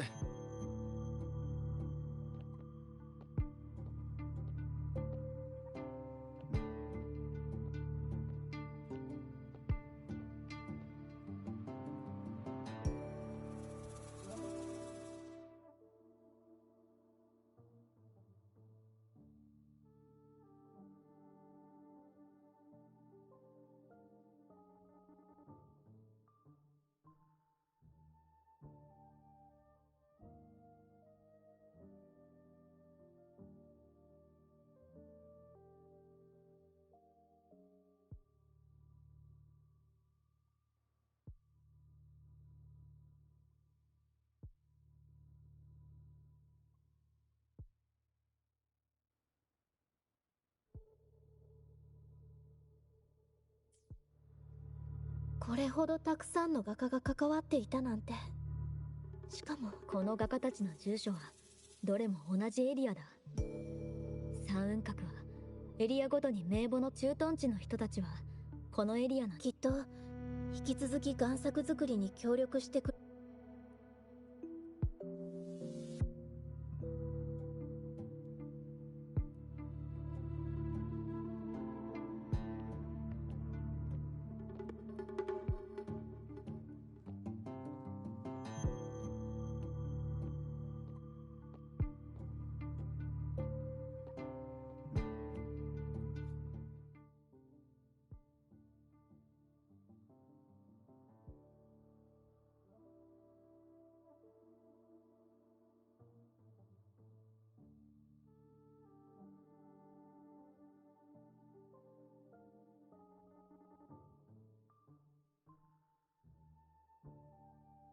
Wait, what?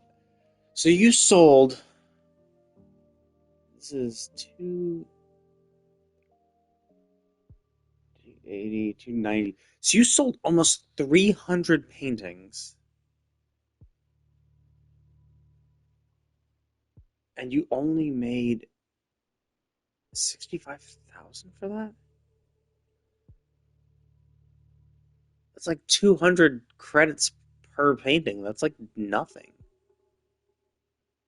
Now the next one is like about 100 or 230 for even more. Yes, it's a bamboo, 253. So it could be like a size thing, but even still, like, I don't know. I've always thought it was kind of weird, the concept of money in games like this, because like, like in Genshin, you have to so in Genshin to level up your talent from level 9 to 10, not only does it need materials, but you also need 700,000 mora to do one talent. So when like you get a quest and they're like, "Oh, hey, here's a quest event." Oh my God, we got 30,000 mora. We're like, wow, they make it seem like it's so much, but it's like 30,000. It's like jack shit. Like I keep millions of mora on me at all times because I need so much money to level up characters and all that shit. And it's the same in this game too, where it's like, yeah, like if I want to get one of my passives, like my N tier passives, I need 100,000. So I'm spending more. Okay, well, there's one transaction that was actually more than I'm spending more to level one talent passive up than most of these transactions for all of these paintings. So that's why it gets kind of weird. It gives you a weird sense of the value of money in this game because you need so much money to do to level up, to increase your weapons, to ascend, to all that shit. And so when you see this, we're like, oh, it's 100,000. It's like that's nothing. Like I can spend that in a literal second by just clicking one button and boom, I've spent 100,000. So the fact that they're trading away hundreds of paintings for that cost, it's like it really kind of undermines the この絵はどれも偽 scope. 物ですよ。私の知る限りこんなことが今日に至るまで表沙汰にならなかったなんて。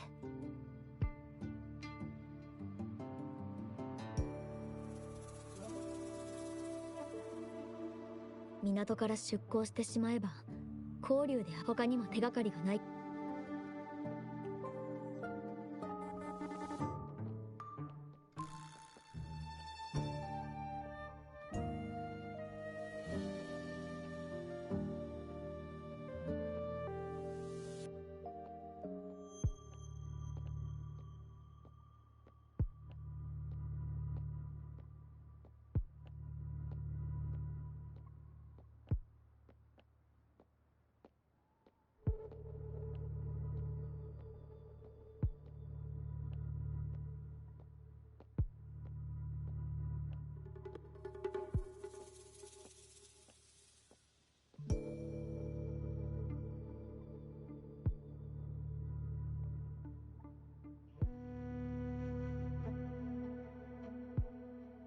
協力関係を解消したい。無理に決まってんだろ。これまで回収。お金は全部返す。全部知ったくせにやめる気か？何が言いたい？まあ。ZheZhiさん、これが昨日の会話内容です。ひとまず様子を見たまえ。承知しました。 So, we have a video recording of the exiles saying all this incriminating shit. Presumably, this is something we also took ourselves. We have a record of everyone involved showing that they were involved and in the trade of illegal paintings or whatever.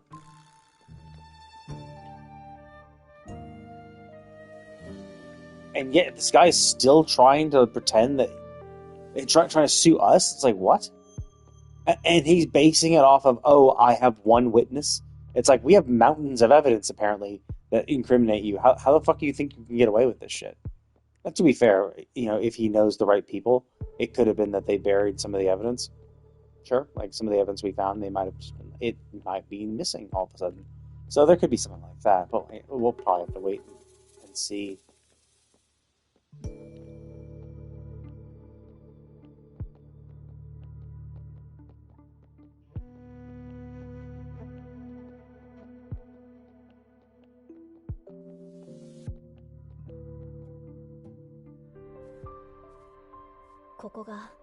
彼らの言っていた倉庫のようですね。ここには作りかけの炭もあるみたいです。名簿に載っていたここにあるのは彩花さん巨図。すべて名犬さんが書いたものです。It's also kind of crazy if you think about it. Like the number of paintings they're moving, like all those transactions all together probably equal 1,000 paintings, but like half of humanity's population has been wiped out. Like 80% of all buildings were wiped out by the laments. Like humanity is not really doing so well. We don't have that much like money. Like we're living in a post-apocalyptic world. We shouldn't have enough people who, one, have enough money to buy paintings, and two, we shouldn't have enough people to even buy that many paintings. Like there shouldn't be enough people that are able or would want to buy paintings in a world where everything's totally fucked. And sure, like there are definitely going to be bastions where humanity has grouped up to the point where they're able to live a comfortable life, and in those places it's fine. But like, I don't know, like everything we've seen have just shown like not that many people, and like the world's kind of fucked. So the fact that they're able to move like thousands of paintings, and that's only 1,000 paintings in just 4 transactions. Like who knows how many other transactions there were. So like, how were they able to? And to be fair, they do say they were moving out, they were smuggling out from a port, so they are. It's not purely local. They could be going globally, but even still, like I just cannot believe there's this much of a market for like shitloads of these paintings. Like remember, these were not that many paintings. It was hundreds. It was tens and hundreds of specific paintings. So it's like with maybe like 10 different paintings, 10 unique paintings, but just multiple copies of them. Like, so that means like even if every single person's getting one of each, you're still dealing with tons of copies and tons of people, and it's just like, it's so weird that this just shouldn't exist in a world like this. To this degree, right? And like the fact that they're able to like essentially copy this many is weird.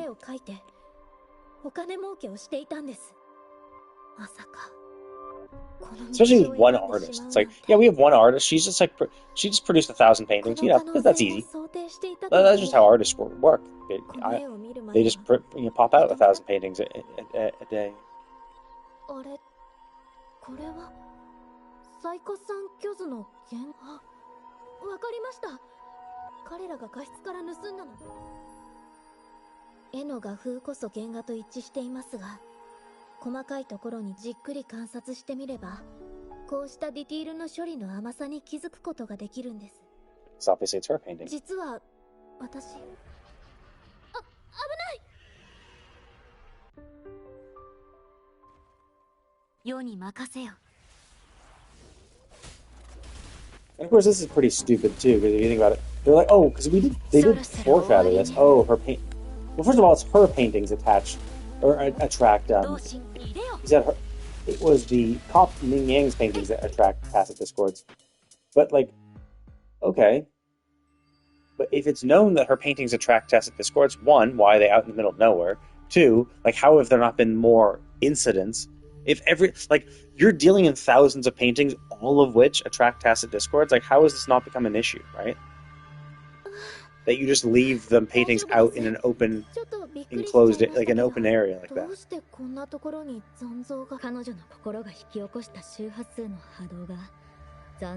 Yeah, and she made thousands of them, and they've dealt with thousands of them, and supposedly they're fine, weirdly enough. The second we show up, that's when they appear, like, that's kind of...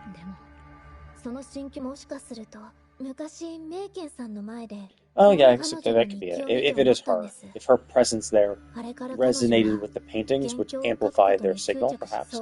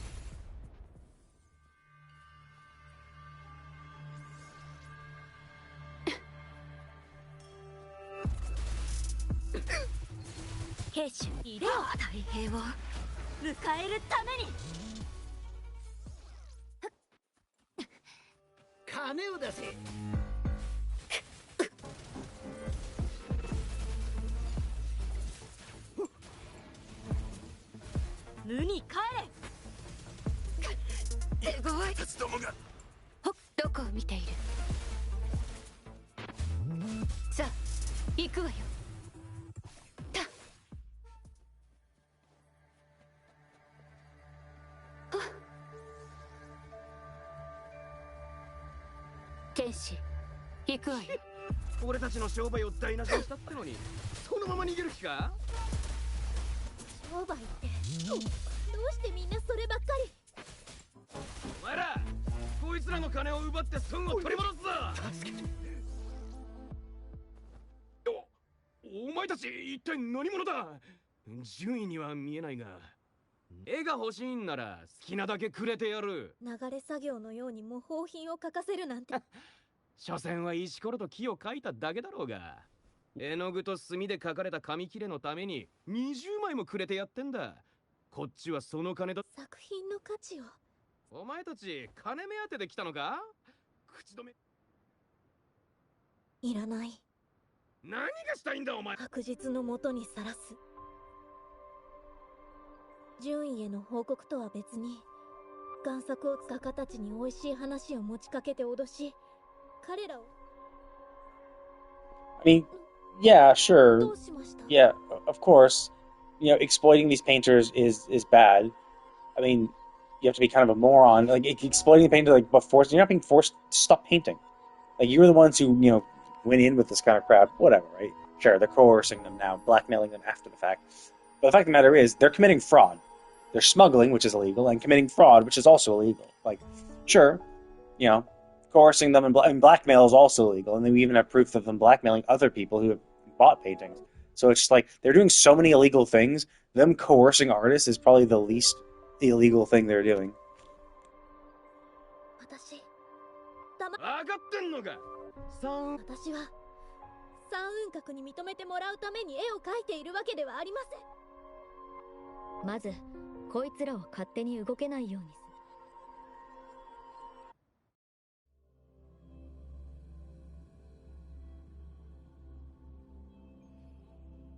長々と喋っておいて、証明できたのは我々と関わりがあることだけだろう。真の犯人が誰かは分かっていないではないか。I mean, we literally have you on tape. We found the smuggling ring. We have you on tape communicating with the head smuggler. Like, we have you explicitly working with these people in talking about the smuggling. Like, this is not at best. This is at the least it proves your involvement. At the least, you were in communication and you were selling smuggling things. Even if you weren't the head mastermind for this thing, we have proven that at the very least you are working with smugglers and you are helping smuggle paintings. Like, that's at the least, not the most. Like, and then and your accusations are groundless. It's like, no. もう一度言っておくが、贋作を描い私はあの画家を手伝ってやっただけ。百次さん、あの画家と来たら、この私の恩をあだで返したのだよ。皆さん、この録音の音声。名犬の絵が三雲閣に届いてないとかなんとか。インフがあの子を追い込んで怪我させたせいじゃない。最近反発するようになってやりづらかったからビシッと言ってよ。ただ模写の練習をしたかっただけの名犬騙して道を踏み外すよう仕掛け、私にはわかります。 Well, we had also the other one too, where she was talking like, this is the second this is voice recording. Presumably, we presented the voice recording we found when we were disguised as an exile, right?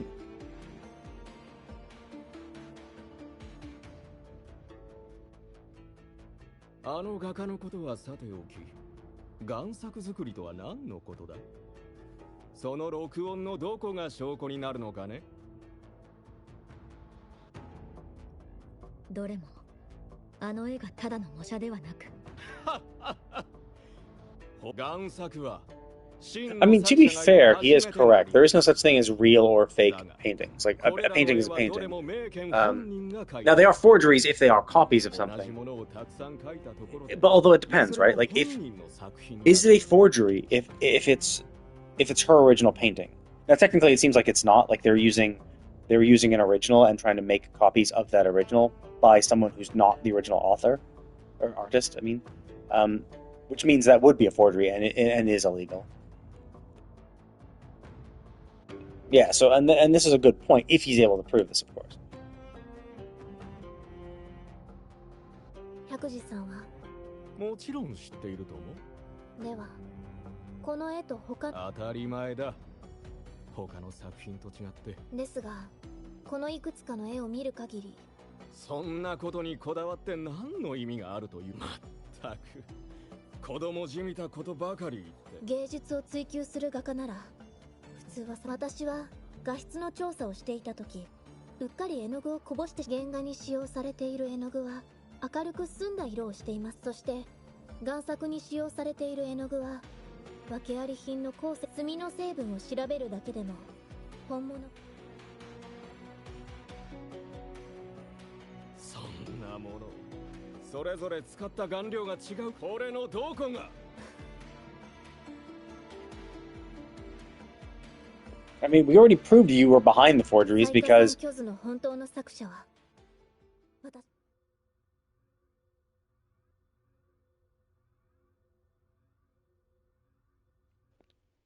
like we already proved, like we have you on tape of you talking with the people and they're saying, oh yeah, she was forced to do this shit.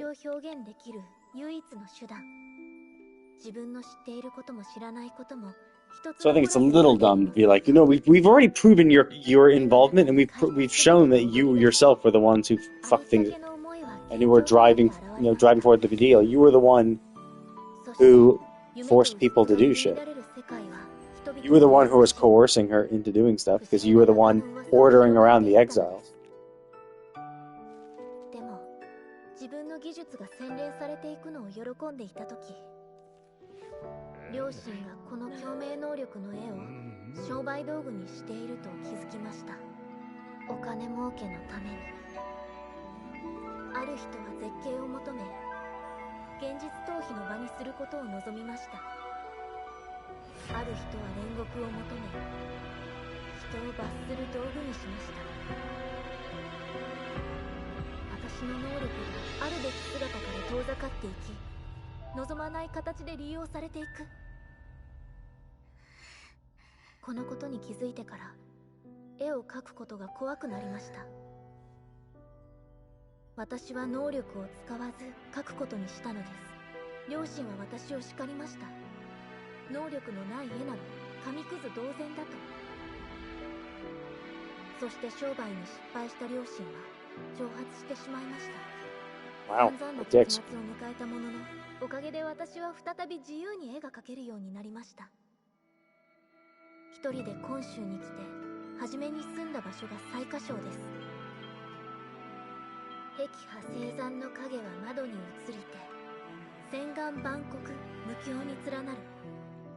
世は演歌の夢を溶かし、描きし演歌は己を溶かす。雑賀三巨図の句は私が書きました。決して秀逸な句ではありませんが、これは過去を忘れようという私の決意。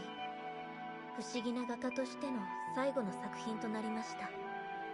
Oh, I see. So her childhood pieces were called The Arcane Artist. 共鳴能力のある絵は少しずつ人々に忘れられていき、私も共鳴能力を使った絵は描かなくなったのです。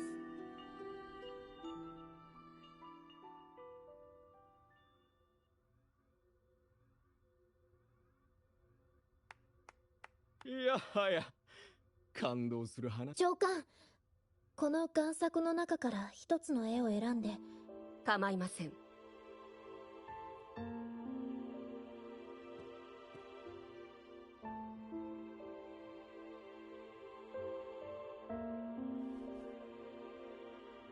はい。名犬さんの自分を受け入れてこそ、これまでの絵は私の内面を表現したものであり、私がしたいのは、これが私の共鳴能力によって引き起こされた。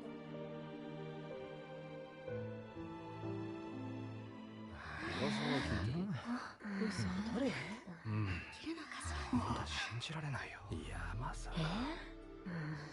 見て。始まるぞ。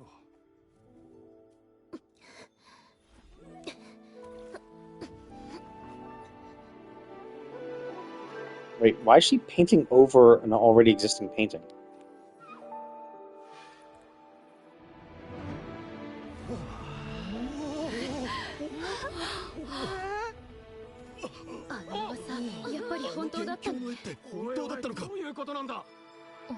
I also don't quite understand how this proves that she's the arcane artist, though. Like, is this what the arcane artist did? Like, every single one of her paintings did this, therefore she's also that? Like, I don't quite understand how this is proof of what. I thought she was gonna create create a replica of her original painting that was identical. That was to be able to prove it. I don't see how doing this proves it. No, I mean, I get that, but like, the point is that she's saying, I'm the arcane artist, I drew this thing. Yeah, but like, they didn't explicitly say that. They said that people were using her paintings and doing this shit with her paintings, but they didn't explicitly said that every single one of the paintings she made as a child did this, right? And even if they do, being able to do this doesn't mean that you painted those paintings.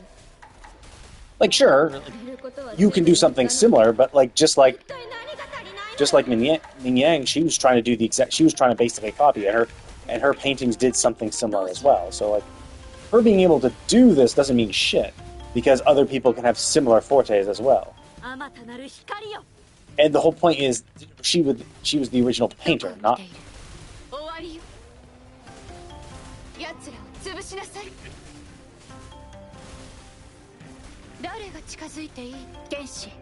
And doing all this shit doesn't really prove anything.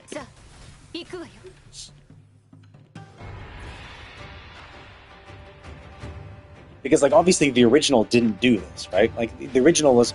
They were looking at the original. And it didn't do this, so then why would her doing this all of a sudden prove that she's the original painter?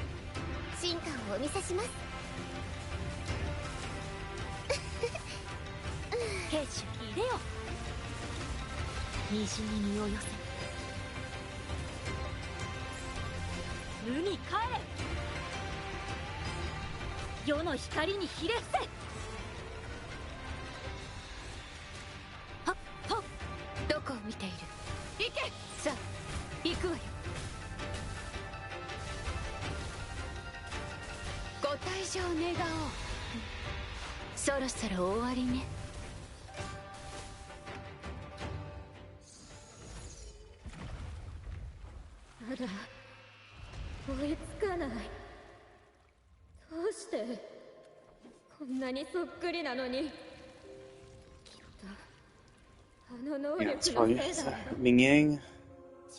これは能力とは関係ない。 Well, no, yeah, like we saw her expertise in the field of art and stuff like that, and that's why she was able to identify the other girls' paintings. But the whole point was her saying, "Oh, I'm the original. I was the original painter." And then she's like, "Prove it." And I was like, "Oh, okay. Well, to prove it, what she's going to do is probably just paint a replica, right? She's going to paint a copy on the spot, and that's going to be identical in everything, right? It's going to look just as vibrant, just as cool, just as awesome." And then what she did was this, which is like, okay, but the original didn't do this, so then doing something that the original hadn't done, well, how is that proof that she's the originalist painter? Like, all this proves is that she's a really good painter and that she has a similar forte as the woman who is forging stuff, but it doesn't really prove that she was the originalist creator.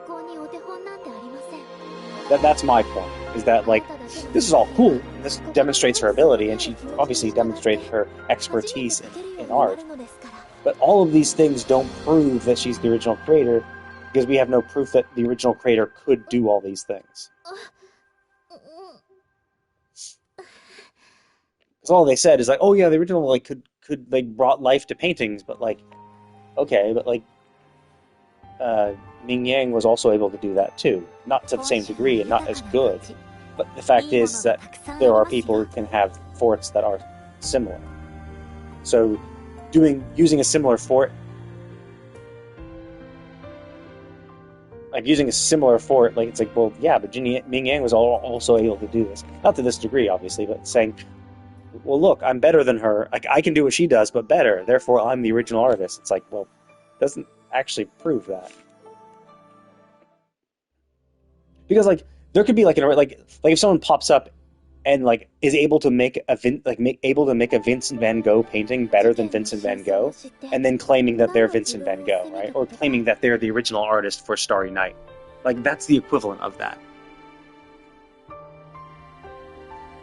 Someone pops up and it's like, yeah, I'm the one who made Starry Night. Look, and they draw it, and it's even better than Vincent van Gogh's, and it's like, well, it's better than that Starry Night, so clearly he must be the original maker of Starry Night.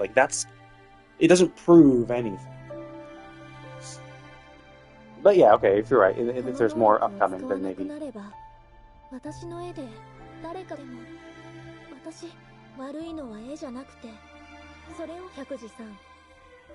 人々から信頼されるべき美術商のあなたたちは私利私欲のために作品を Oh, man, yeah. Clearly, suppressing the creative spirit and violating these artists' dignity, that's the main point. The smuggling, the fraud, yeah, that's minor. No. It's all about those poor artists. It's like, dude, fuck off. As I said, that's the least illegal thing that he did. It's the blackmail. It is the fraud. It is the smuggling. All of these things are very, very, very illegal. Using art as a tool? Being mean to your workers? Yeah, not as illegal as the other thing. 10分ほど前に治安署から連絡がありました。百次被告。他に意見 Wait, what?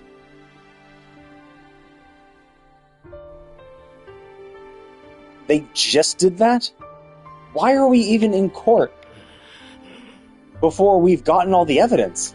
Why did you have a trial before the evidence had been gotten? It's like, oh, we have a meeting with the council. Let's meet before all the evidence has been. Let's meet before the investigation is over. I assumed, especially because this was a prior event and you had to do the seasonal event thing, and we were talking about what we did. I assumed that what we did, we had those guys arrested, they'd been caught, and then we had the trial. But it seems like we went into the exile camp, we came out, and then we immediately ran here for the trial before the police could go in and arrest the people. What? 我々で名犬容疑者の事件について再調査以上で本日の God, this is so fucking stupid. And I get why they did it. I understand, right? Because if they had captured the exiles and found that evidence, there would be there would be no ifs, ands, or buts, right? If they had that evidence, there's no way in hell he could have defended himself. So we had to have the trial before all the evidence was captured so that he could do his whole thing so that there could be an antagonist. It's like, oh, well, no, actually, I'm trying to lie my way out of this shit. But that's only possible before the investigation is completed, so that's why they had it happen that way. But it was also incredibly stupid because it's like, so you started a trial where you had the defendant accuse the victim of bullshit before the investigation had yet completed, and then let random people come in and say, "Oh, well, he's a famous dude. He clearly couldn't have done that." Like, what? And the crazier thing is that she knew that the people were going to arrest the exiles, because when she got the word, "Oh, looks like the exiles have been arrested and we found this thing," it's like, so clearly you knew that there was a patrol being sent out there to collect the exiles. Why did you start the trial? Why did you start this meeting before all the evidence had been collected? Like, what? And generally, I dislike this in storytelling overall. It's where you write characters or write situations to be stupid just to progress the story. Where it's like, oh, well, a normal person wouldn't act this way, but we're going to have them act this way because we need these events to happen so that they can resolve them later. And that's basically what they did. It's like, oh, well, this situation would never happen. They would never start a trial before the investigation had even completed. Like, no, in no world would this ever happen. Unless, of course, they thought the investigation was completed, but clearly they didn't think that because they already knew that they were going to arrest the exiles in question. Because she was not surprised by that. She was not surprised by saying, oh, actually, our rogue patroller found the exit, like, we're able to find the exiles. Like, no, clearly, so dumb. Like, they just...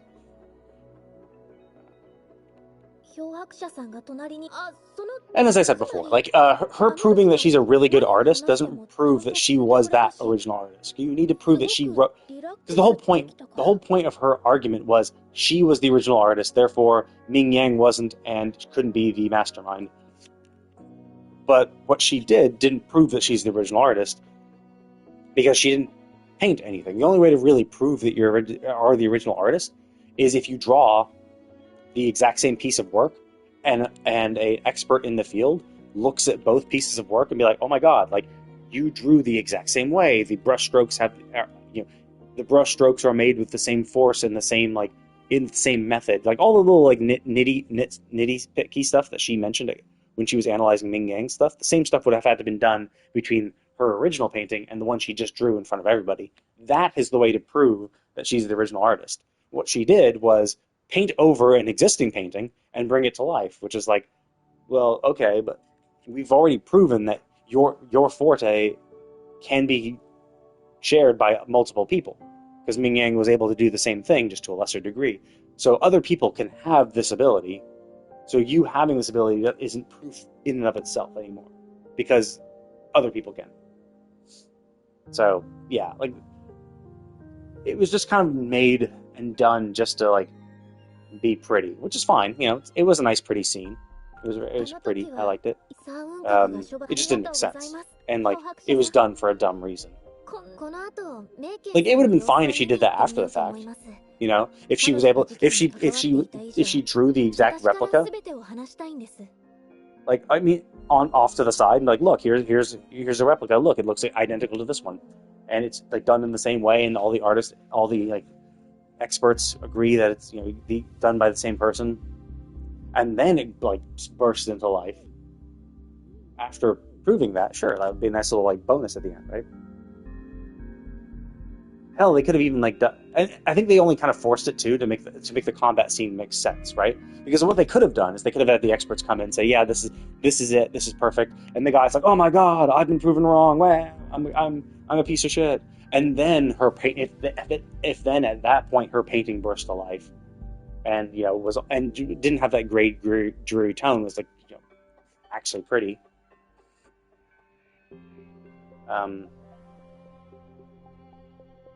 Then maybe. And actually, I mean, I think I see what you were. I think I see what you were saying too.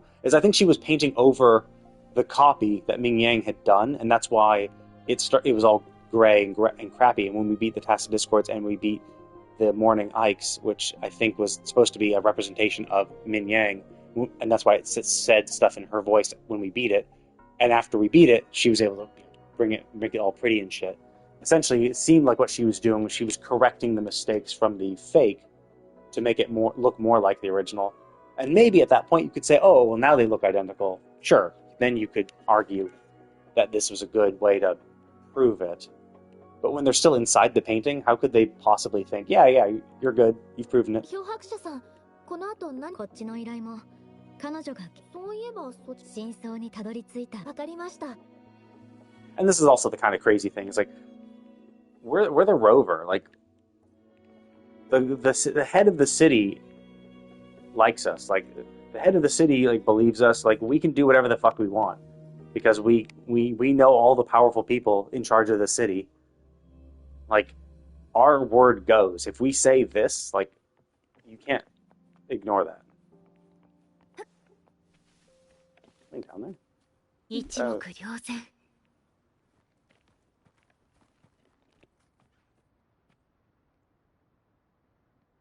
織江ちゃん、久しぶり。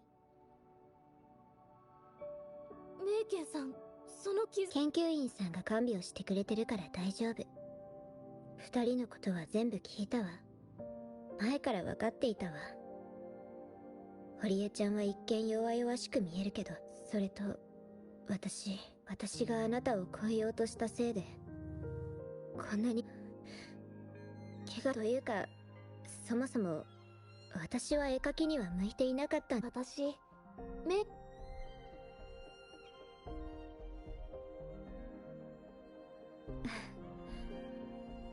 や、これはメイケンさん初めてお会いした時に笑っちゃうわね。メイケンさんの絵が私に劣るなんてことはありません。さ、メイケンさん、本当ありがとう、織江ちゃん。この That is true, though. Like, I mean, art is incredibly subjective, and there is no, like... realistically, there is no good and bad art. Like, because like, art is art. Like, it's just, you know, it is what it is. Like, even, like, quote-unquote bad art can still be appreciated by some people. So you could think that it's bad, and like, you could think of it, like, more in, like, technical skill. Sure, like, it might not take technical skill to do some things. And so it's bad because of how basic it is, in a way. But like, what really matters is the audience, and the audience determines its value. The problem, of course, is that that's why a lot of artists, die starving. Starving artists is like it's a classic trope back in the day, is because like it's hard to find an audience for your work, and like even Vincent Van Gogh like it wasn't super successful until after his death. So it's like even he, who we think of his paintings as really good, didn't find his audience until long afterwards. So it is tough because like obviously you're trying to do it as a career, and you're trying to do well, and make this your job. But if you can't find an audience for it, then you just will never be successful, even if your pieces are good, objectively good. It can be rough. 彼女が事件のせいでメイケンさん、私が最後まで頑張れ採掘場にいた時にお伝えしたかったんですが、あの時は漂白者さん、今はまだ織江手伝っ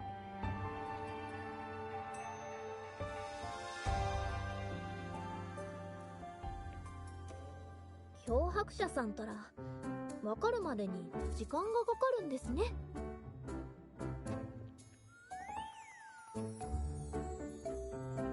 What? 冗談を言える勇気も。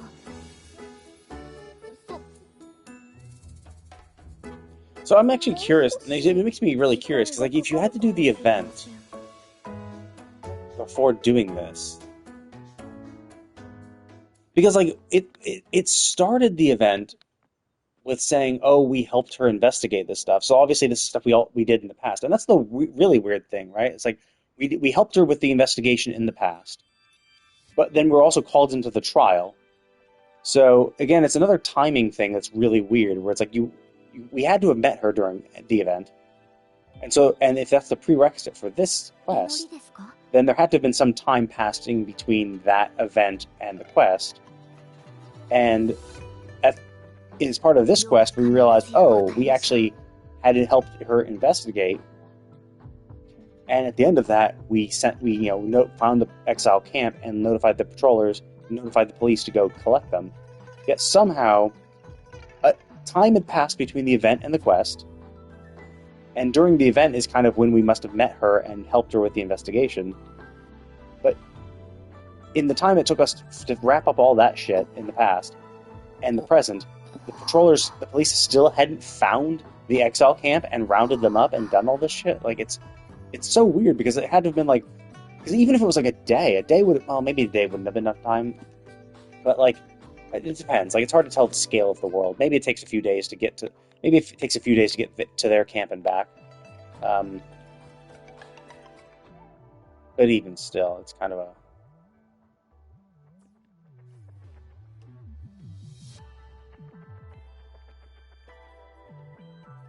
I mean, regardless, it is really weird that they're just going to be like, "Oh, well, we're going to start the trial now," and surely we're going to find the investigation will probably finish. We'll probably have the investigation finished before the trial wraps up, so don't worry. Okay, so this is Encore's one. Starry is the Night. What's that one? I assume that's Shorekeeper's one, right? But like. Okay, cool. So, Huanglong is done. I just need to do the level 120 dudes in Huanglong. These are all the permanent ones. I just didn't bother because I was low level.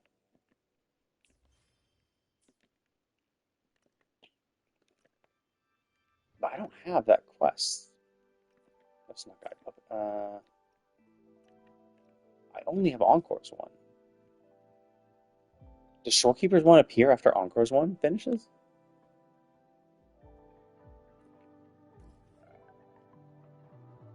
Sure. Because I'm still missing that quest. It seems like there still is that. So there is a quest. Unless there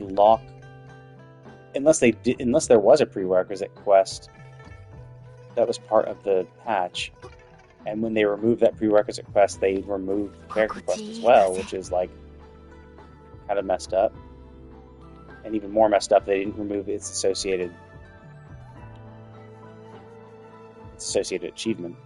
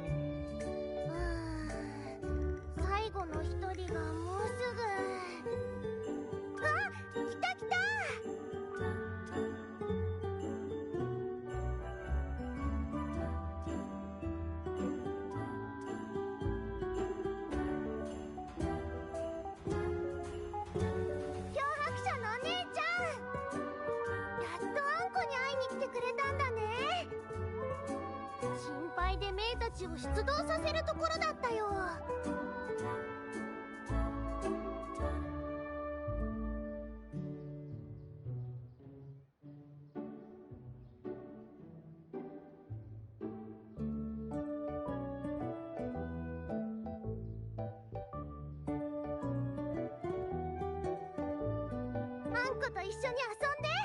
あと、あんこの物語も聞いて。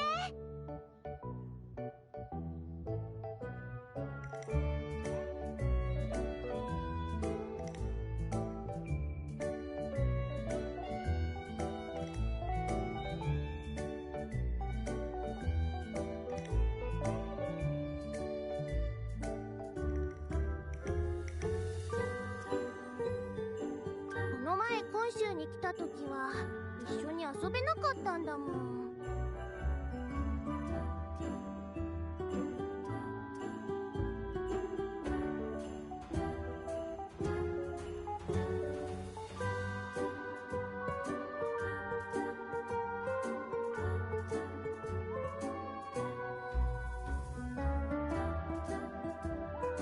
でも今のあんこは休暇中、いっぱい遊べるよ。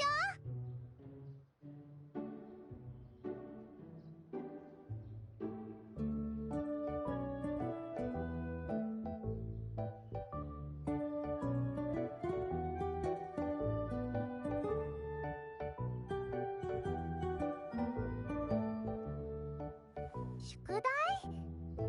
そんなのあんこ知らないよ。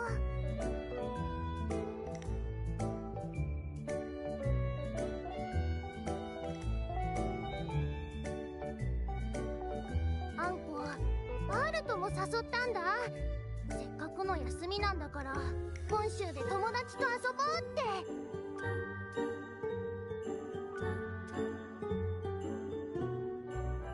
なのにアールと椅子でグデーってなりながら、大人は大人って大変だよね。物語を聞く時間も語る時間もないんだもん。しょうがないからあんこは物語とアールとの財布を片手にブラックショアからやってきたのだった。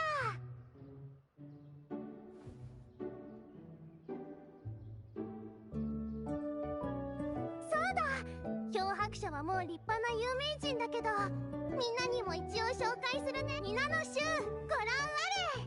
満を持して登場したこの漂白者こそ今週を救った大英雄なのだ。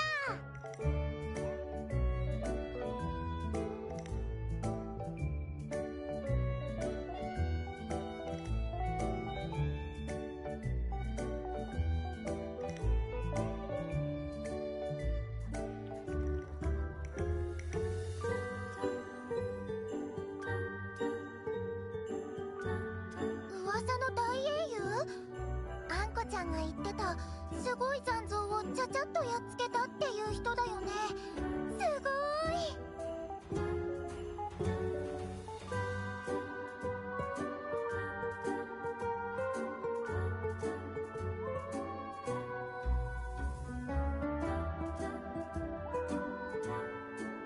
ねえねえ、大英雄さんも。あんこの物語、ほんバールドの話だろ。それとこれは私とヤンヤンの。あんこの物語はまだまだあるよ。そして今新たな物語が舞い降りる。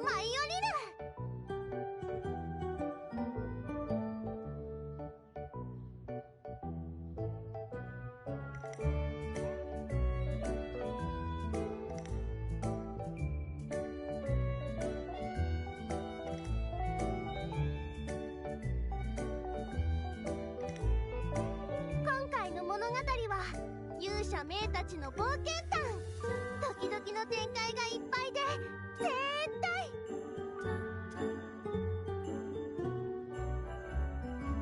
イエーイ、やっぱり冒険譚は外さないね。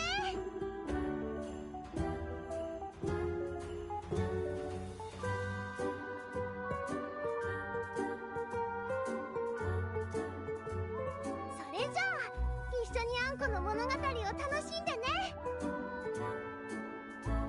この物語が気に入ったらお姉ちゃんもあんこの物語の国に行けちゃうかもしれないよ。だよね、黒目白目。物語の国に行ける。何かの比喩なのかな。ここは聞いてあげるべきだろうか。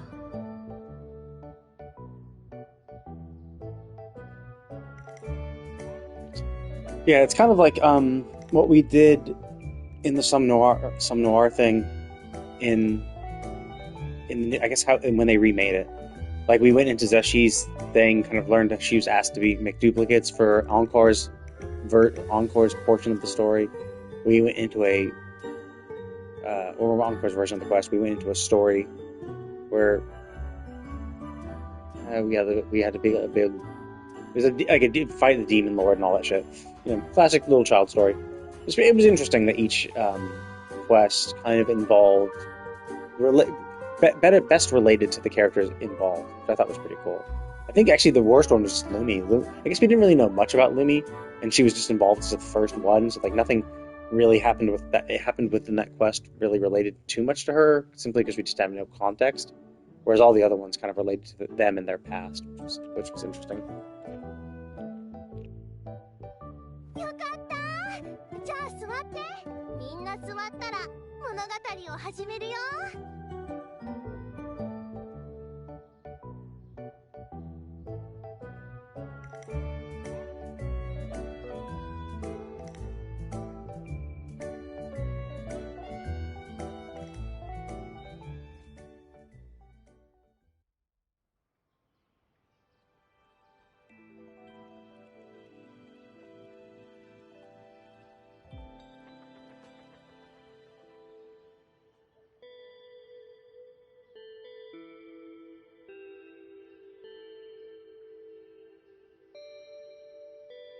祈りですか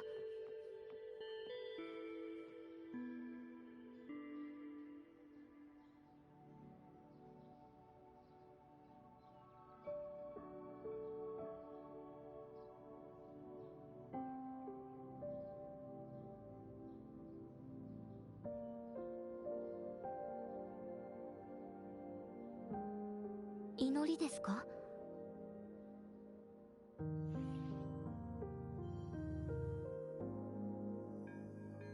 世が叶う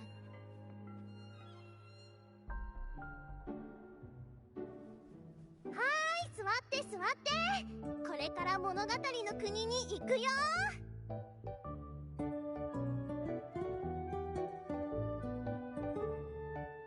もうとっくに座ってるよ今日は灰色の小鳥の物語違うよ物語は夢の地言い伝えでは冥王国のただしその扉へとたどりそれでも願いを叶える旅に Did they ever say how Encore I don't know, like Black Shore seemed like such a shady organization when they introduced it in 1.0, even with her involvement. But it's like, why would they hire a kid? And like, it's in the middle of nowhere too, so it's I mean, well, I guess technically they did say there is a lore reason that they're able to teleport, is that they're able to use the terminals, I think. Or wait, are terminals actual teleport spots, or are they just... I don't know if they're teleport spots in lore-wise in-game. I do know that they are just... I mean, there are data terminals, and they are introduced by Black Shores, but yeah, it does beg the question of, why is she in Black Shores? And like, why is there... It seems like she was living on the island, and now she's here. More permanently. But like, how did they get her in the first place? And why would they, like... It seemed more of like a scientific organization, or a philanthropic organization to some degree, to try to warn people about pending laments and help with the evacuation. And sure, she's a resonator, so she can help. Yeah, but like, why would Blackshore have taken care of her? Or is it because like you wouldn't think they would be running an running an orphanage or something? You know, you think, oh, if you pick up a random child, you just take them to the local orphanage and dump them there. Like these are people, you know, you would need kind of adults, and it's possible maybe that when they found she was a resonator, they had to keep her because like maybe you can't dump resonator children in orphanages because it could cause problems. Maybe that's it. Maybe when they rescued her, she was already a resonator, so they're like, oh shit, we gotta take care of her. Make sure she doesn't overclock, perhaps. あの扉をくぐれば富も名誉もあなたは何を願って冒険を始めるのですか私なら僕はじゃああなたは英雄が欲するのは I seek riches. それとも名誉 Never mind, I can get both. Cool. それが大人の選択ってこと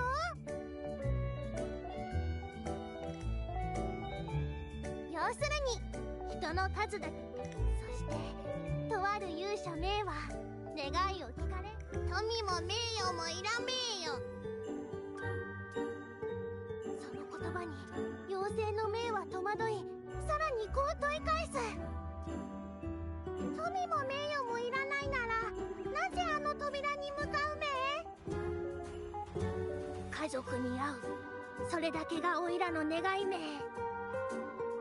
その願いを聞いて妖精の目では小さな勇者たちを、そしてその目を So I assume we're gonna close our eyes and then we're gonna wake up in an instance dungeon type thing where we're gonna go through her story. 目を閉じたら冒険の始まりだよ。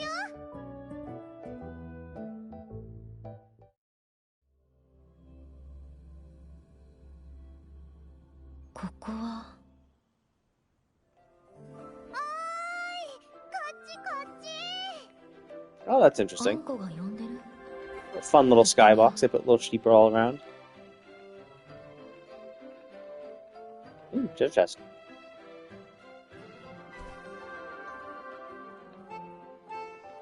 Very pretty.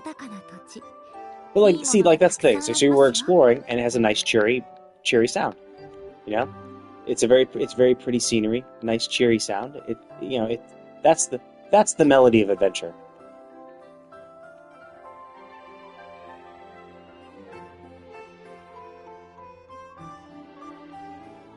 ここへ来たのは初めてみたいだね。あなたもあの願いを叶える扉を探しているのかな。扉？あんこの物語に入ったの。ちょうどよかった。他ではなかなか見る。ここは冥王国。冥たちの楽園だよ。私はここに詳しいから案内してあげるね。よーし、白妖精の冥から。その時、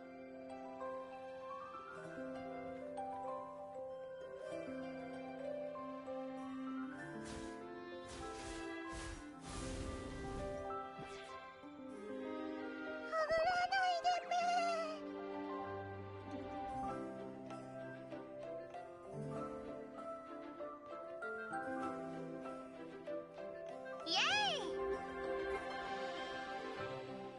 気をつけて。ここはいろんなOh, I see. This is also in Renacida, but they didn't tell you about this shit. I don't think they gave you warnings because I assumed that you. I don't think when you had to do it was in the Thessaleo Falls area or Thessaleo Fells. They had this as one of the bonus things where it's like, oh, you jump on the cushion and you get propelled. But I'm pretty sure in the event, in the thing itself, it didn't actually tell you that. Which I thought was like, well, that's kind of fucking annoying. Like, you should tell people how these things work. And it's because they assumed that you had done this quest before, which introduced the tutorial that explains that shit. Which is like, oh, okay, well, that's... again, like, they just... You always design your event to be like, yes, assume that assume they haven't done any part of this. Assume that every time... Like, you should design the quests in a way that even if they started playing that patch, or you should assume they're starting in a patch after the one you're currently on. You know, just make it make sense. If this is introduced in 1.4, then you should assume that people are starting in 2.0. This was made in 1.2. You should assume that people are starting in 1.3 and don't have any sort of backstory. Shit like that.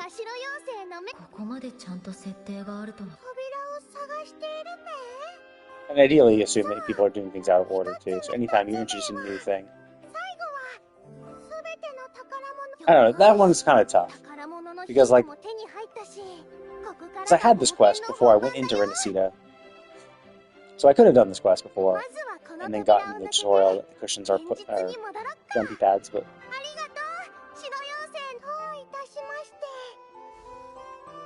Just a lack of foresight.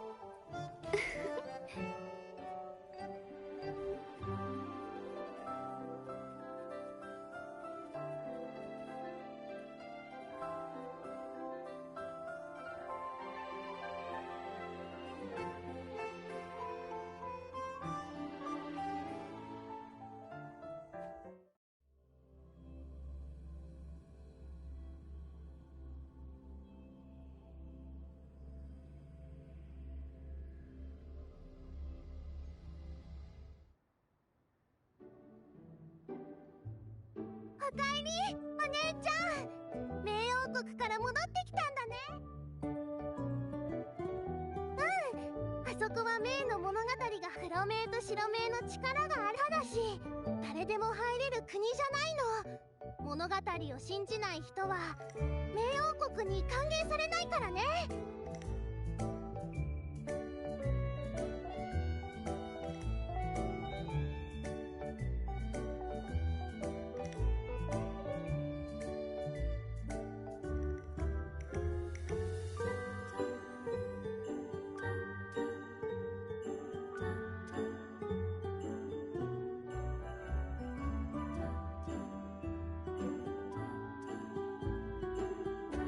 今回はちょっとだけおまけしちゃった。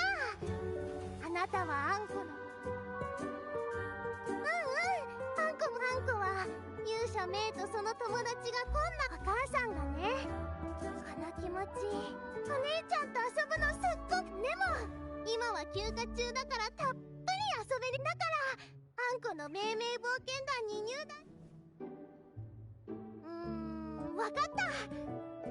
Oh shit, I think I forgot to log into Honkai Star Rail. I forgot to do my my daily resource thingy. Now I'm gonna be delayed today. Crap. And maintenance already started. So I can't log in now. Oh, that's a shame. それじゃあ冒険、これはあんこだけのもんだから、これからアンコールには拍手と歓声が。よーし、まずほら、あそこの女の子。 See, like, I think they did this story pretty well so far, at least. It's just its own little isolated story. It's just talking more about Encore. It's learning, a little bit more about the character. It's completely separate from everything. And anything we do learn, like about her, could still be world building. But it's not going to contradict other parts of the story. I think, so far at least. Maybe, I mean, who knows? They might Encore might say something at the end, saying, "Oh, by the way, I saw you at Black Shores multiple times. In fact, we often held parties all the time with you." And then it makes 1.3 saying, "Oh, no one ever saw you and recognized you." Makes no sense. ヘイです。エイちゃん。覚えた。こっちは漂白者。命名冒険団の団長だよ。さっき聞こえてた。何でも聞いて。3つの宝物を揃えたら、じゃあこれを見て。すごーい。木でできた地図だ。ここは灯台で、ここには大きい岩が。A map on a piece of wood? Like what? Laments have been racking the world for 10,000 years. Like, everything should be digital by this point. We shouldn't be doing anything analog. Like, that's the whole point of data terminals. Data terminals are essentially like cell phones. Like, we do everything digitally. It's so weird that there would be an actual physical map for anything. In fact, I thought that was the data terminal is that they log actual, like, everything.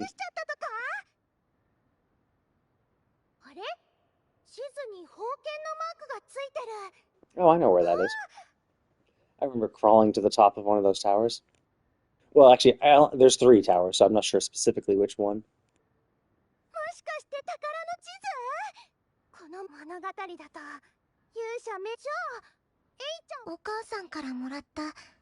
I think that's the one in the southeastern part of the map, though. Because I'm pretty sure that one's... Well, I mean, they're all kind of along the coast, but I'm pretty sure it's that one. 願いを叶えるために妖精の命に助けてもらいながら伝説の宝物を It's the one, 探 like, す旅に出る almost directly south of the Morning Heights area, along the southern part of the map. For the 1.0 map, at least. 願いを叶える宝物はどこにあるの？でもお母さん、辺境を見張る良きだからいつも任務で忙しそうにしてた。Or, oh no, we actually just saw a tower in the background. Is that it? Is it the one close by? そしたらある日、この宝の地図、私 Hard to tell. I haven't explored. I mean, I did 100% exploration before 1.1 even came out. So it's been like 8 months since I did exploration, maybe. たくさん願い事を考えても、もう一度お母さんに会いたい。大人はみんな、お母さんは任務で遠くに行ってるって言うけど、そんなの嘘。私だって、もうお母さんは帰ってこないって分かってる。それでも、お母さんに会いたくて。Wait, that treasure map's hers? Your mother drew? Oh, maybe it was something for her daughter. Maybe she was planning an outing or something with her daughter, but then died. だから、お父さんにも話してみたんだけど、それで今日、あんこちゃんの物語。Yeah, I bet she was planning to go out with her daughter, like to make up for the fact that she's never there, and planned it as like a fun little outing where they do treasure hunting, and then she went to live in a farm upstate. 大人は慰め、ハンコはね、いろんなお話を聞いてきたから、この宝の地図は偽物。本当？うん。ヘイちゃんの大好きなお母さんがくれた宝の、それにお姉ちゃんも手がかりがあるんだから使わない手はないよ。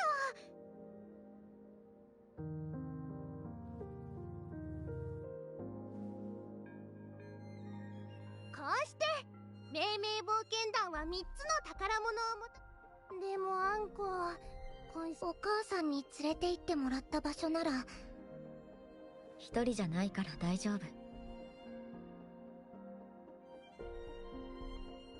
ゃあみんなで一緒に。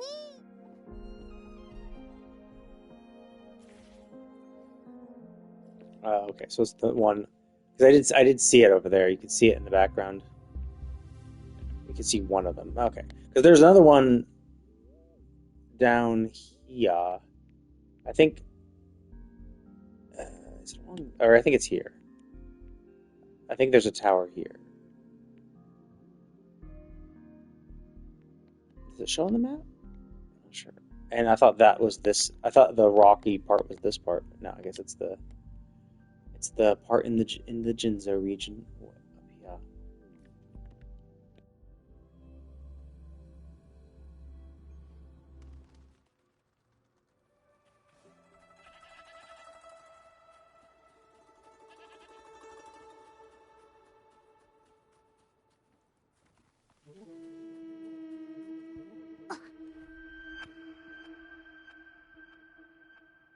地図によると宝剣はすぐ近くにあるみたい。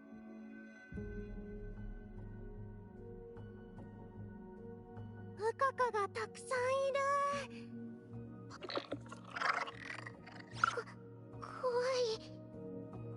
心配しないで。あんことお姉ちゃんがついてるから。勇者メイはそれはつまりこのあんこ任せて。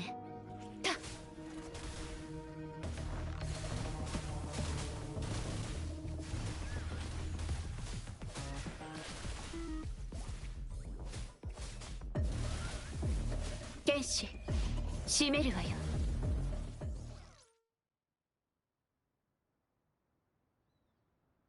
すごい。あれぐらい楽ね、お姉ちゃん。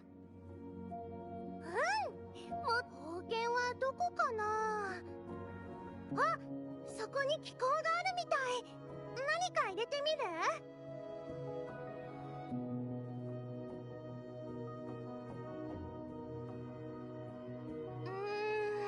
でもあんことエイちゃん届かない。私がやるよ。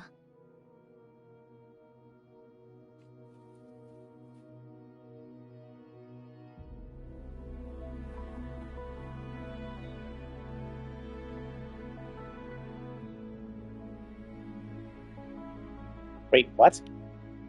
How the hell did this appear? ここに気候があるなんて。例の物語にはなかった？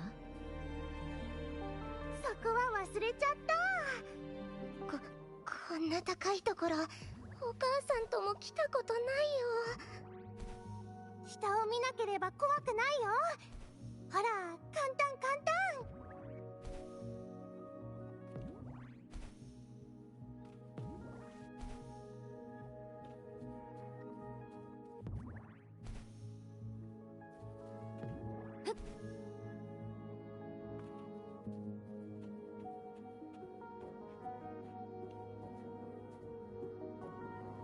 I do think it's cool that they have the stuff randomly fight each other too. So you'll have some of the humans fighting each other or other monsters fighting each other. That's a nice little touch. It makes the world feel more immersive. And it's like, oh yeah, like it's not just it's not just us against the monsters. Like it doesn't happen in Genshin at all. It's like even though there are like treasure hunters, which are essentially the equivalent of the exiles, and like the Abyss Order, it's like they're totally fine with the little turtles and all other monsters. Like they never attack anything. It seems to be like all of them always against us.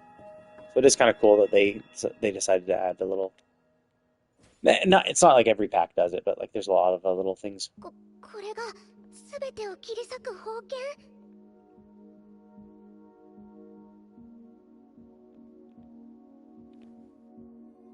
そう、山をも両断する勇気の宝剣だよ。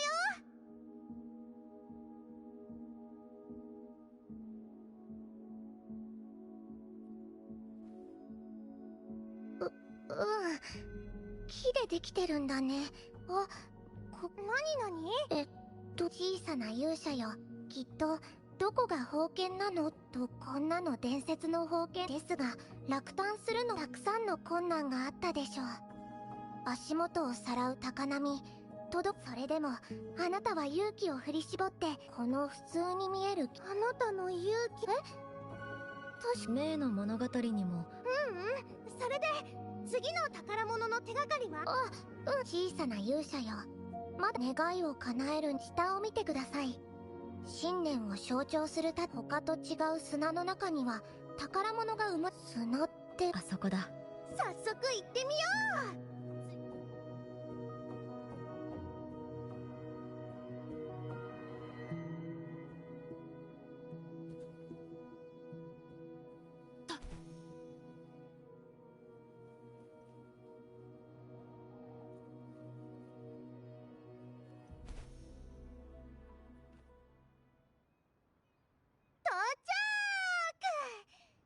勇敢なる冒険者たちは砂浜にやってきた。この冒険者の心を試すと言い伝えられている盾、揺るぎない信念を持つ勇者だけがそれを見つけられるのだ。3人で分かれて探そう。何か見つけたら。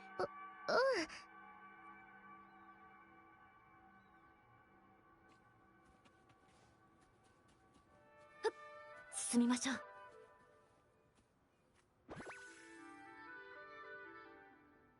これぐらいいくらでも用意させますよ。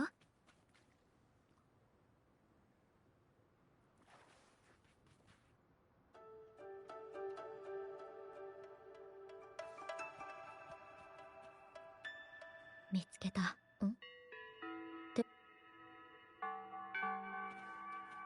Oh, they put it in. One of them had a treasure box. Why does the shield not have a box too? どう？お姉ちゃん、すごーい。これが物語に出てくる盾だよ。これも木でできて職人の技ってやつだね。この盾を作った人、花冠の手がかり。レイちゃん。2度目のおめでとうですね。この盾は努力の証。辛いことにも諦めずに。I mean, she has a wooden shield and she has a wooden sword, so I guess she can go into the Deku tree then. これからも迷う時があるでしょう。そんな時はこの旅を思い出してください。心に灯る揺るぎない最後の宝物、願い事が決まっ花畑訳す多分。もちろん。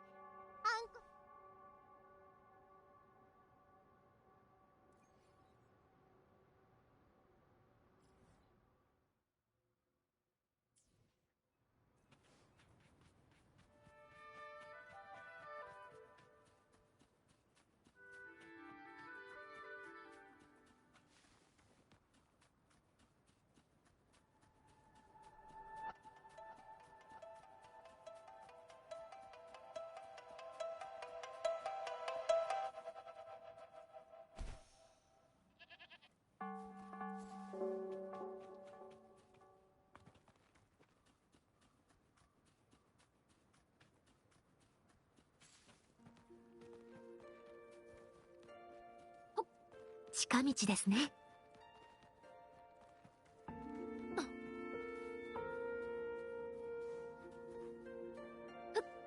進みましょう。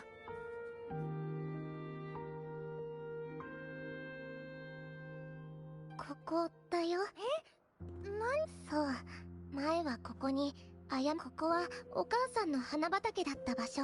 私ね、お母さんに言われたんだ。お母さんが帰ってきたら一緒にここだから私毎日。でもだんだん花は、お父さんは自然の分かってるけど、お母さんにこの盾も剣も。じゃあお母さんが大事にしてたここは花冠。ヘイちゃん、あんこちゃん、漂白者さん。Okay, so I was right. Yeah, that map was made by her mother as part of like an outing she had planned. お父さん、地図を見て悲しい顔。この宝の地図も大人の言う通り願いを叶える扉なんてやっぱりないんだよ。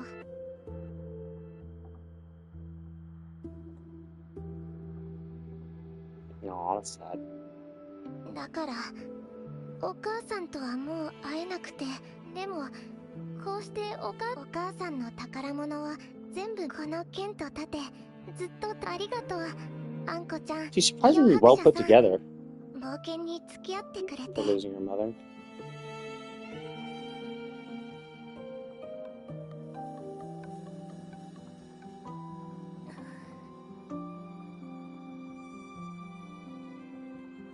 団長も副団長も解散って言ってんの。まあ今日はここ2人とも勇者宝探しはこれで終わりだけど、この先にもたくさん。エイちゃん、明日命名冒険団のもの。じゃあバイバイエイちゃん。お姉ちゃん、これってハッピーエンドだと思う？エイちゃんは It deserves a better 花 ending, 冠を but 手に入れてないし、お母さんにも会えなかった。確かに小さな勇者はお母さんの宝。でもあんこ、このエイちゃんは願いを物語の中の。ねえ、勇者名の願いは叶ったと思う。それなら勇者、それで長い旅の間に起きた。 I mean, it's easy. We just gotta summon Retroact Rain, and then she can see her mother. Problem solved. So if we just resummon the Threnodian, it'll bring back Retroact Rain, and the world will be a better place. お姉ちゃん、覚えてる？エイちゃんの宝探しのきっかけになったっていう。エイちゃんは地図のことを思い出したって。それに願いを叶える。それを聞いてあんこすぐに分かっちゃった。宝の地図に載ってるのは勇者名の宝剣。エイちゃんのお母さんが残した。なんであんこが分かったか当ててみて。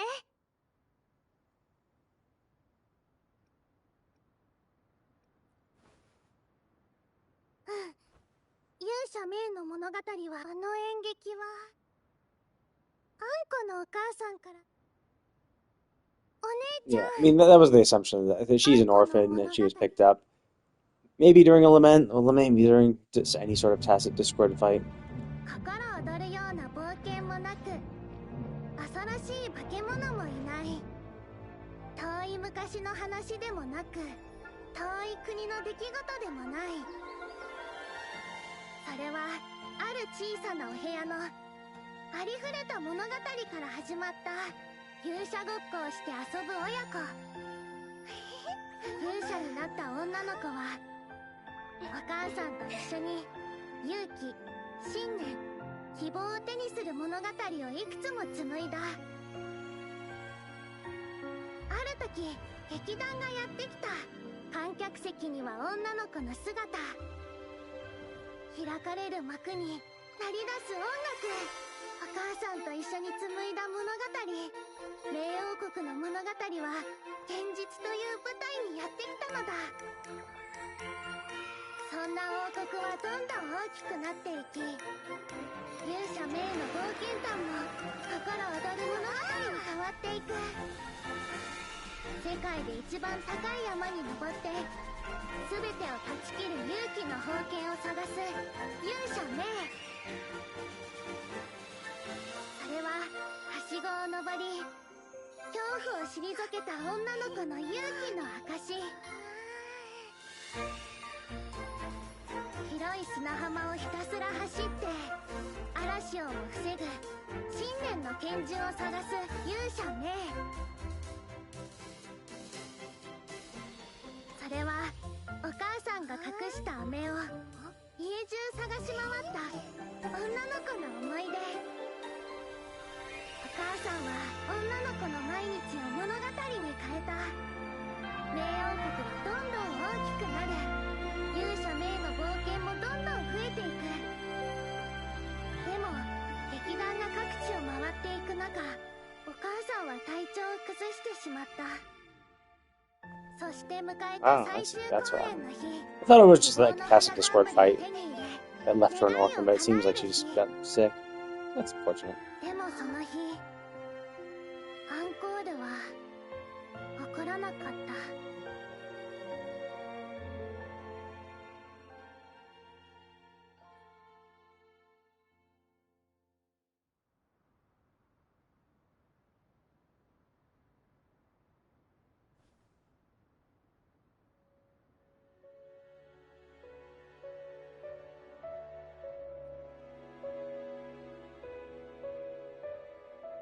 みんなの拍手が鳴り響く中、アンコはステージに上がった。願い事をするために。でも怖くて仕方なかった。物語の主人公みたいにいい子でいれば。なのに母さんもう。そしたらお母さんが、アンコは黒勇者物語を聞いて、黒メイと白メイが物語を飛び出して、これからはメイたちがアンコと一緒にいてくれるよって。 So I assume that I guess they mean like that's when she awoke as a resonator. でもお母さんはいなくなった。養護施設でもブラックショアでもアンコが見聞きした Oh, so she was within the orphanage. Or then maybe the Black Shores picked her up because she was a resonator. So maybe Black Shores found her in the orphanage and took her in because she's a resonator and help her control her powers or whatever. But I guess overclocking is pretty serious, so it's best to train them. So like prevent themselves overclocking. それで物語勇者メイはたくさんの友達と一緒に願いを叶える扉を、そしてその扉のお母さんに物語を全部聞くから。だからね。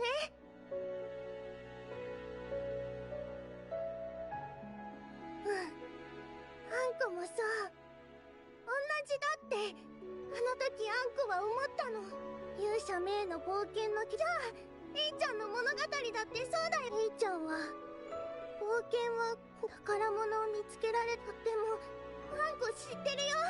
お母さんの病気がどんどん悪くなっている。もアンコの物語を聞いてる物語にはね、その力のおかげで黒メイと白メイはアンコのお宝。アンコはエイちゃんの冒険を終わらせたくない。アンコはこの物語をハッピーエンドにする。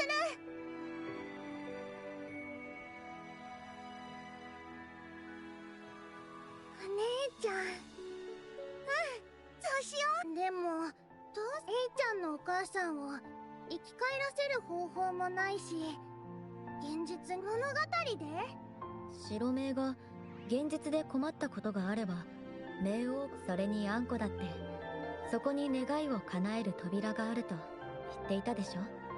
じゃあ勇者メイの冒険にふさわしい。そっか。 I do like that they make the rover speak a lot more, although that's kind of what happens when you don't have a Paimon, because essentially that's what Paimon is. Paimon is the traveler's voice, so they don't have to speak. And so they can be the moron asking questions to drive the exposition further. And that's kind of why this game suffers, is because even though we have amnesia, there's not anyone to remind everyone, hey, we have questions about the world, please explain it to us. We have amnesia, everyone knows we have amnesia, but they don't go out of their way to explain anything. And we don't have a Paimon-like figure to ask questions of, oh, You said these terms, but I have no fucking clue what you're talking about because I have amnesia. Please tell me what the hell you're talking about. But I do like. So it would be kind of nice if we. It's one of like you got to do it one way or the other. You know, you either have a figure like that, or you do it like this game where you're like, nope, we don't have that figure, so the main character has to be the one who speaks. But it seems like they kind of try to hold back on limiting the amount of dialogue, because every line of dialogue she gives, you essentially double it because you need the male and female line. 勇者メイはお姉ちゃんとエイちゃんを冥王国にも。でも冥王国は誰でも行ける場所じゃないから。それじゃあ永遠に枯れない。花に加えてみんなお姉ちゃんなら絶対一緒に聞きに行こう。 She's still on the mountain? She lives in the mountain? Why?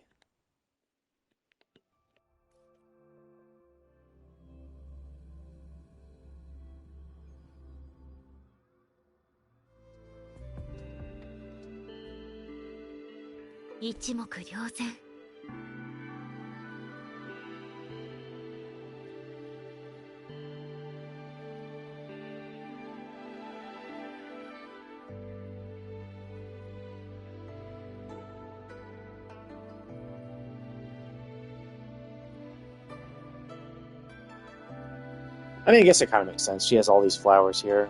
It seems like her garden.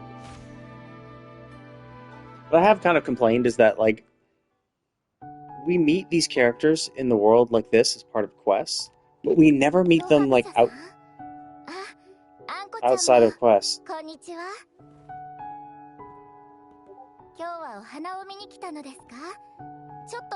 Like, we never meet them outside of quests. Like, we don't see Verena, Kalchara, Encore. Like, we don't see them around the city ever. Like, they only ever exist when they need to exist as part of quests. So it would be cool, since, like, both times we've met Verena as part of the story is at this location, it would be cool that after this quest, if she's just chilling there, right? And, like, Encore, now that, like, we kind of have a location for her, like, if they just leave her in that little pagoda, you know, surrounded by children, that would be cool. Just leave her there, like, permanently, and just, that's her spot. If you have Kalcharo, like, maybe at a bar or something, like, try to place the characters in the world, so it feels like they, you know, actually exist. Like, Genshin does that. Like, Jean's in her office, Lisa's in the library. Some of them, like, are not at fixed locations. Like, I don't think you can easily find Amber or Kaya. But, like, there are a lot of, you know, characters that you can pull for that also have... Oh, they do? Oh, okay, cool. I haven't really explored the city, so maybe they do. Or maybe they... I don't know if they've always done that. Maybe they do that now.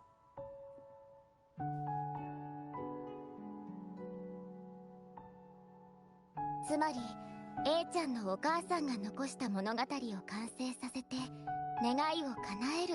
I'll definitely check after Encore's quest if she's still there. Oh, really? Okay, that's cool. Yeah, because that's... I guess it's a little harder, too, because the city's so big, and it's not...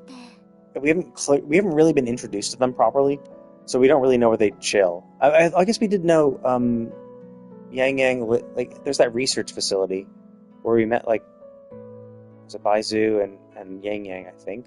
So I could go check out that. We went in there, like, once for the story, and, like, never went back there again. So I could pop in there, see if they're in there still.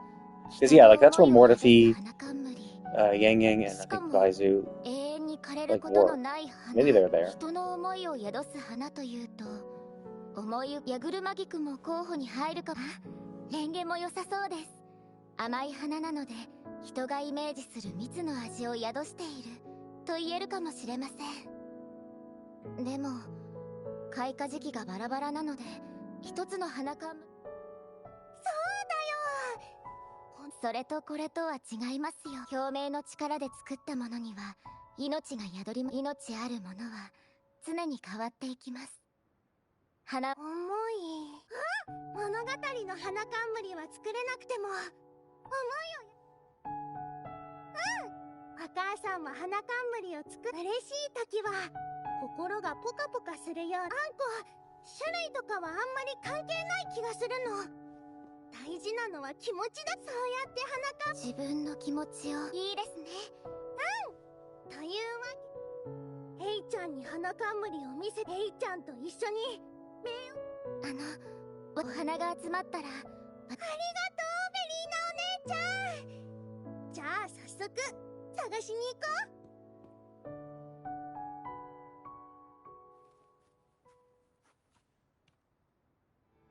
自分の思いを表す。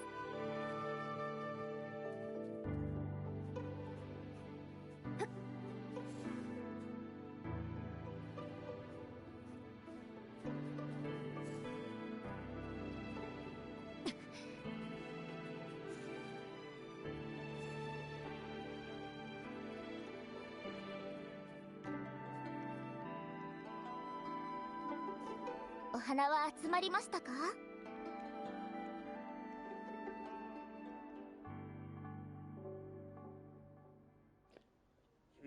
？I prefer blue, but I guess this is for a girl, so I guess I go for a 綺 pink 麗 flower. な色。ふわふわ。あんこもたくさん。素敵ですね。あんこねえねえ。この金色にあんこは命名冒険団を象徴する。綺麗な。隙間。エイちゃんのお花も入れ。エイちゃんの気持ちはエイちゃんにしかわかりました。ありがとう、ベリー。お姉ちゃん、明日のお昼だからね。忘れな。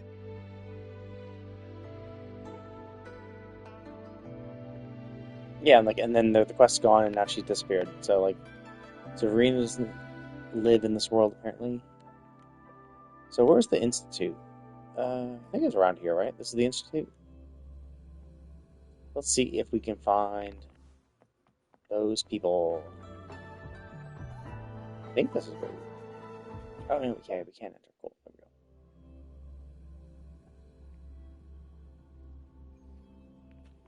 go. Okay, where are you?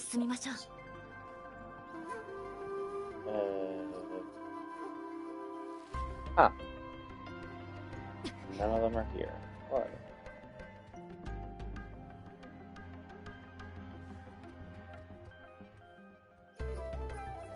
I think this is someone important's office. It's probably someone we know's office.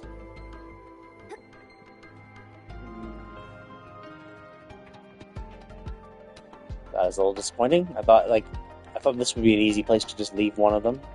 But we met 3 of them here, and none of them are here anymore. So maybe, I mean, you said you saw some, so maybe they have like a pattern.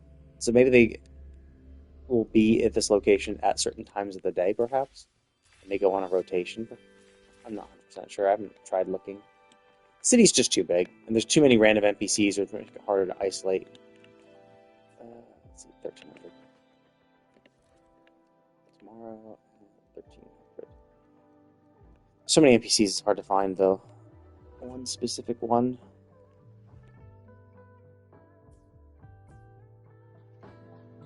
But the only time I've ever seen NPCs is when they're part of a quest. Oh, we're still going back there. Okay. I think this is actually faster. I'll see them as part of a quest, and then then you interact with them as part of the quest, and the second the quest is done, they just disappear.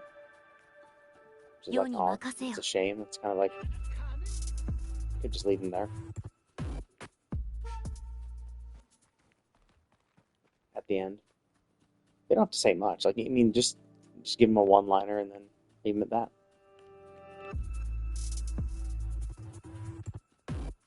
It makes it feel... I mean, it allows us to connect more with the characters. Jesus, man, she really went to town on this place.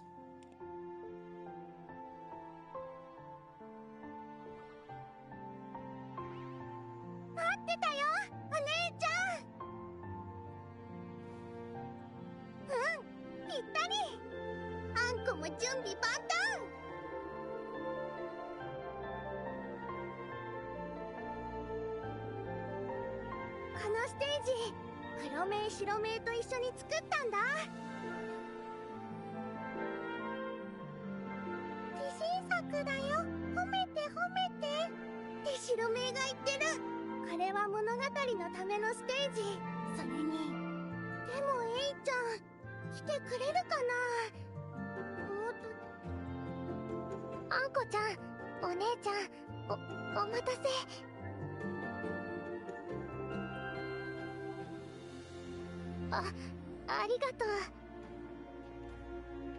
I mean, we ran into 2 swarms of enemies on our way here, teleporting from the closest spot. Like, I think having a child come by herself, like, we essentially asked a child, hey, could you leave the city by yourself? Don't tell anyone where you're going.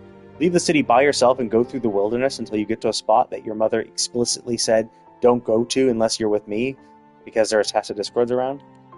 Probably not the wisest idea. Like, at least before, and even like exploring the previous places, it was because we were there and we fought Tacit Discords. The fact that it's just like, yeah, you know the way, right? Just wade through all the Tacit Discords, you'll be fine.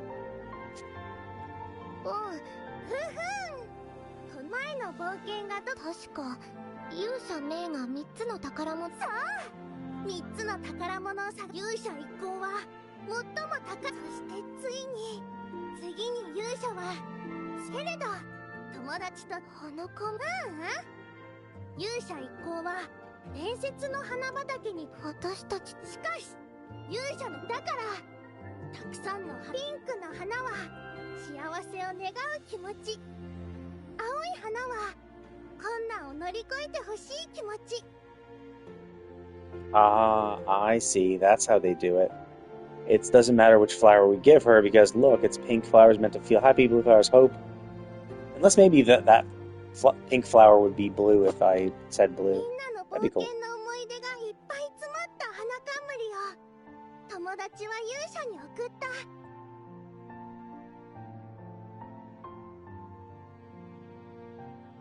これが希望の花冠？まだ完成していない。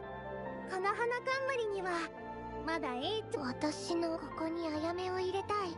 でももう全部し見つけられる？もしあやめも願いを叶えると。 もちろんだよ。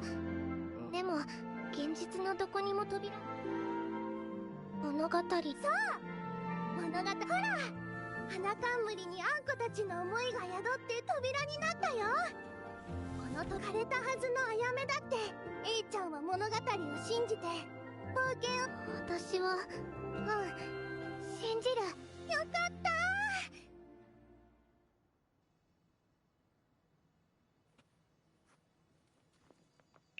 So Encore casually just rips a hole in the dimensional fabric. That's probably fine.「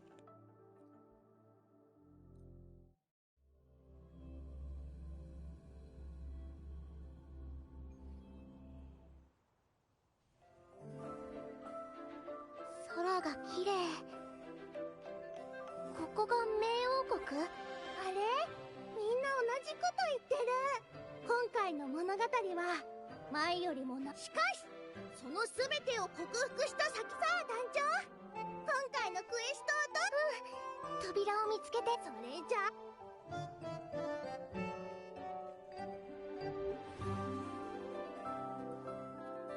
通れないみたい。大丈夫。下にプラットフォームがあるからね。滑空して通ればいいよ。 心地いい風。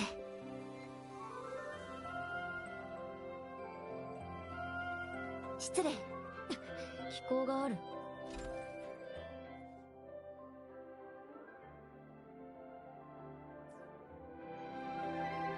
んか解く方法知ってるよ。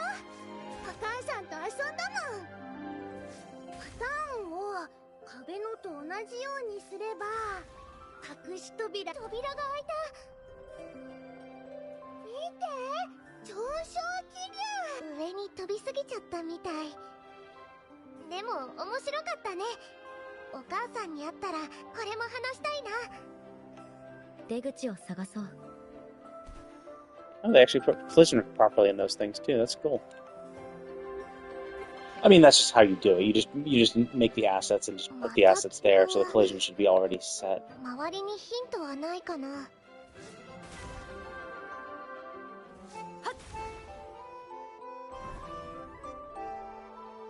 すごい！あっという間に解いちゃった。化け物がいっぱい。この程度じゃ止まれない。さあ、行くわ。私も戦うよ。母さんがくれた宝剣くら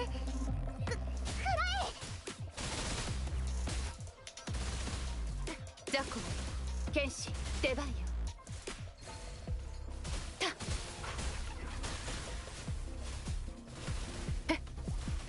さあ行くわよ。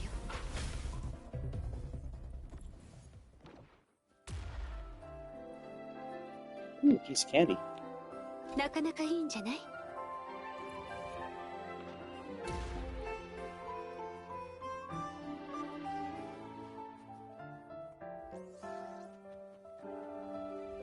ここにも気候が。さっきの部屋の壁に風の音だ。戻って確認してみよう。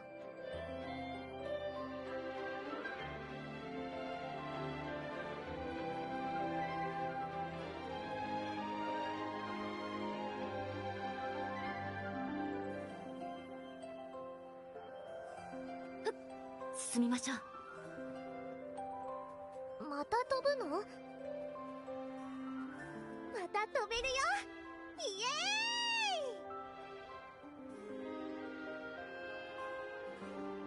ーイ。 I hope they add more gliders too. I like how Genshin has other gliders. It'd be cool if they added more glider variety as well.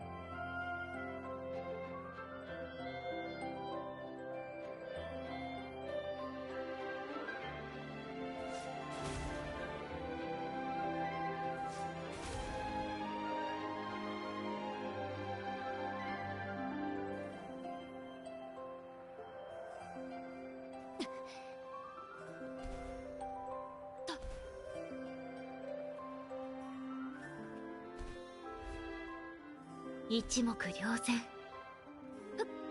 進みましょう。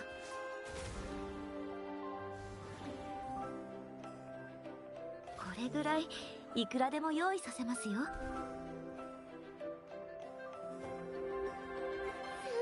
風。このまま扉まで連れてってくれないかな。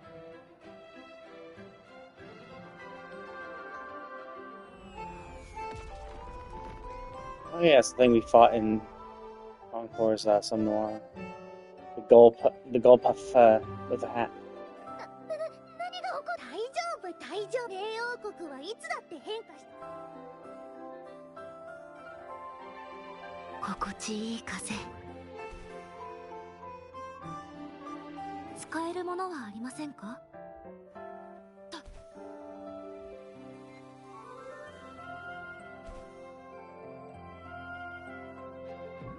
一目瞭然。これぐらいいくらでも用意させますよ。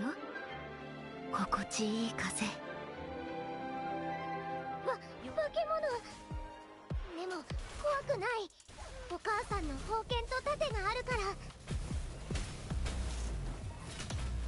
剣士閉めるわよ。はっ。兵士入れよ。はっ。検証移動。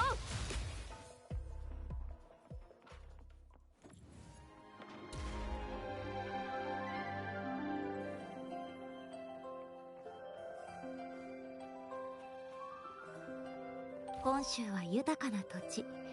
いいものがたくさんありますよ。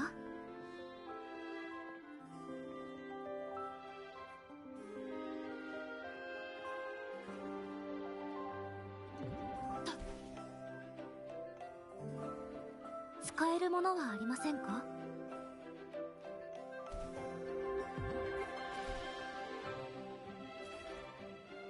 本州は豊かな土地。いいものが。周りにヒントがあるかもしれないよ。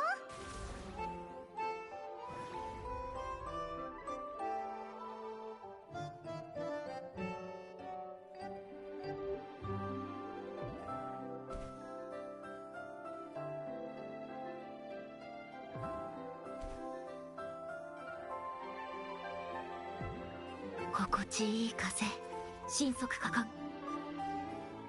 Oh, what the fuck? It literally was in front of me. It showed me the fucking thing.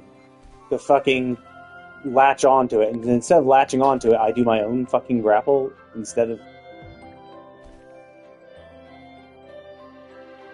一目瞭然。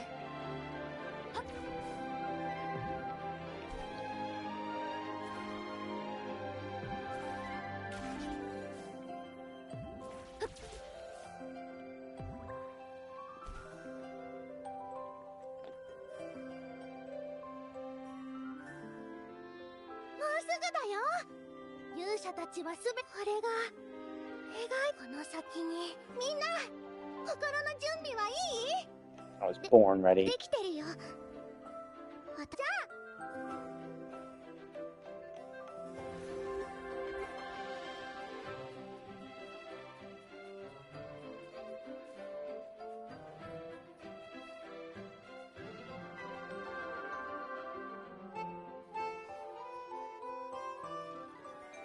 Yeah, this is the same arena that shows up in her Summon Noir thing too. 勇者は止まらない。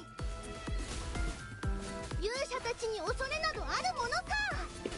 勇気の宝剣を掲げ、その鋭い刃で化け物の巨体を分断するのだ。化け物の攻撃など信念の拳銃の前ではあまりに無力。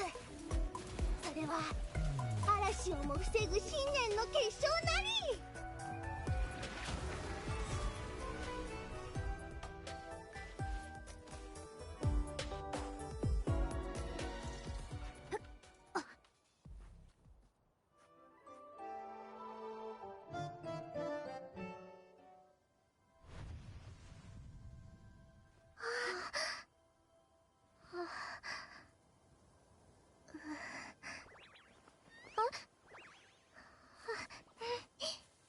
お母さんが大好きなあやめの花、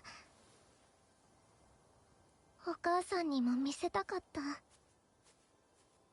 願い事する？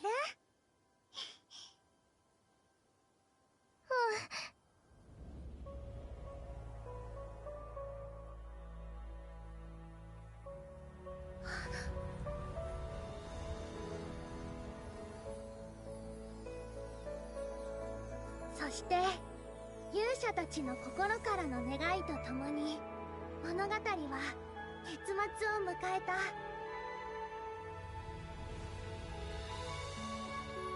小さな勇者はとうとう願いを叶え、思いをお母さんに伝えた。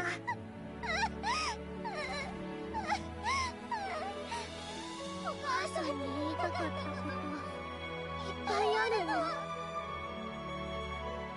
話しきれないほどの物語を。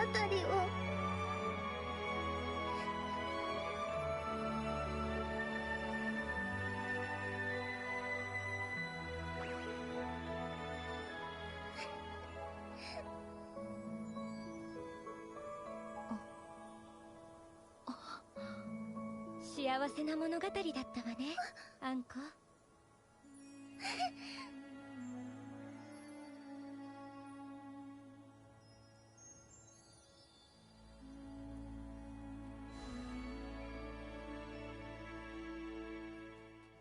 これぐらいいくらでも用意させますよ。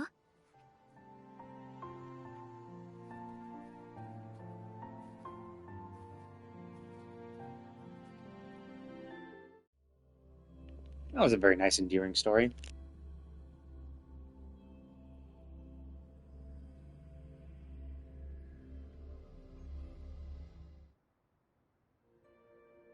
隠して小さな勇者は全ての物語と思いを。彼らの波乱万丈な旅はこれからも続いていく。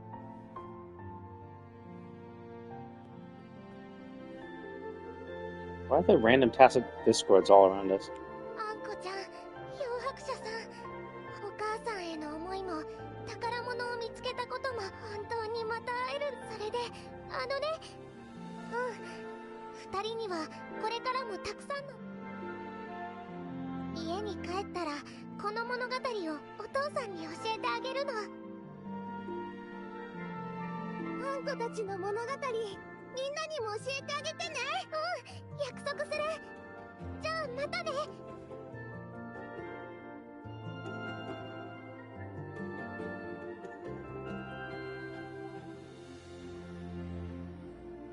お姉ちゃん、感想教えて。今回の物語はいい物語。あんこもね、このラストがとっても大好き。勇者メイはようやく長いみんなで冒険して行く手を阻む化け物たちと戦った。宝剣と盾を見つけて希望の花冠もたくさんの場所を巡ったあんこは物語と現実は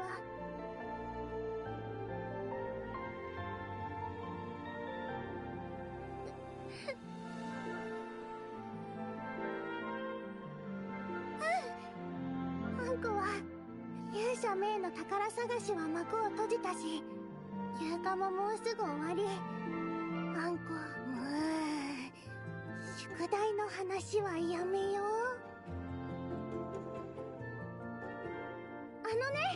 冒険が終わっても寂しがるお姉ちゃん。次も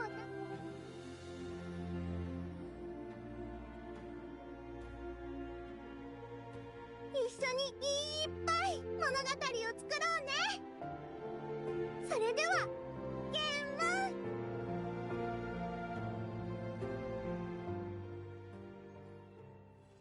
Oh, okay. So those echoes are the ones that normally are in this location, and they didn't think to disable them for this quest. That's awesome. Not the best way to end it, for getting that kind of thing, but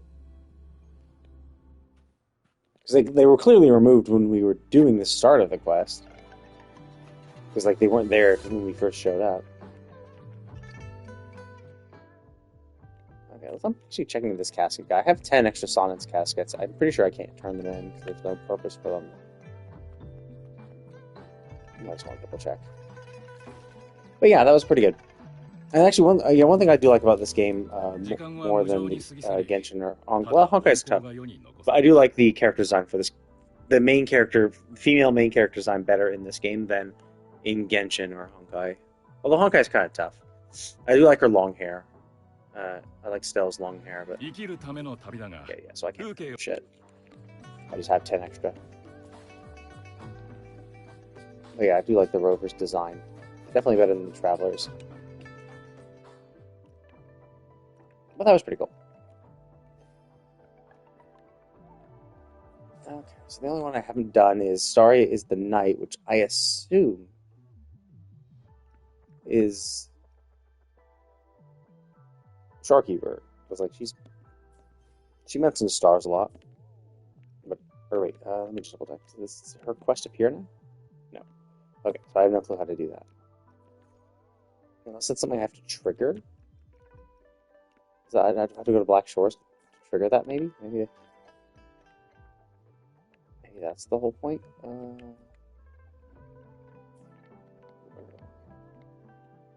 Oh yeah. Okay, you're here. Oh, okay, it's a future one. Okay. Oh, it might be. So it might be a Shorekeeper one, just one that hasn't yet come out. So maybe in the second half of this patch, or maybe. Oh, interesting. But not for. Okay. Well, then it's normal. Then I don't have that. That's fine then.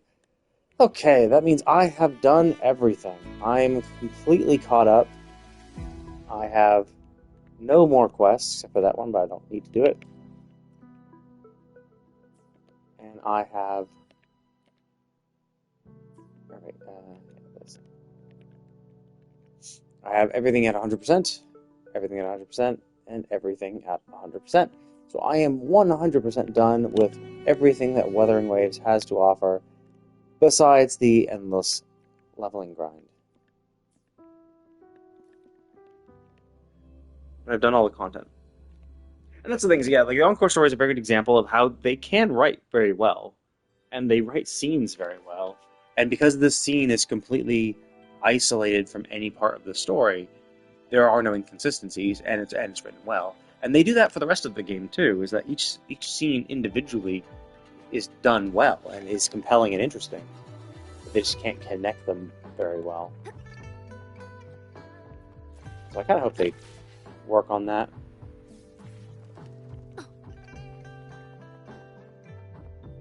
I'm a completionist, so I want to make sure I do everything. Plus, there's also the fact that, like, the quests in here were actually required for completion.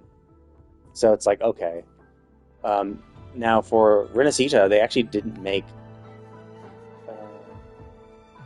we saw Encore over there. Renacita didn't actually make the quests required at all. I think this is where Encore's quest started, right? Okay, so just not chilling around here. And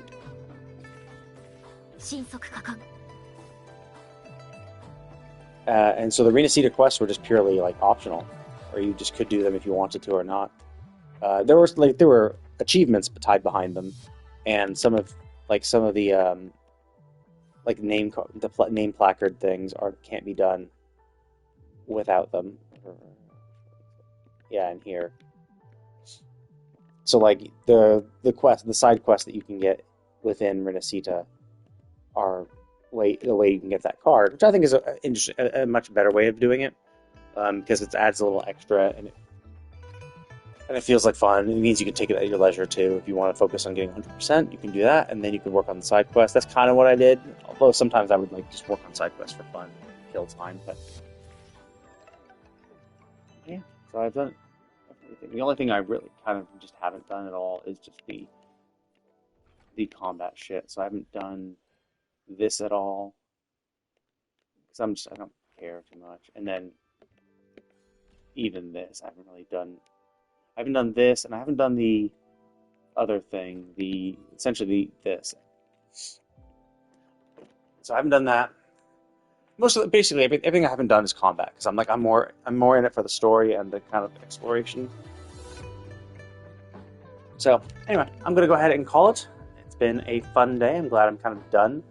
I don't know when the next time I'll be playing this. Well, I'll probably be playing this and like just grinding, like popping in just to spend my stamina for materials, and that's it. Like I probably won't be streaming this for a while. I don't even know if I'll come back when 2.1 comes out. I might just honestly wait till 3.0. We'll see. It depends on how busy I am. So I basically put a pause in Cyberpunk. I was playing Cyberpunk before this, and so I had pretty much done all the side content. Well, not all the side content. I did all like the exploration content in Cyberpunk. So the only things I had left, so I did all the gigs, all the NCPD shit. I'm already maxed, or I think I'm pretty close to max level if I'm not already max level. I'm in the 50s. I know that the Phantom Liberty DLC raised it to 60. I'm in the 50s. I might have hit 60. I forget. My gear is all decked out. I have tier 5++ augments completely filled. So I'm all decked out in Cyberpunk. And the only things I hadn't done were the main story quest, Pan Am's side quest series, and I think like 1 or 2 side quests. Like everything else had been done. Like the entire city map is completely cleared out. I've gotten the achievements for doing 100% for every single region. So I've done almost everything. I'm missing one Cyber Psycho, but I'm pretty sure it has to be story content. It must be tied behind the story content because the map doesn't show where it is. But basically, I put a pin in that because I was like, okay, well, I heard 2.0 is coming out. I heard it's good. I'll put a pin in that, play this, do exactly what I just did, wrap everything up. So probably, okay, so in 2 hours, I'll probably come back and start playing again.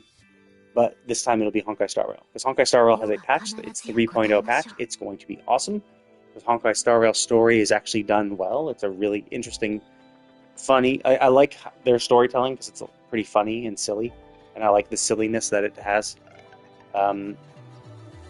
And yeah, I've really enjoyed Honkai Star Rail. In fact, of the gacha games, I think I enjoy playing Honkai Star Rail more than even Genshin and this game. Simply because the story is just so funny. I like turn-based combat in general. Character designs are really cool. The content they do is like not too tedious, so it feels more fun to play. Genshin doesn't really feel too tedious, but like exploration does take time, so it is a pretty big time suck. But I don't dislike it. It's a fun thing to do. That's why I can't I'm probably not going to play Genshin and this game like concurrently. That's why I'll probably just pop in again when 3.0 comes out, catch up on all the content I missed, maybe. And I mean, I don't know if 2.1 drops and there's nothing better to do. But I'm playing it, so after I catch up with 3.0 and Honkai Star Rail, then I'll go back into Cyberpunk and start playing that again. Try to wrap up the remaining side quests I have before getting onto the main story. And then, of course, there's Phantom Liberty DLC, which will be awesome too. So I'm looking forward to that. And then after that, I was thinking I was going to start Witcher 3, because I've never played The Witcher. I've never played any of the Witcher games, really. Because it seems like a good logical thing to do, Witcher, because it's another CD Projekt Red project, another game that they've made. And I really like Cyberpunk. Cyberpunk's been a lot of fun, especially with the 2.0. Because I only started after 2.0, so I wasn't part of the initial poor release. So I've only seen it in its good state, and so it's been a lot of fun. I've really enjoyed it. And, you know, obviously with the Witcher television series out, I haven't watched it, but, you know, I know it's out, so I might want to watch that too. And then I saw the trailer at the Game Awards for Witcher 4, so I'm like, okay, that's going to be pretty cool too. So I thought, well, maybe the next logical game after Cyberpunk would be just another CD Projekt Red game and go into Witcher. And then I'm not sure what game it will be after that. I have a bunch of other games that I haven't gotten around to playing. So we shall see. Oh, I want to play Spider-Man 2. I want to play Spider-Man 2, but I don't know. I don't know if I want to do like a super action game. Witcher's kind of action combat too, so I don't know if Spider-Man's been fun. I really like the Spider-Man games. I don't know if I'm going to play Spider-Man 2.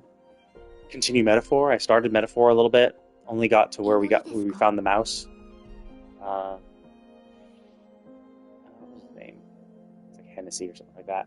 But obviously not, because Hennessy is a whiskey. So I could get back and play Metaphor. I do know that was a really fun game. There's a lot of games to play, just not enough time. Oh, and then Suikoden 1 and 2 are going to come out. I think I bought Dragon Quest 3. I think I bought it. But I was waiting for Dragon Quest 1 and 2 to come out, so I'm curious when the 2D, 3D remake is going to come out. So I'm going to play that.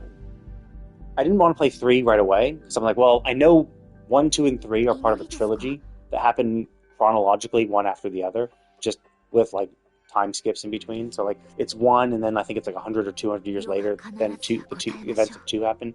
And then, again, it's another, like, period of time later than the events of 3 happen.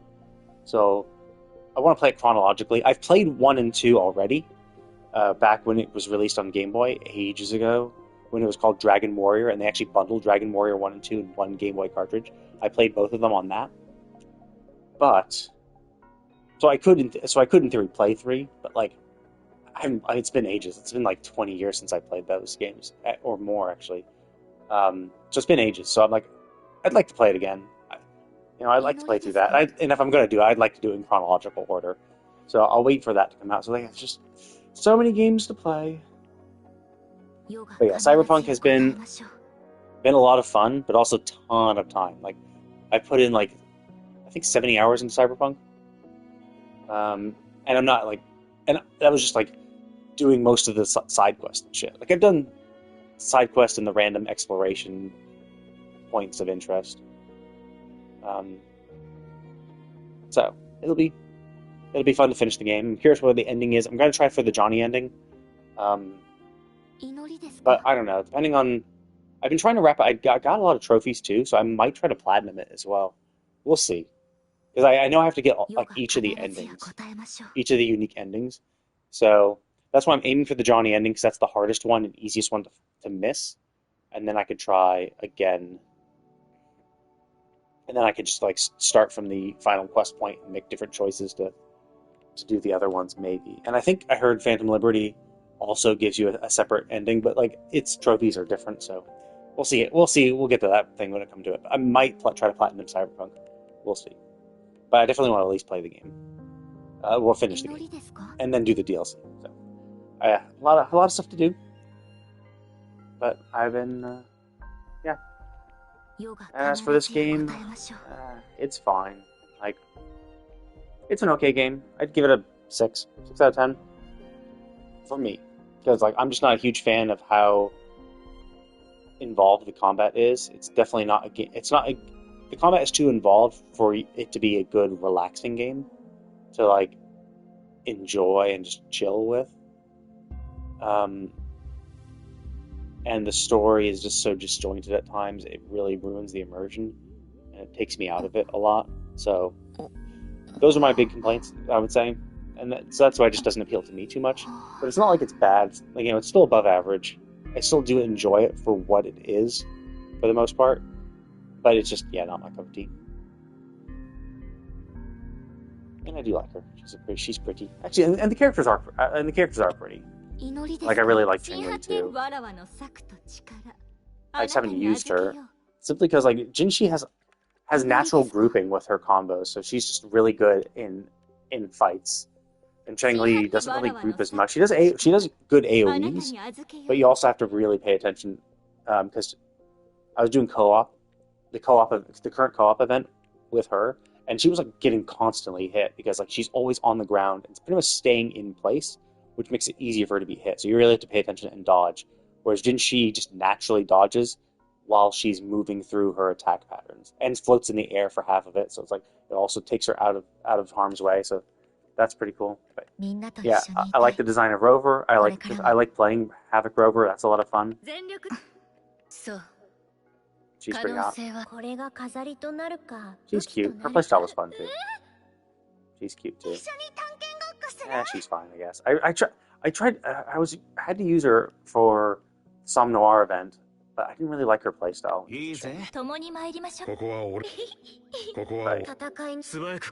Interesting designs, and obviously she has her own advantages as well. But yeah, so I've been enjoying the game for the most part. But anyway, I'm gonna go ahead and call it. Thank you all for watching, and I will see you all next time.